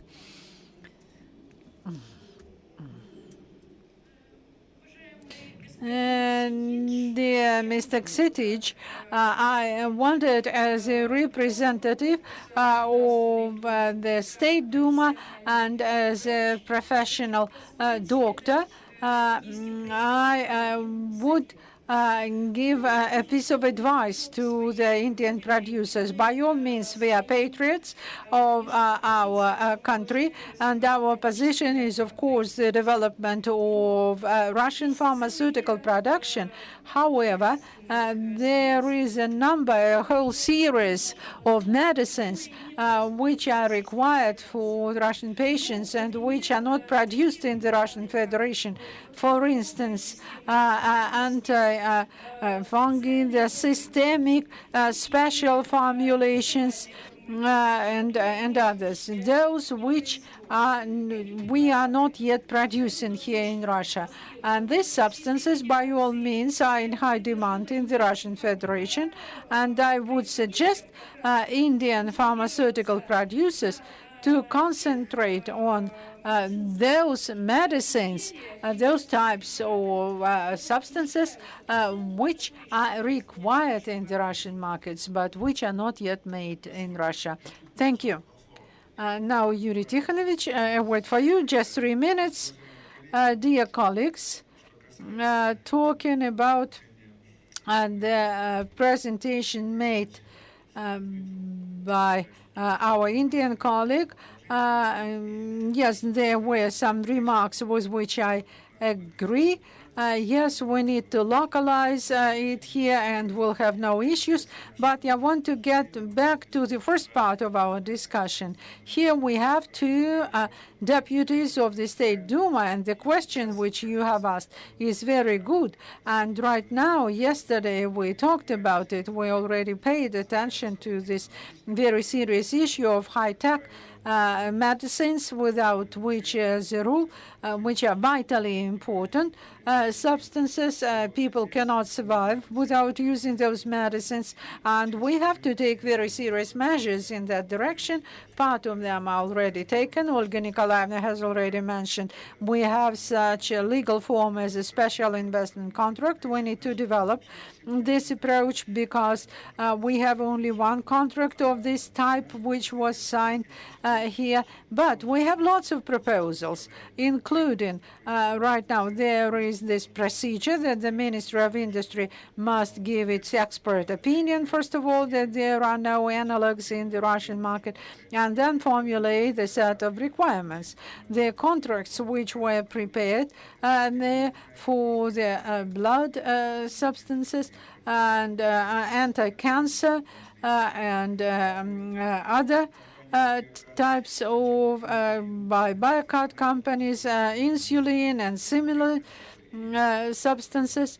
3 companies already, 2 foreign and 1 Russian, have made proposals, and now using this opportunity, we must take actions in order for these contracts to be signed as soon as possible, because this is a long-term story. An investor would undertake some obligations, and an investor would know that in case he fulfills the obligations tomorrow and for several years to come, it will operate. Another side of the story, it was emphasized yesterday, and we discussed it at the Commission. We have a Commission on Industry and Health in the Russian Union of Industry, a Commission of Pharmaceutical Industry, and a subcommission in the Chamber of Commerce. And together we discussed those issues, and we have prepared proposals to the government what needs to be done not to leave the market. You mentioned one situation, there are more of that, but unfortunately the requirements, the rules are very tough, very clear, but for some reason we are not moving forward. So now we have either to prepare another meeting, inviting all those who are interested and who are responsible for doing this, and we need amendments to the legislature, and we'd like to wish you to be re-elected to the Duma, because you are defending the interests of healthcare very well there and the interests of pharmaceutical industry, because we need to raise the responsibility of those who are making this, because we have daily 2 or 3 dozens of those requests or urgent requests when people say we are buying very expensive medicines for millions of rubles when we get much cheaper in the domestic market. And when we talk to the leadership of the healthcare organizations in the regions and the government, unfortunately, they don't feel their responsibility, and the situation continues. Therefore, please do this, and we ourselves in the nearest future will try to get together either in the government or administration, or we'll have some interdepartmental meeting, the Ministry of Economics, Healthcare and Industry, and professional associations, to discuss this issue and to raise the awareness about these problems. And now we have a significant breakthrough, though The numbers are still unsatisfactory, only 28% in medicines and 18% in medical equipment, but we have made a basis to start producing modern high-tech medicines, and we believe that in the nearest future we will feel the results of those efforts, and we are interested, and the government wants us that we must have export markets in mind also, not just import substitution, but this combination also within the part of Eurasian Economic Union and the developed countries, where we can find application to those ideas. Thank you. Thank you very much, Yuri. Unfortunately, Mr. Korochkin hasn't come up yet. We wanted to ask him about unifying and standardizing the process of issuing ST1 certificates and the main issues we were focusing on, and we addressed the Chamber of Industry and Trade about them, and we hope they will hear us. Firstly, it's prolonging the term of certificate. Now it is only valid for half a year. That's a very short term. It takes you longer to collect all the necessary documents to renew it. And the second important issue is creating an informational system for issuing certificates in the electronic form, so that anyone could go online and see what certificates were issued to whom and why, and then it would be easier to work. We were promised that, and I hope, let me repeat that on September 2 at the Far Eastern Forum we will discuss this issue. We are inviting the deputies of the Duma to participate in this discussion to resolve the issues you have raised. That's a very acute question, and I'm a doctor myself, I understand it. So if you have any questions, you are welcome.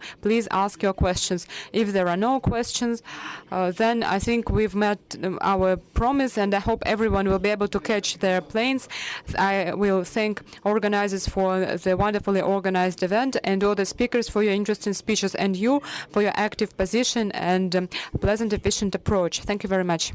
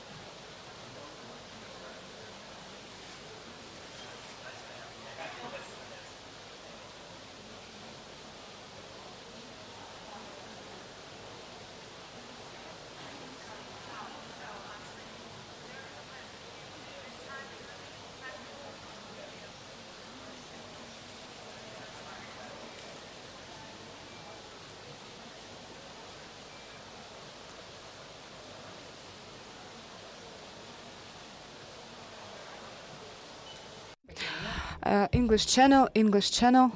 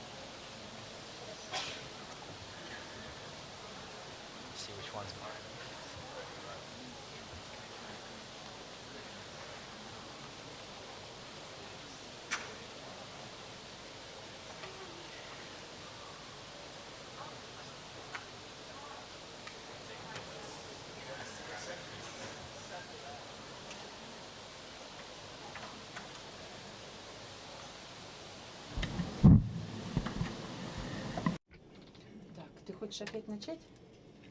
Давай.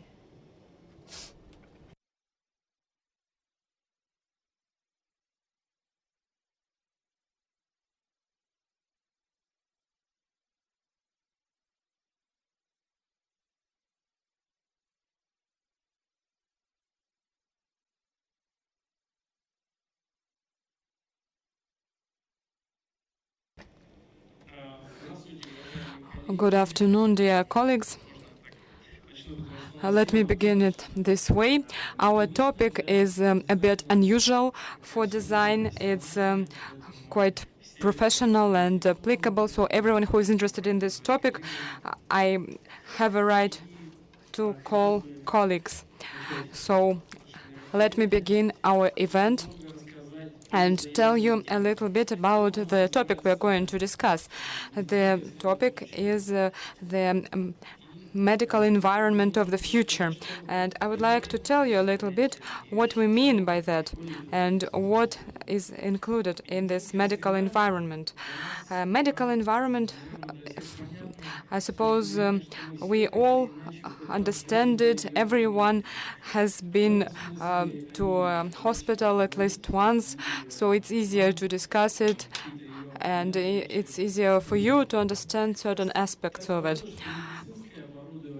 It so happened that medical equipment, and I will begin with Russia, historically, medical equipment, this industry was mostly formed on the military basis. That's where they transferred technologies that were developed in the defense industry. So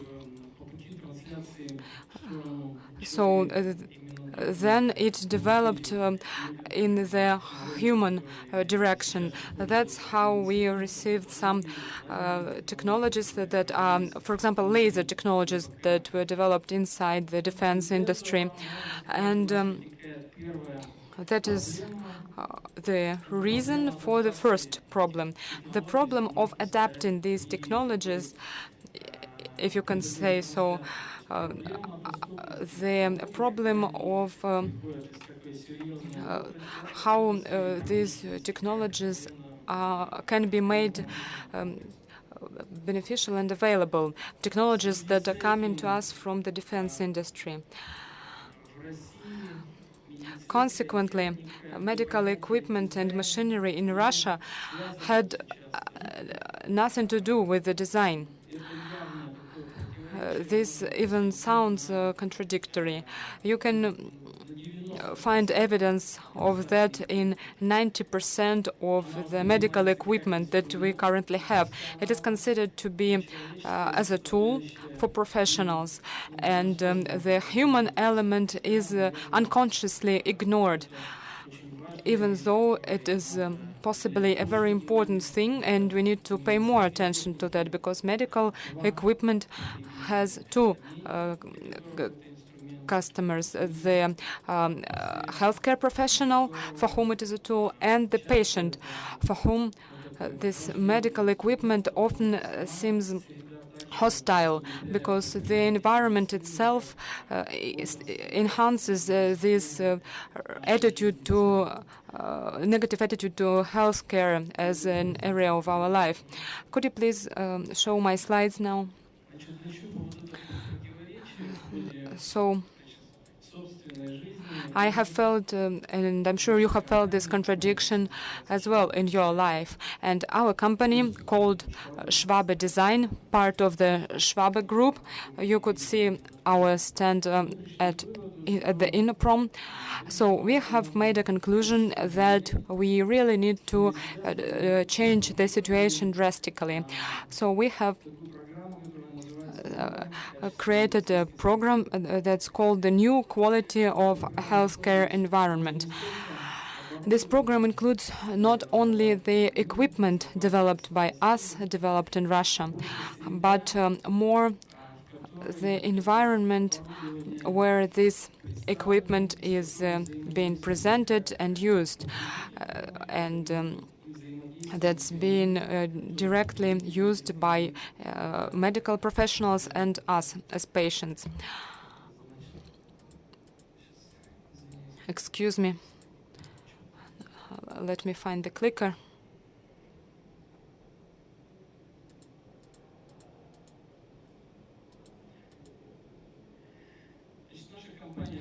Our company has been involved in development and design of medical equipment. That's our main area, and I believe that we have developed it quite well. We understand this area. This is neonatal equipment, anesthesia and respiratory equipment, as well as lab equipment.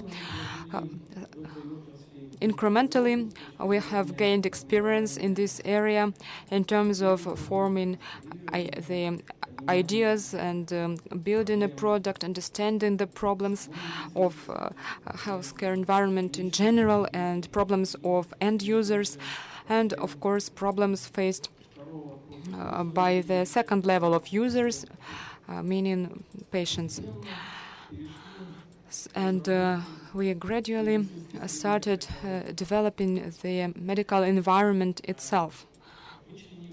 We identified, we broke it down into several levels. You have all been to our clinics, and you understand that it's a complex body, often contradictory. And in this picture on the slide, you can see that sometimes this environment causes very negative attitude and unacceptance. This environment is hostile to us.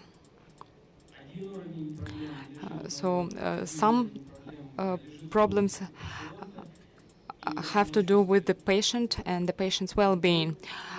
Problems of another level have to do with medical professionals and their efficiency. On the one hand, the patient is unsatisfied, and that's a subjective attitude to this environment. And the second, on the other hand, this is the inefficiency of medical professionals, poor environment, low self-esteem, lack of interest to your work, difficult patients, overwork. All this causes stress and mistakes. And if you are doing surgery or resuscitation, the cost of these mistakes are lives. I suppose we have all faced such issues and read about them in mass media. Problems of the third level have to do with the environment itself, its organization, integrating the equipment and, if I can call it that way, environmental solutions, spatial solutions that are now being offered. This drags along another set of problems associated with the safety of the patient, with the efficiency of medical professionals' work, and in general with the attitude to medical environment as an area, as an industry. That's how we form our impressions. So I started asking the question, why does it happen this way? Why does the hospital, an institution that is supposed to foster health and improve the patient's life attitude, doesn't match these goals, doesn't match the tasks of healthcare professionals that should be supposedly patient-oriented. And the environment is supposed to create positive impressions for the patient. In this slide, I'm demonstrating this contradiction. There is an office. We know how modern offices look, high-tech, high-quality design solutions, interior solutions, a smart office integrating new gadgets, services, and it's comfortable to work in, and the whole environment helps us to work better and makes us feel good, so that we could work 24/7, like at Google offices, where they provide everything to make it comfortable for the employees, to make them stay in the office and basically live there. These things seem to be very simple, and they have to do with the design and aesthetics, but this is all connected with the economy and the statistics. If we are speaking about the patient satisfaction, of course it contributes to the image of a medical environment. Employee satisfaction contributes to their desire to work in this environment, to the desire of doing the work properly and be oriented to the specific result, patient's health, and working on preserving it. And against this background, we can also discuss more serious problems when the environment is hostile, when it doesn't meet ergonomics criteria, and this can cause chronic illnesses to get more severe. This can cause stress and general inefficiency. Our priority tasks have been set at the junction of environment, technology, and human. It was important for us to preserve the function, the functionality, to integrate high technologies and provide comfort and convenience for the user, and it has all to be human-centered. So we made the conclusion that we must improve the quality of rehabilitation, the efficiency of interaction between the doctor, the patient, and the equipment, and create a positive emotionally positive environment. This plays a great role in recovering after a disease. I have never seen happy people at the hospital. I don't think you have. And since I was developing respiratory and anesthesia and neonatal equipment and other medical devices, I had to visit hospitals. I had to work at the field, do the field studies, and I rarely saw smiling people. If we look at this slide, for some reason in catalogs and advertisement leaflets, we always see happily smiling patients, but you cannot see that in real life. We started to try and understand what we can offer to this environment besides the equipment that we are developing.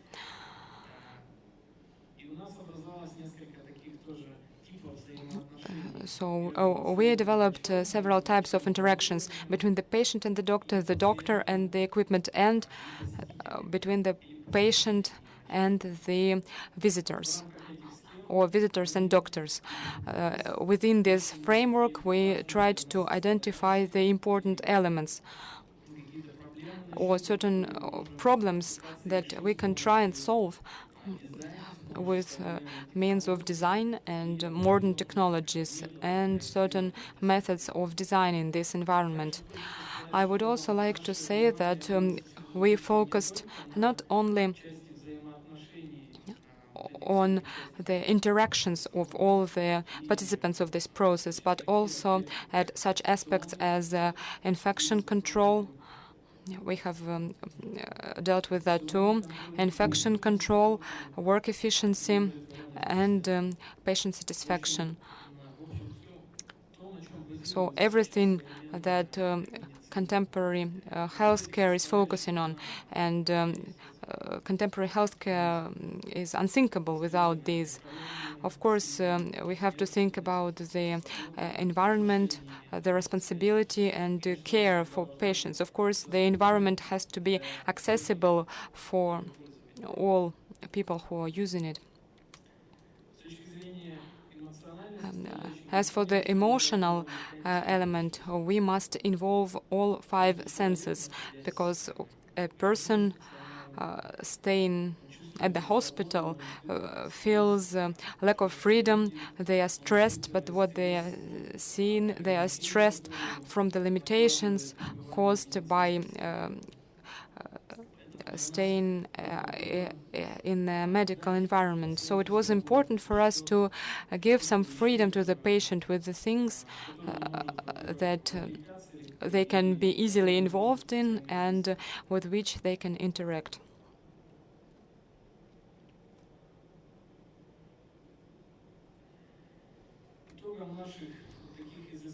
Our studies resulted in the first object of our R&D. This was a system of integrated medical equipment called Integra. This is one of the first products launched by us within this program. And these products firstly drew attention to this problem in an integrated fashion and let us look at the contemporary medicine in general, because these solutions are very different from what we are used to seeing in healthcare institution. This is a system of integrated medical equipment organized from the point of view of functionality, and it allows the doctor to arrange functional blocks the way they wish. As for sanitary requirements, it allows to perform the cleaning activities and infection control of this space faster and more efficiently. From the employees' point of view, it allows them to organize their work more efficiently, because the equipment is all the equipment is in the same place, not all around the wall, and we reduce the number of main lines and removed the unnecessary visual distractors that also reduce safety. This is the final look of this room. This room was developed for one of the perinatal centers of Russia. We are planning to implement it this year, and I hope that by the end of fall we will implement this at one of the research and development centers. I wanted to emphasize with this project not that it has to be implemented on a mass scale. We just wanted to set the direction of the development of medical environment, to demonstrate that it should not only meet the criteria of functionality and tools, but it should also meet the customers' emotional needs, their desire to feel free, unlimited, even in difficult conditions, and form positive attitude to their life and health. In a word, involving the patient as much as possible into the process of their recovery. When the doctors are saying that it's more important to take your pill, I think it's also important to create the impression, the correct impression in the patient, the correct emotional state. Because our brain and its cognitive abilities certainly influence our physical state. If we are saying that brain is part of a person, psychologists say that it's on the contrary. The person is a part of their brain, because everything is happening in the brain. So we would like to rethink the situation at the employees level and at the patients level, give new opportunities to the patients, and thus we developed this project. It's nice that it's conceptual, and we are going to implement it this way.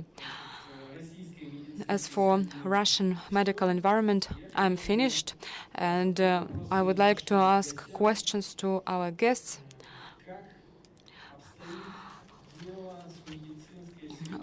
What is the situation with the medical environment in Europe? So I would like to ask James, who represents Frog Design Company and who is the creative director of this company.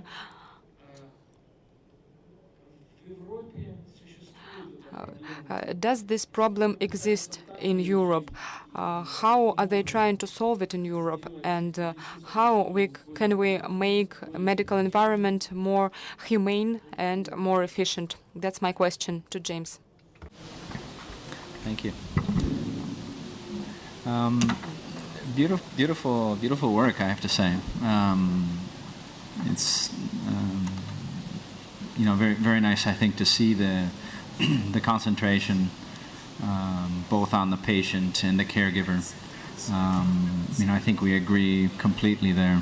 And I think as designers in the healthcare industry, we really think of ourselves as advocates of the patients or also of the caregivers. But I think oftentimes what we find is that in order to be advocates for the patient or the caregiver, we really need to understand the system that we're trying to change. And for example, the wonderful environment there that you've designed, the Integral.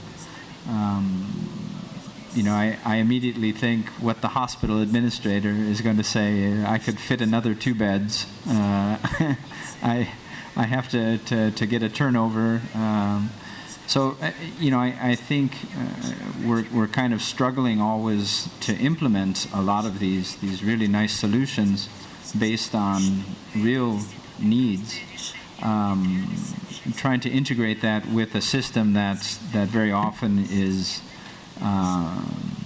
has other objectives and challenges. So I think what we've been dealing with a lot recently is how can we start driving change from an organizational side and from a contextual side. So talking to the hospital administrators, talking to the regional governments. To really understand what their challenges are, to then create the environment that allows these types of solutions to be implemented. So, I think we have the same challenges in Europe. I don't see any difference there, and I would say also in the U.S., which I understand fairly well the environment there as well. So I think it's a global problem that we're seeing, maybe on different levels, but I see the same challenges in Europe at the moment.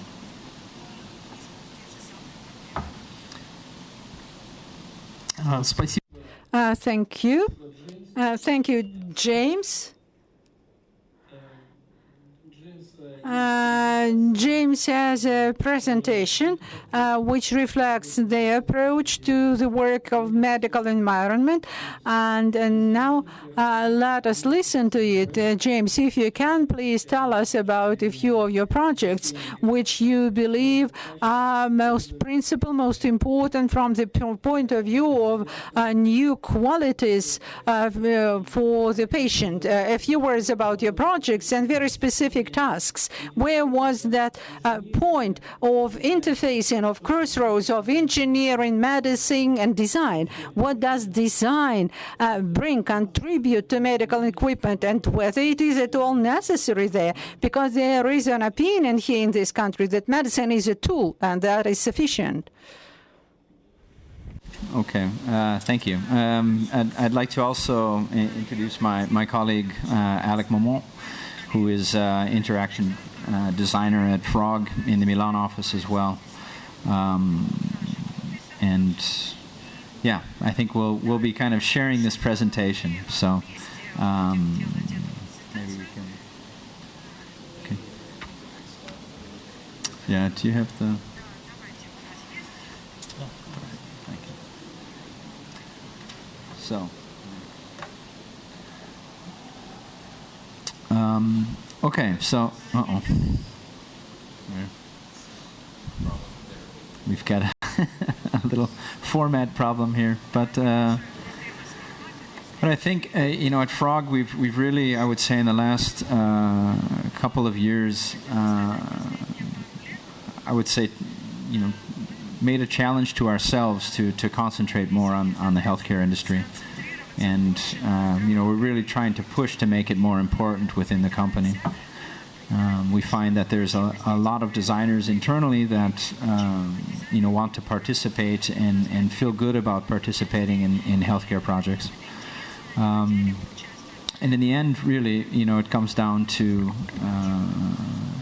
trying to improve people's lives the best we can. So, and I think in the medical space or in the healthcare space, as you've shown us earlier, there's a lot of room for improvement. I mean, there's so many areas that we could really go and attack. It's almost overwhelming. So, Frog has we've kind of now broken up our healthcare practice into these three areas. The consumer experience, where we're looking at really trying to empower individuals and engage with individuals to kind of improve their daily lives, and especially when it comes to fitness and well-being. Then we have the professional experience, where we're going out and talking to and trying to work with the healthcare community to understand the challenges and motivations that they have. And then from the service experience, so understanding kind of the infrastructure and network that has to be in place to allow this all to happen. So these are kind of the three macro areas that we kind of lump all of our work into.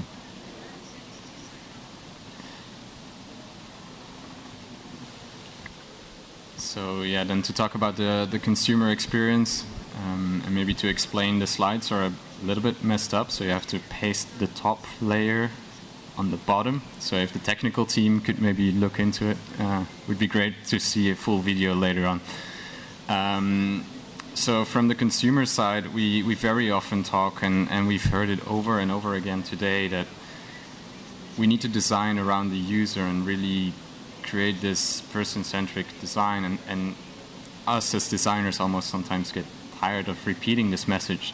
But it is so important to be empathic with your user, to adapt the designs and the products from there. And to illustrate that, I think the best way is to show a video of it.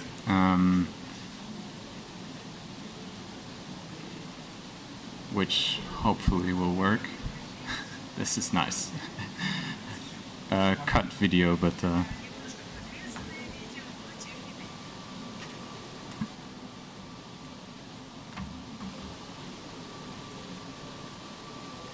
could we have some audio on that as well?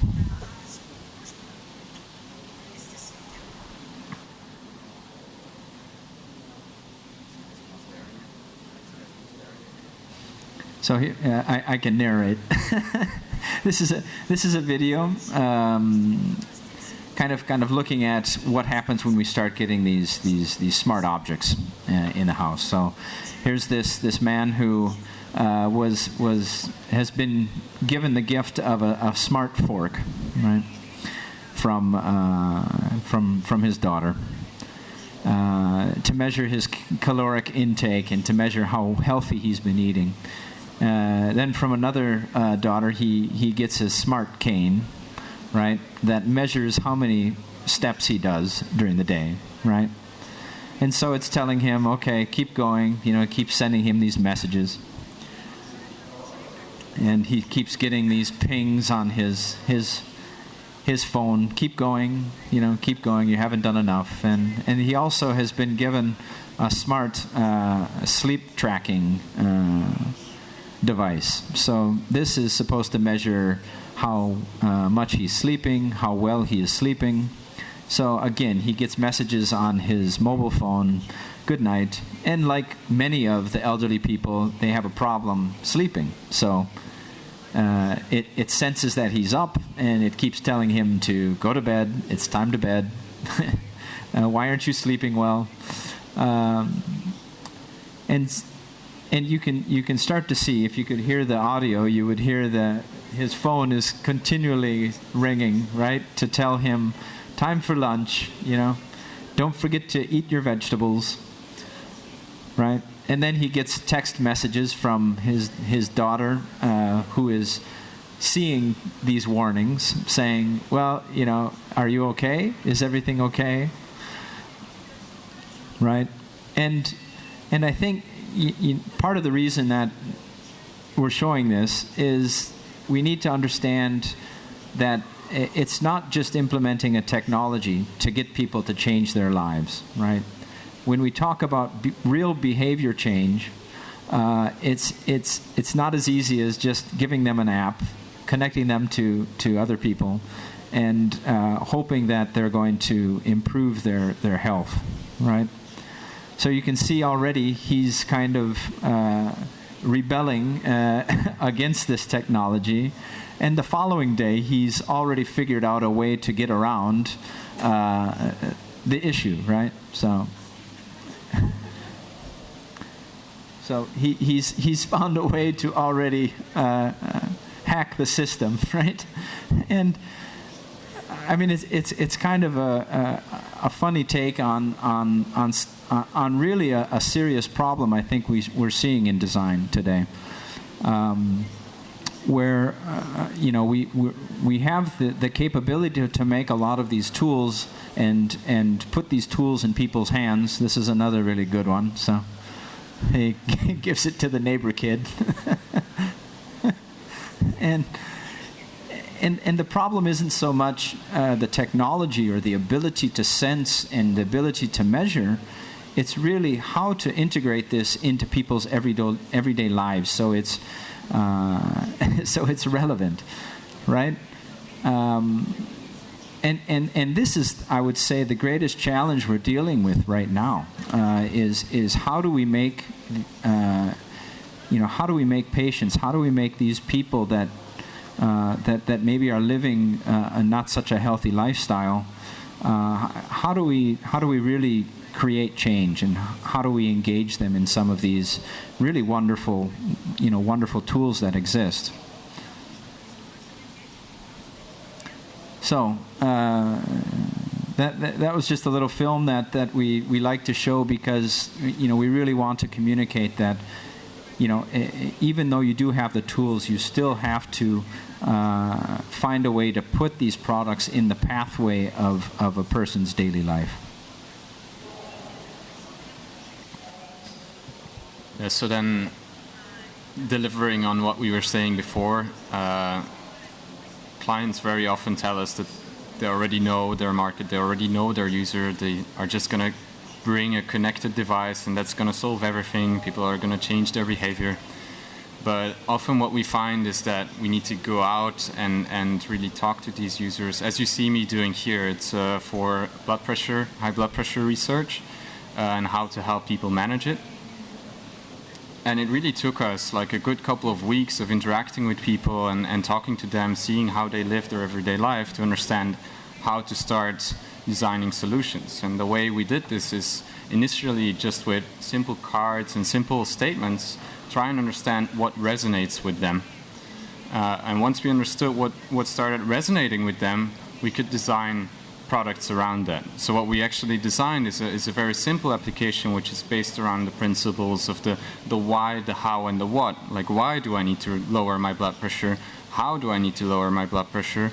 And actually, am I lowering my blood pressure? So the what. So around these principles, once we started designing around that, we saw that our application started to get used a lot more. People enrolled a lot more because they understood why and how. And ultimately, this created a greater adherence to the coaching program. So the coaching program, which showed how to reduce your blood pressure, ultimately was adhered to a lot better. And that actually resulted in a 40% decrease in a chance of cardiac arrest. So just by understanding the user, a much bigger efficacy of the final product. And then the next part, we've got the professional experience, which James can maybe talk a bit more. Yeah, this is, again, trying to really understand how healthcare providers are working on a daily basis, and we develop a lot of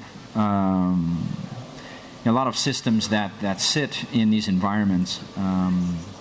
So imaging equipment, a lot of technology that has to sit in these environments. That I really liked what you were saying, that you don't see a lot of smiles, but a lot of these pictures have smiles, and it's very true.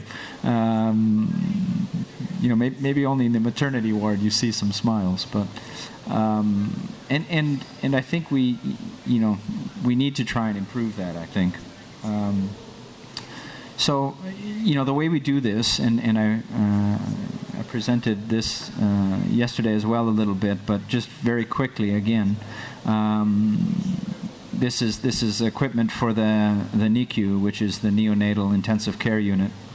Really understanding how we can start doing MRI, which is magnetic resonance imaging, on premature babies.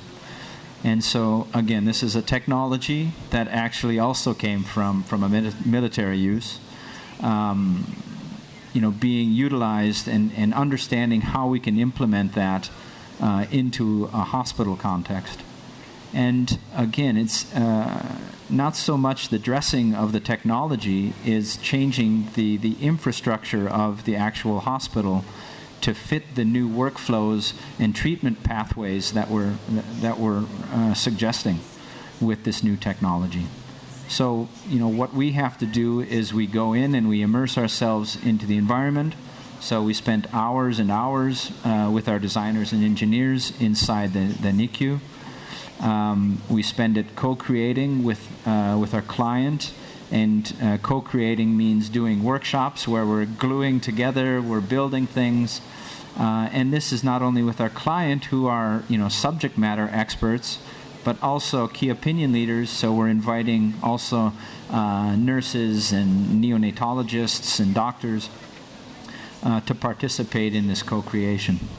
Then we bring it to a test usually, so we create models that we can actually test in the environment, and we do simulation in our labs in the office.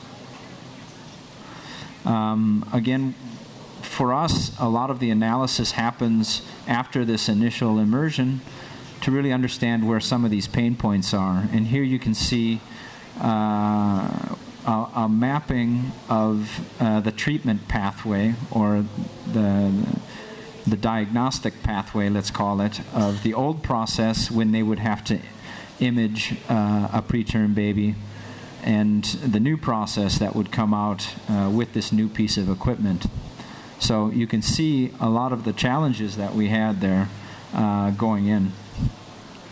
And again, this is just kind of a real snapshot of, again, what we would classify part of the professional experience, going in to understand the infrastructure and how people are using this technology. Because with this, really, the patient or the family really doesn't have any interaction. So again, this is a very long-term project. It's been going on for 3 years already. And we're just starting to see some of the first prototypes go into hospitals. So, so that would be the professional experience. And then finally, we've got service design, as we start to call it, where we look at care pathways, which was what James also talked about now. More inclusive design, definitely, which we've talked about. And there goes my slide. Inclusive design. Yep. Yeah. So one of the case studies we'd like to talk about here is back is fires in slums. So this is a particular project that we've worked on with the Red Cross, where we see that 825 million people actually live in slums, and that a basic fire can completely destroy their households, and very often destroy multiple, or like a huge slum where over 100 houses burn down, and they lose everything. So the request from the Red Cross was, how do you design a system or a service which can prevent this? And what we developed is a very simple Internet of Things enabled fire detector, which would warn the people around that house where the fire was detected to help extinguish the fire. And what we see here is really the evolution of design, because the product itself, which you see in the top right corner, it's very simple. It's just a device, but we need that added layer of services added to it in order for it to function. One of those devices is just going to detect a fire in a house where probably nobody is there. Whereas if you can detect the fire and warn the people around it,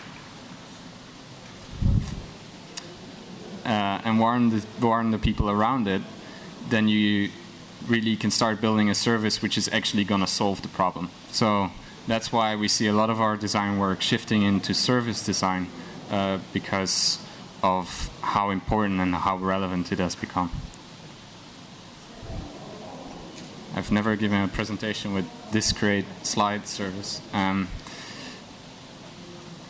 Now there is a video.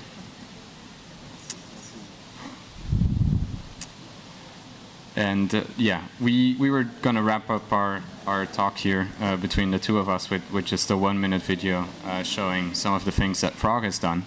But if you want to see some of our work, you can go to our website instead. And yeah, I would open it up for discussion here.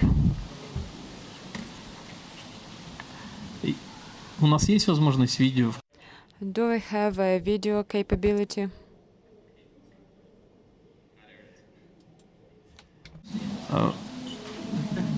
Да.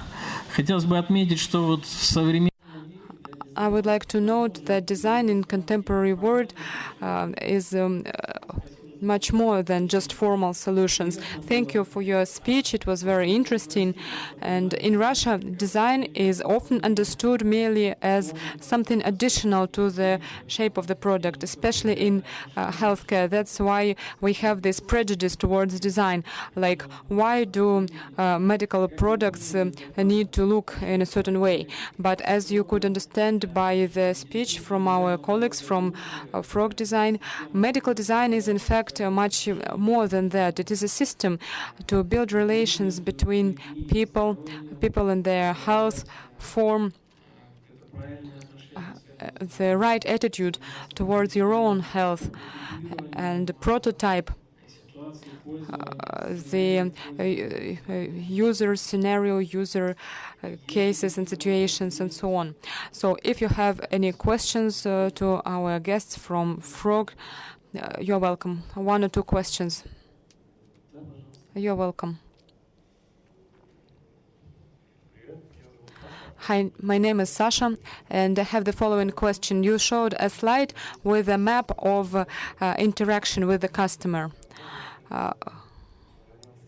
Could you please explain it in a little bit more detail and explain how deeply did you look in this interface between the patient and the clinic and consequently doctors? And what was the request from your customer? One protected slide, which we are not supposed to detail much more about.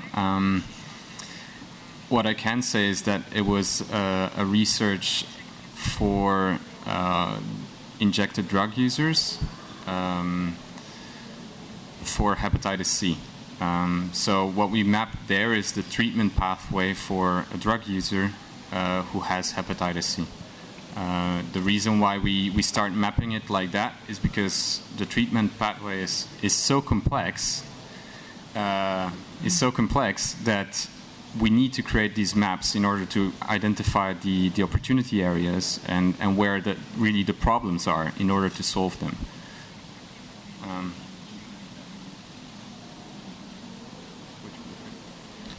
Спасибо, Алек. Thank you, Alec. That's all right.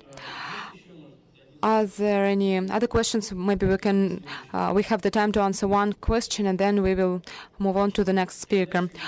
Okay, so if you will have further questions later on, let us leave a little bit of time to answer the questions from the audience. And now let me introduce our next speaker, Mr. Rama from the United Kingdom, from the Royal College of Arts, and he will tell us about his vision and his experience of developing designs for healthcare and medical environments. You're welcome, Rama. I don't know why I'm wearing this. I'm listening to myself. Thank you very much. I think I want to thank James and Alec for actually laying some great groundwork for my talk. It makes it much easier. So thank you, gentlemen. The Helen Hamlin Centre for Design is at the Royal College of Art, one of the world's only postgraduate universities. I've been working at the centre for nearly 2 decades and I'm now the director. One of our areas of focus is health. Design and health is something that we have built the centre on. So it's one of our 3 main focuses. We've done about 40 or 50 projects in the area. Don't worry, I'm not going to talk about all of them. I'm only going to talk about a few. The centre has a 25-year history in inclusive design. The first director of the centre actually defined the term in 1994 at a conference called Applied Ergonomics. And are there any sort of designers, design students in the room? If you stick your hands up. So the website on the right is for you. It's called designingwithpeople.org. And it's a whole host of resources. And it's got many of the sort of tools and techniques that Frog Design were talking about as well. I feel very much we're kindred spirits in what we do. We also have a process. Again, the process is detailed on that website. So this is not just artistic design. This is design with a framework, with a strategy, with an intention. But I think the important question in all of this is, what does health actually mean?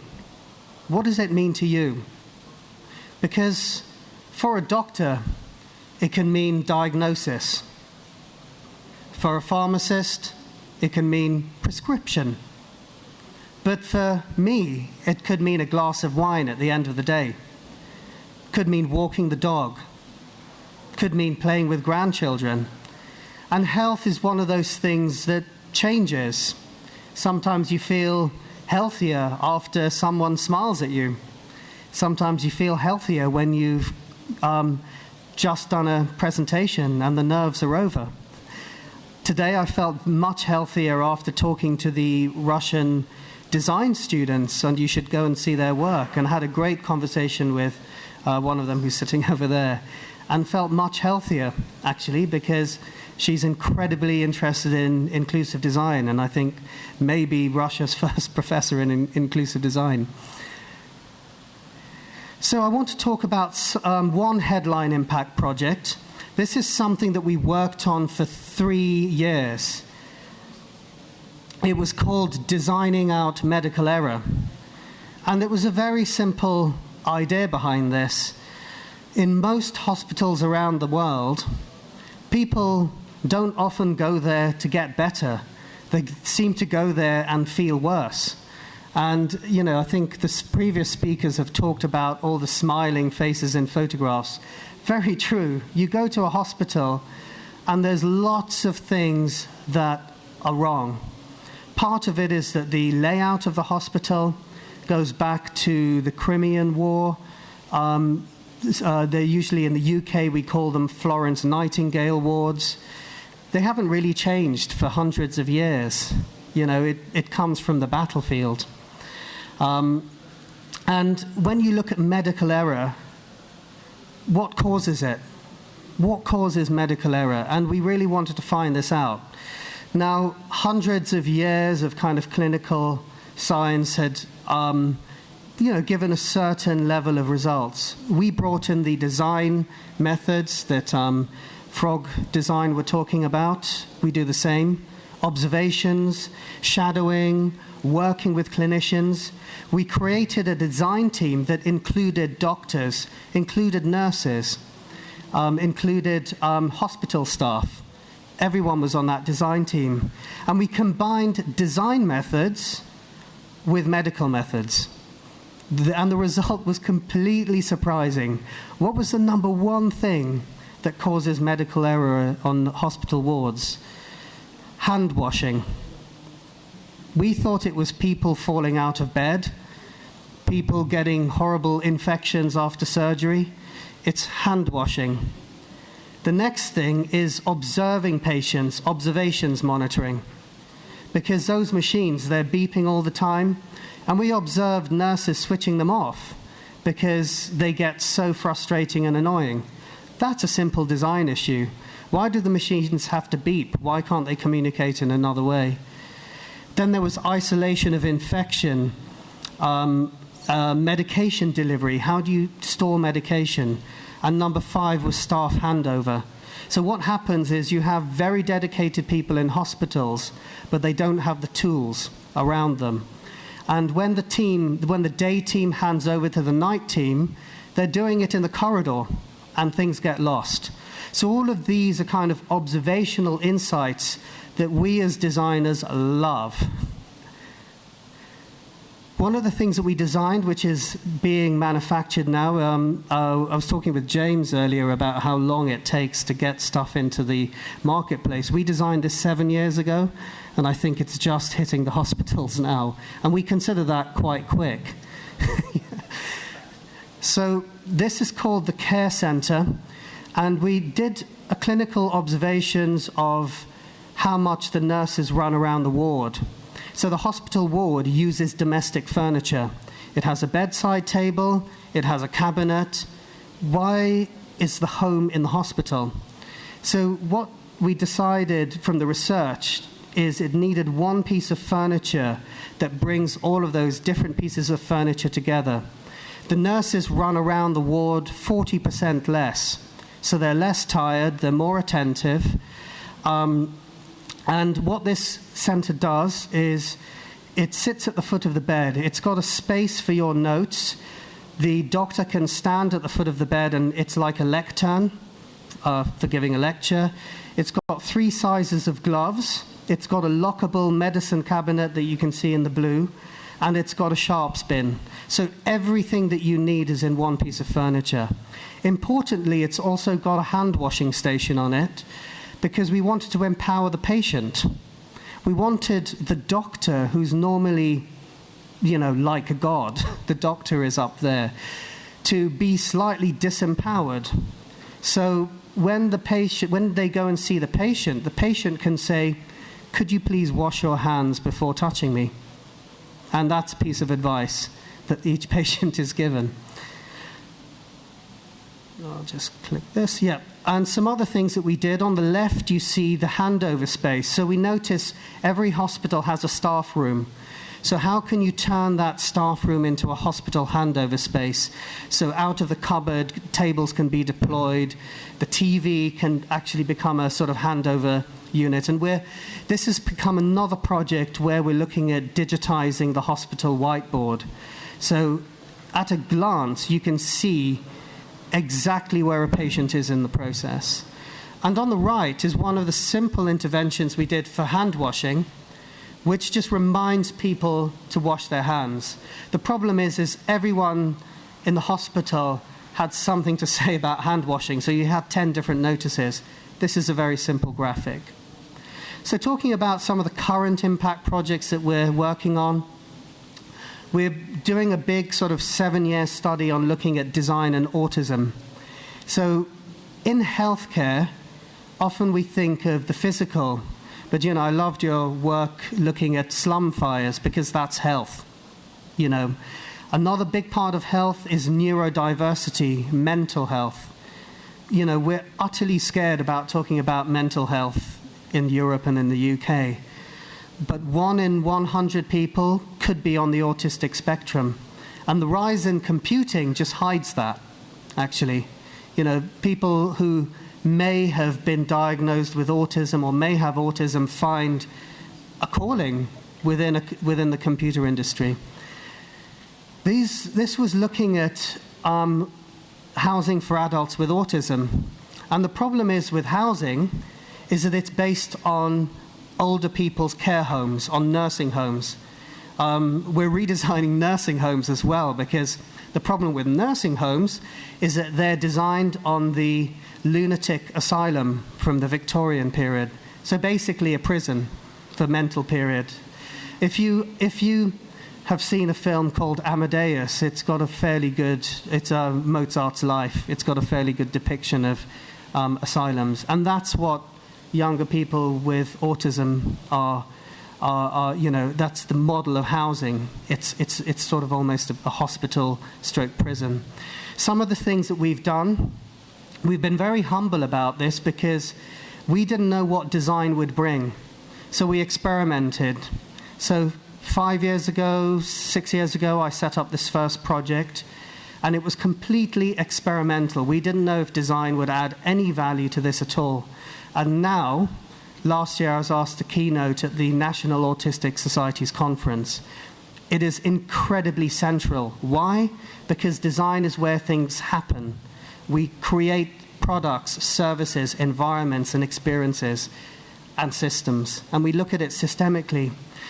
Interestingly enough, we set ourselves the challenge of actually getting autistic people to design their own environment, even if they're non-verbal.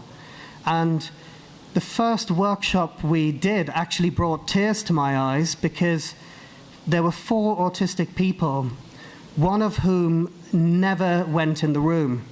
And we created this sort of sensory experience. And for the first time in 15 years, he entered a room with other people in. Another autistic adult, she would just be asking for coffee. Every 2 minutes, can I have a coffee? Every 2 minutes, can I have a coffee? For the first time in 10 years, she stopped asking for a coffee and engaged with some of the sensory props. So for me, it's absolutely life-changing what design can enable in this space. Moving a little more quickly through, there's a company called Stana in the UK who are a family company who make stair lifts that take you up and down the stairs. They realized they needed to move from designing products to looking at the situations that might get you into a stair lift. And this is a project, I think when it comes to health, I'm very interested in women because women are often ignored in health. And we started looking at, some data. If a woman in her 60s falls over, she's 3 times less likely to get up than a man. 3 times less likely. And we realized that actually you need to learn about balance health. So this project is about women and it's about balance health. And we involved lots of women in this, in their 30s, 40s, and 50s, because you can actually use your mobile phone, using the accelerometer in the mobile phone, to get a balance score. And this is what we were doing, and this is one of the final prototypes. Interestingly enough, Stana are producing this and productizing this as we speak. So hidden areas of health, balance health is one, hand health is another. We all know about heart health. If I say your heart is unhealthy, you'll say, okay, I'll go out and run a little bit more and eat more carrots or whatever it is. But balance health and hand health is something else. One of the things we did, it's a collaboration with Imperial College of Science, Technology and Medicine, is we set up a design studio in the grounds of a Victorian hospital in London. And it got so popular that you can see Prince Charles opening it. I don't know whether that's a good thing or a bad thing, but anyway, there he is. So you can see the design studio there in the grounds of the hospital. And this is what it looks like. It's radically different from the other architecture. Our architecture students designed it. And inside it are designers and engineers and clinicians, nurses, staff, surgeons can go in and talk to them about the difficulties they're finding in the hospital. And they can start to discuss it, and they can start to solve it immediately. It's a radical kind of innovation, but I think it shows how far we've come in the UK. We've got so much further to go, but to actually put a design studio in a hospital is a pretty radical idea. Knees. I want to talk about knees. DePuy make knee surgical tools and implants. And there's a traditional mechanical approach. Again, I thought, what's design going to add here? So the traditional approach is that you line up your hips with your knees, with your ankles, you draw a straight line, and then you cut the person's knees off and you put a metal implant. The problem is no one has straight knees. So before surgery, people have knock knees or bendy knees, or they're bowed or they're not straight. After surgery, the implant is trying to make them straight. So it's very painful for the patient. It's difficult for the surgeon. Recovery takes really a long time. And we work with surgeons. We design things with them. We realize surgeons are people too, and they have preferences. So one of the things we designed was a surgical planning tool, which you can get from x-rays. You x-ray the knee in a couple of different dimensions, and you can create a 3D model of someone's knee. The surgeon can then digitally pre-plan the cut, which saves time in the theatre, which means you save on operation costs. The other thing that we did was redesign the tools. So top right, you can see the metal tools that were there, and they're pretty horrible. They're metal, they grip you, they bruise you, and they haven't been redesigned for like 150 years. We had a surgeon hold up a tool from 1875 and then hold up a tool from 2000, and they looked the same. In fact, the older one actually looked more revolutionary than the newer one. These tools cost 10%. They're made of composites. They're much more accurate. They're much more easier to use. And you could dispose of them. You could recycle them. So instead of having a big part of hospital costs are cleaning tools, and 90% of the tools that are there in a theatre don't get used, and yet all of them have to be cleaned. So this was just a way of looking at recycling. Instead of clamping you can see something on the new tools that looked like cycle clips. So it was actually based on cycle clips. In design, you can get your inspiration from anywhere. So this is the last slide, is really what I think design is about, is humanizing health. And these are two of our designers who are out actually talking to people. This is a lady who unfortunately has died, but understanding people's motivation in health is really important. She had her house turned up to 26 degrees centigrade, and the council had told her that she was wasting energy. She was absolutely blacklisted. And when we went and talked to her, she had a rare condition where the blood in her veins, it solidifies, it becomes hard. And she needed to take a hammer and hit her neck to actually get the blood flowing again, because it would clot. And having the house at 26 degrees meant it didn't clot. If it was 24 degrees, it was too cold, and it clotted. And for me, I end on this slide because it just shows that people's motivations, people's intentions are incredibly that So design, I think, brings that humanity back into healthcare. It brings the care back into health. That wasn't my last slide. This is the spread of impact can be everywhere, public sector, private sector, and government. But it's important to bring together health, technology, and people. And just to prove I don't do all the work myself, this is the gang back home, and that's some of our Instagram and Twitter handles. Thank you.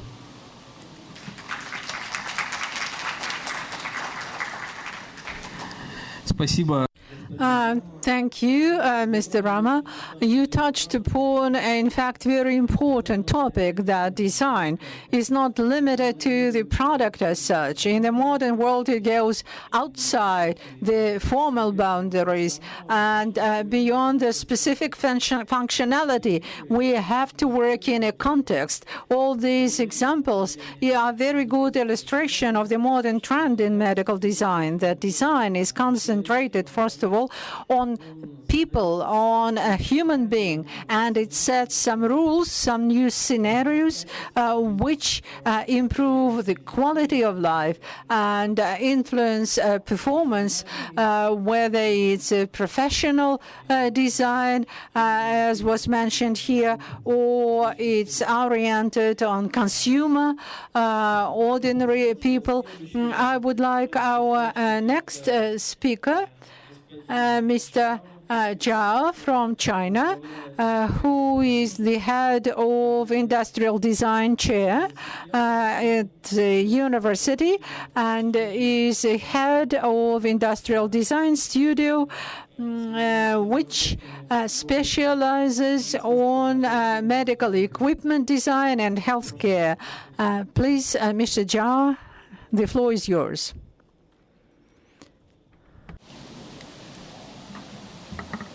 Thank you very much, and thanks the speakers from the Frog Design and RCA. Actually, we have a lot of linkage with RCA and Frog Design branch in the Shanghai. And actually, today I would like to share some kind of project we did in China.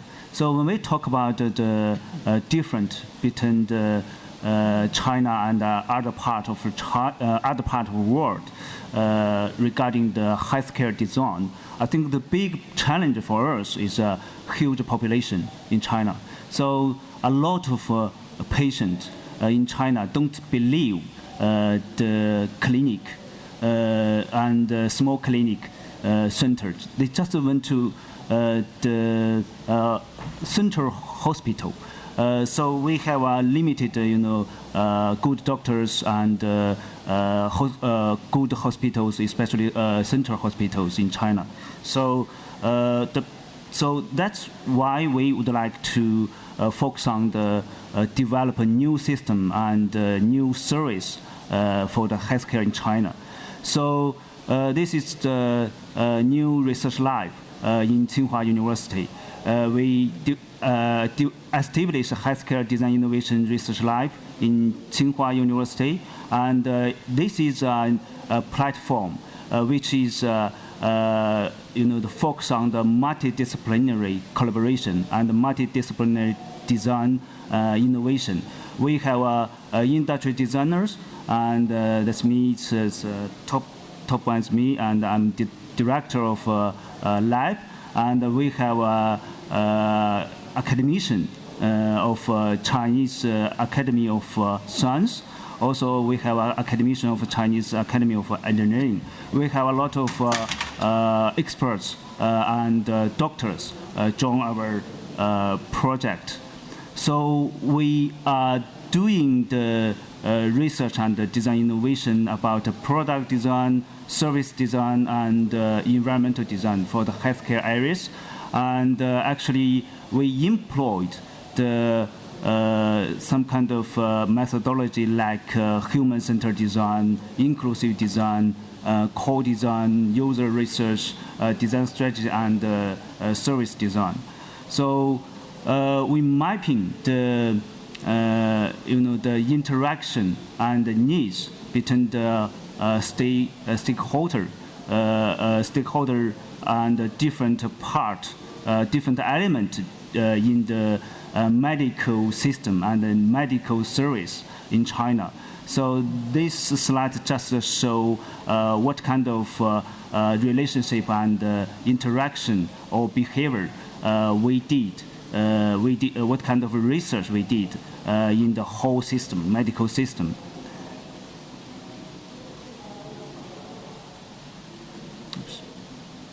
Yeah, so the first project I would like to share is about the the smart assistive chair to support old people to stand up and sit down. So the big challenge in Chinese society is a huge population that is aging quickly. So there are a lot of aging population, old people in Chinese society. So in this case, firstly, we group different experts from the different background, like engineering, designers, and clinic or surgery. So we are working together to develop. Firstly, we clarified the task, and we developed the functional prototype to do the usability testing. And secondly, we do the concept development for this kind of a smart chair. And so I think that model is a kind of design process or research process which developed by our team. And so the third part is embodiment design. And finally, we did the detail design. And so as academic staff, we are not only just focus on the product the design or service design innovation, but also develop the body of knowledge about the old people's needs and old people's activity in their daily life. This kind of knowledge can be transferred to other projects to give the inspiration for the designers and the researchers to develop the service and product for the old people in Chinese society. Can we get the sound? The sound?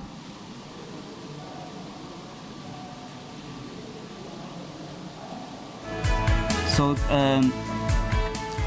this video just shows the whole process of a smart chair, a smart assist chair for the old people.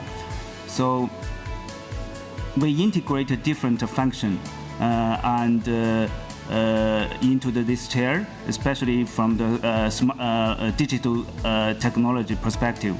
So this chair have the multi-function, like a stand-up function, walking, resting function, memory, and entertainment.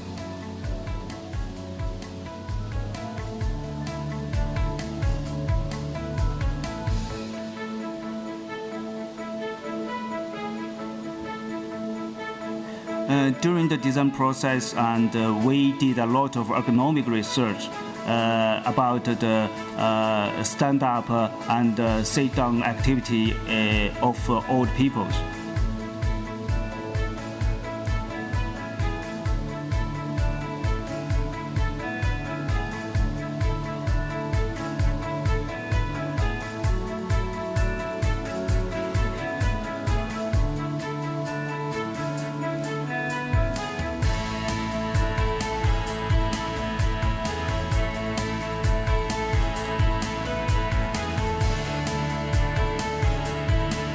We also employed some kind of biochip technology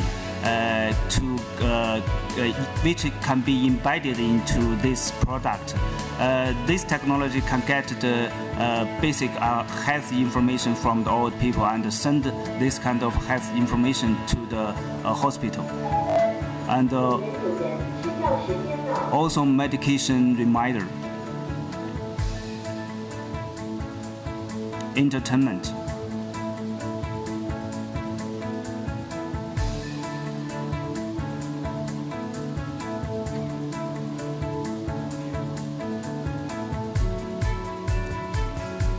Heating system.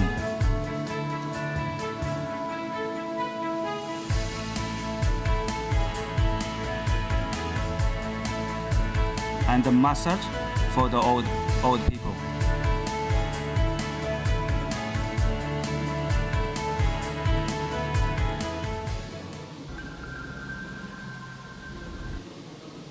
Yeah, so next project I would like to share is about the bite design, birthing bite design for the pregnancy woman. So firstly, we did a lot of research about the patient, about the pregnancy woman, especially during the baby delivery process in the hospital. And then we did the ergonomic research about the patient, and finally we get this kind of solutions for the sound.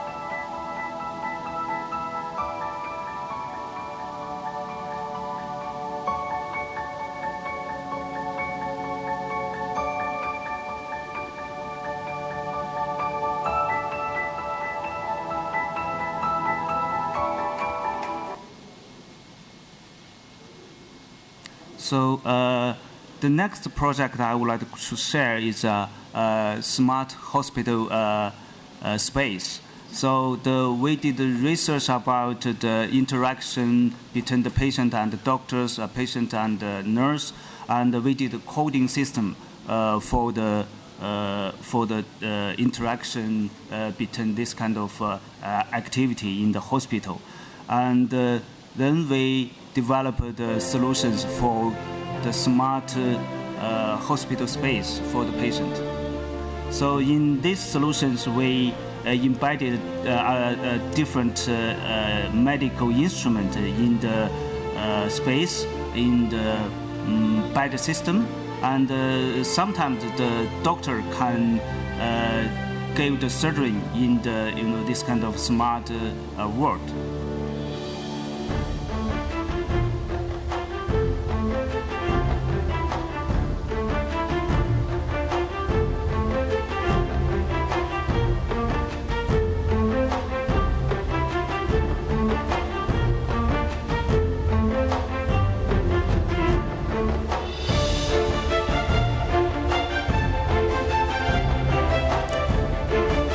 This space protect the patient, the individual. So you can see the patient can share the bathroom, just located in the middle. We are not only just developed this kind of smart hospital space, but also some kind of interaction or app for the interaction between the doctors and the patient. So this kind of this slide shows some kind of design for the user experience and user interface.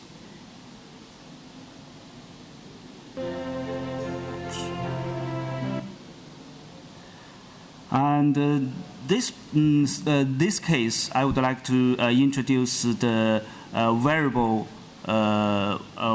device which can give the massage for the people who suffer from the the pain, back pain.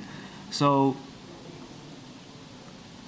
we did ergonomic research, and we also employed the 3D scannings to get the digital model for the human bodies, and then we develop the prototype and to test our concept.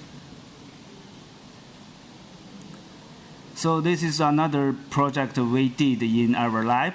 So this is the project for the real world, for the manufacturer, for the market. So this is a social innovation project. So Chinese government used this kind of a system to do the newborn screen for the deafness gene in China. So this video showed how important for this kind of project in the Chinese society. So Chinese government use this system to detect around 1 million newborn or new baby, the baby who have the gene about the deafness.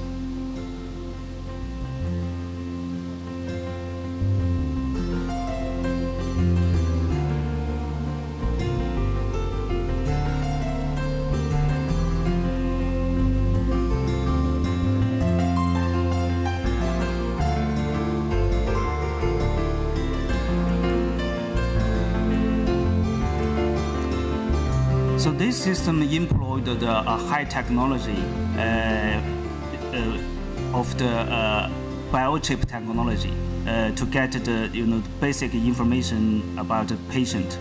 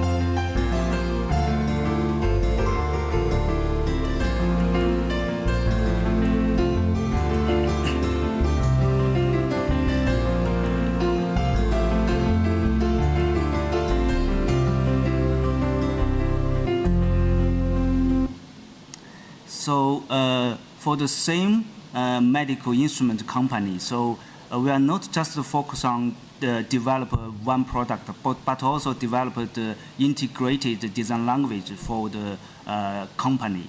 So for this case, we develop a different product and system for one company to develop integrated design language for this company. You can see different products which manufactured by this company, but they use the same language, design language, to get the integrated, the company's identity. So we are not only just design instrument, but also the biochip per se. So you can say some kind of biochip our designers just involve in the design. So this is the last project I would like to share. Is a kind of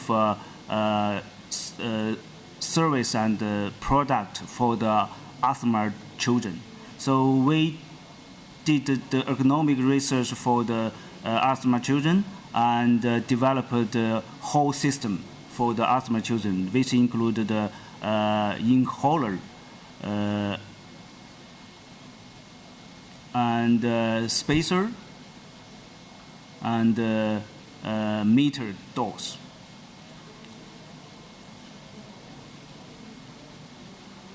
For this case, we also developed the service system for the asthma children to help their parents to manage their, manage asthma treatment. So this video just showed the whole system about this, asthma product and service.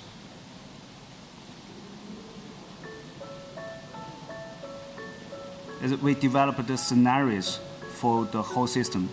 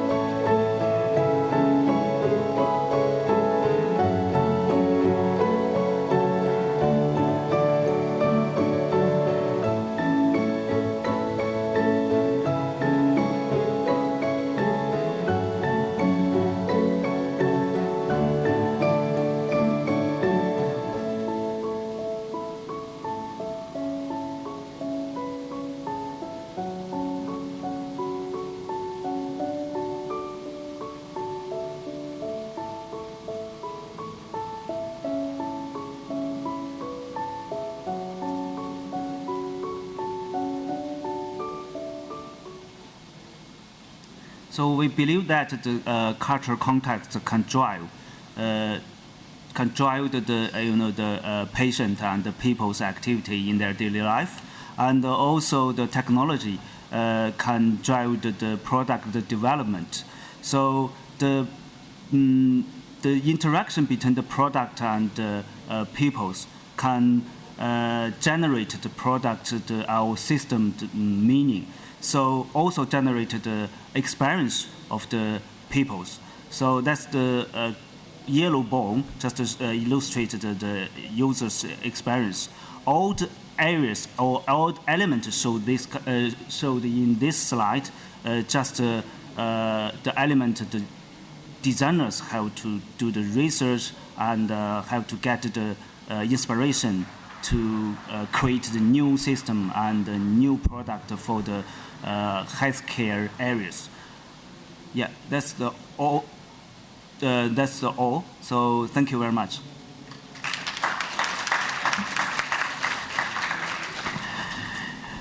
Спасибо. Thank you, Mr. Zhao, for this very interesting presentation. I believe that we tried in our presentations, in our speeches, to expand the understanding of design in medicine, which at the first glance did not seem to match. And it seems very important to me that we have covered this very wide range of design applications in medicine and healthcare products, from design of products to design of services and new scenarios and new approaches. Now we have time for an open dialogue. If anyone has questions, you are welcome. Our speakers will answer any of your questions. Let me ask this question. How do you use chips? Is this chip attached to the outside or inside to test for children's diseases? I wanted to ask this question to Mr. Chao Zhao. That's it. Yes.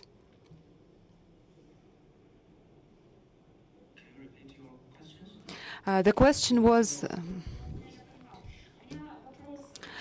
my question is, the chip that you are using to analyze children's condition, is it somehow attached to the child's head or is it implanted under the skin? I just wanted to know. Could you please explain? So the chip that you are using to collect data and the analyzer that are working together.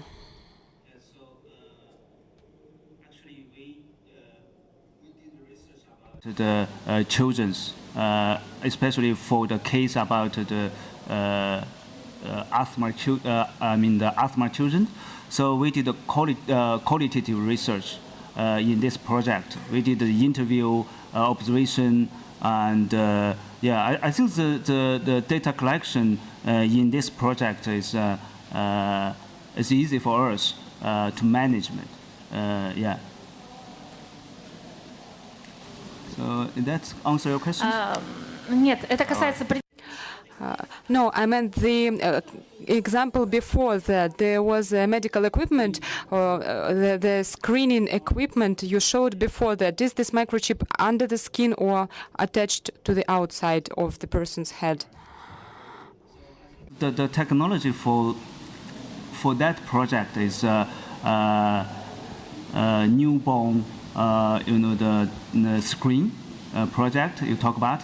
So actually for this project, the technology we used in that project is not cheap, but the government, the support this project, and for the family, it's free for the family who can, because the government give a lot of fundings for this project. So every family who join this project to bring their babies to get treatment is free. Спасибо, господин Zhao. Thank you, Mr. Zhao. And to continue our discussion, let's do a small design study. How many healthcare workers do we have here, or those who are involved in designing medical products? Please raise your hands to understand the potential interest of the audience. So, well, not many. And that's as much as we have design people designing medical equipment. But let's hope that our discussion will somehow impact this situation, maybe in the internet or in mass media. And the design is a quite broad spectrum tool, and it can operate in any areas, particularly if it has to do with healthcare.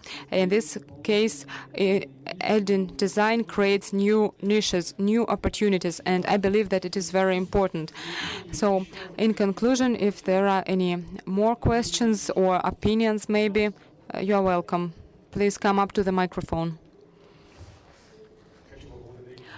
I would like to thank you for your presentations. Thank you very much. And if I may, I would like to ask two questions to all the speakers. The first question has to do with the experience of implementing certain studies or equipment. I mean, how much training did you have to do for the healthcare professionals? Or did you have to write detailed or brief guidelines? How well did the healthcare professionals understood this exterior and the interface? And the second question was about the interesting experience of using materials. So, are there any narrow standards to the material surface, for example, or other material properties? Or are you partnering with someone, or do you have your own labs to study materials, their surface, and generate something new? So you kind of kickstart in this kind of research. Thank you for your question. That's quite a big question. I would say maybe someone is prepared to answer a part of this question.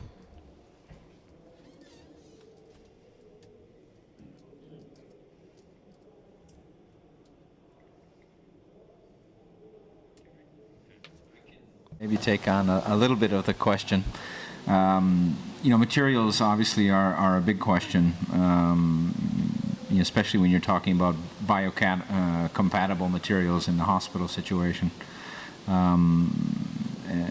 And the need to sterilize and these sort of things. So the material choice is obviously a large component, I think, of the work in developing some of these products.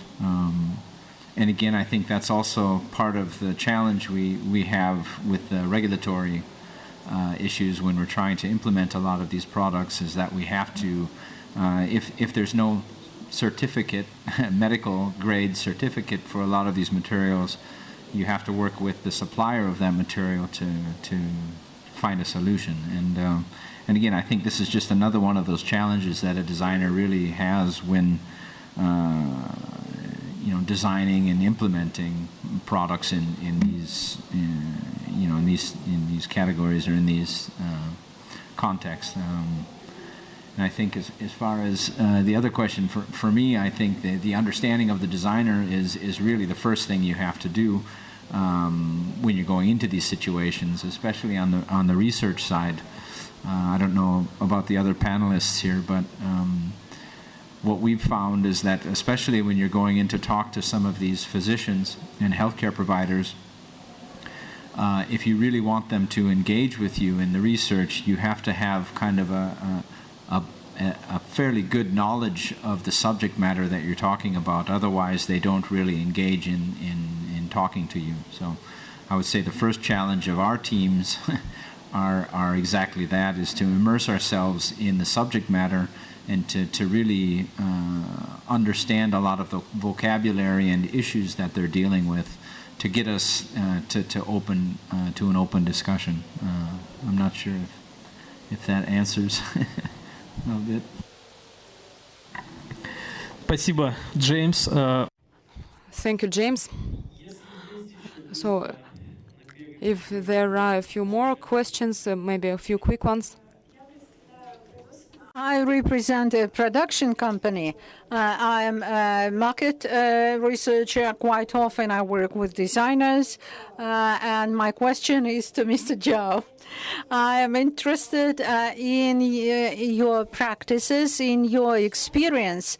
Have you met with opposition, confrontation when a customer from a production company, manufacturing company, do they easily accept your designer concept of your product? Or maybe their own engineers try to change it somehow when they start batch production?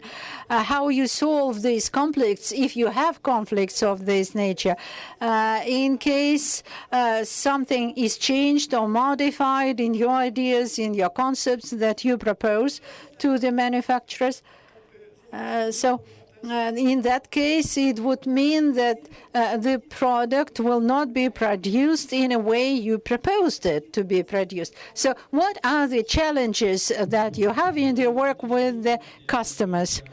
Let me clarify it a little bit.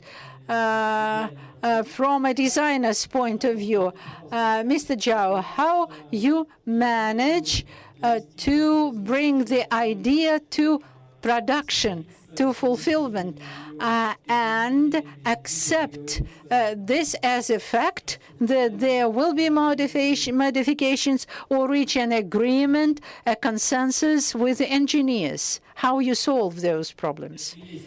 If you have problems of this kind, maybe everything went smooth and runs smoother in your experience.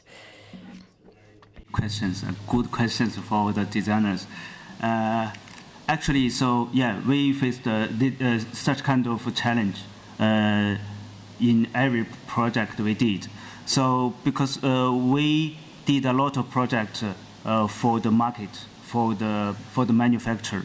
So which means so in every project we have to face such kind of problem and challenge. But for the designers, I believe that designers have to the body of knowledge we call the T-shape.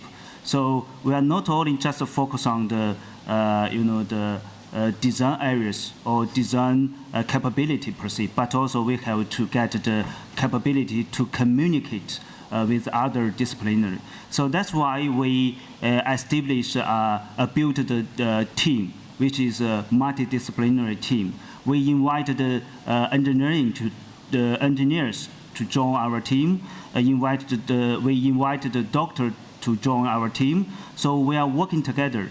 We also invited the users, patient, to join our team. We did co-design. We did the brainstorming and a lot of methodology we employed during each project.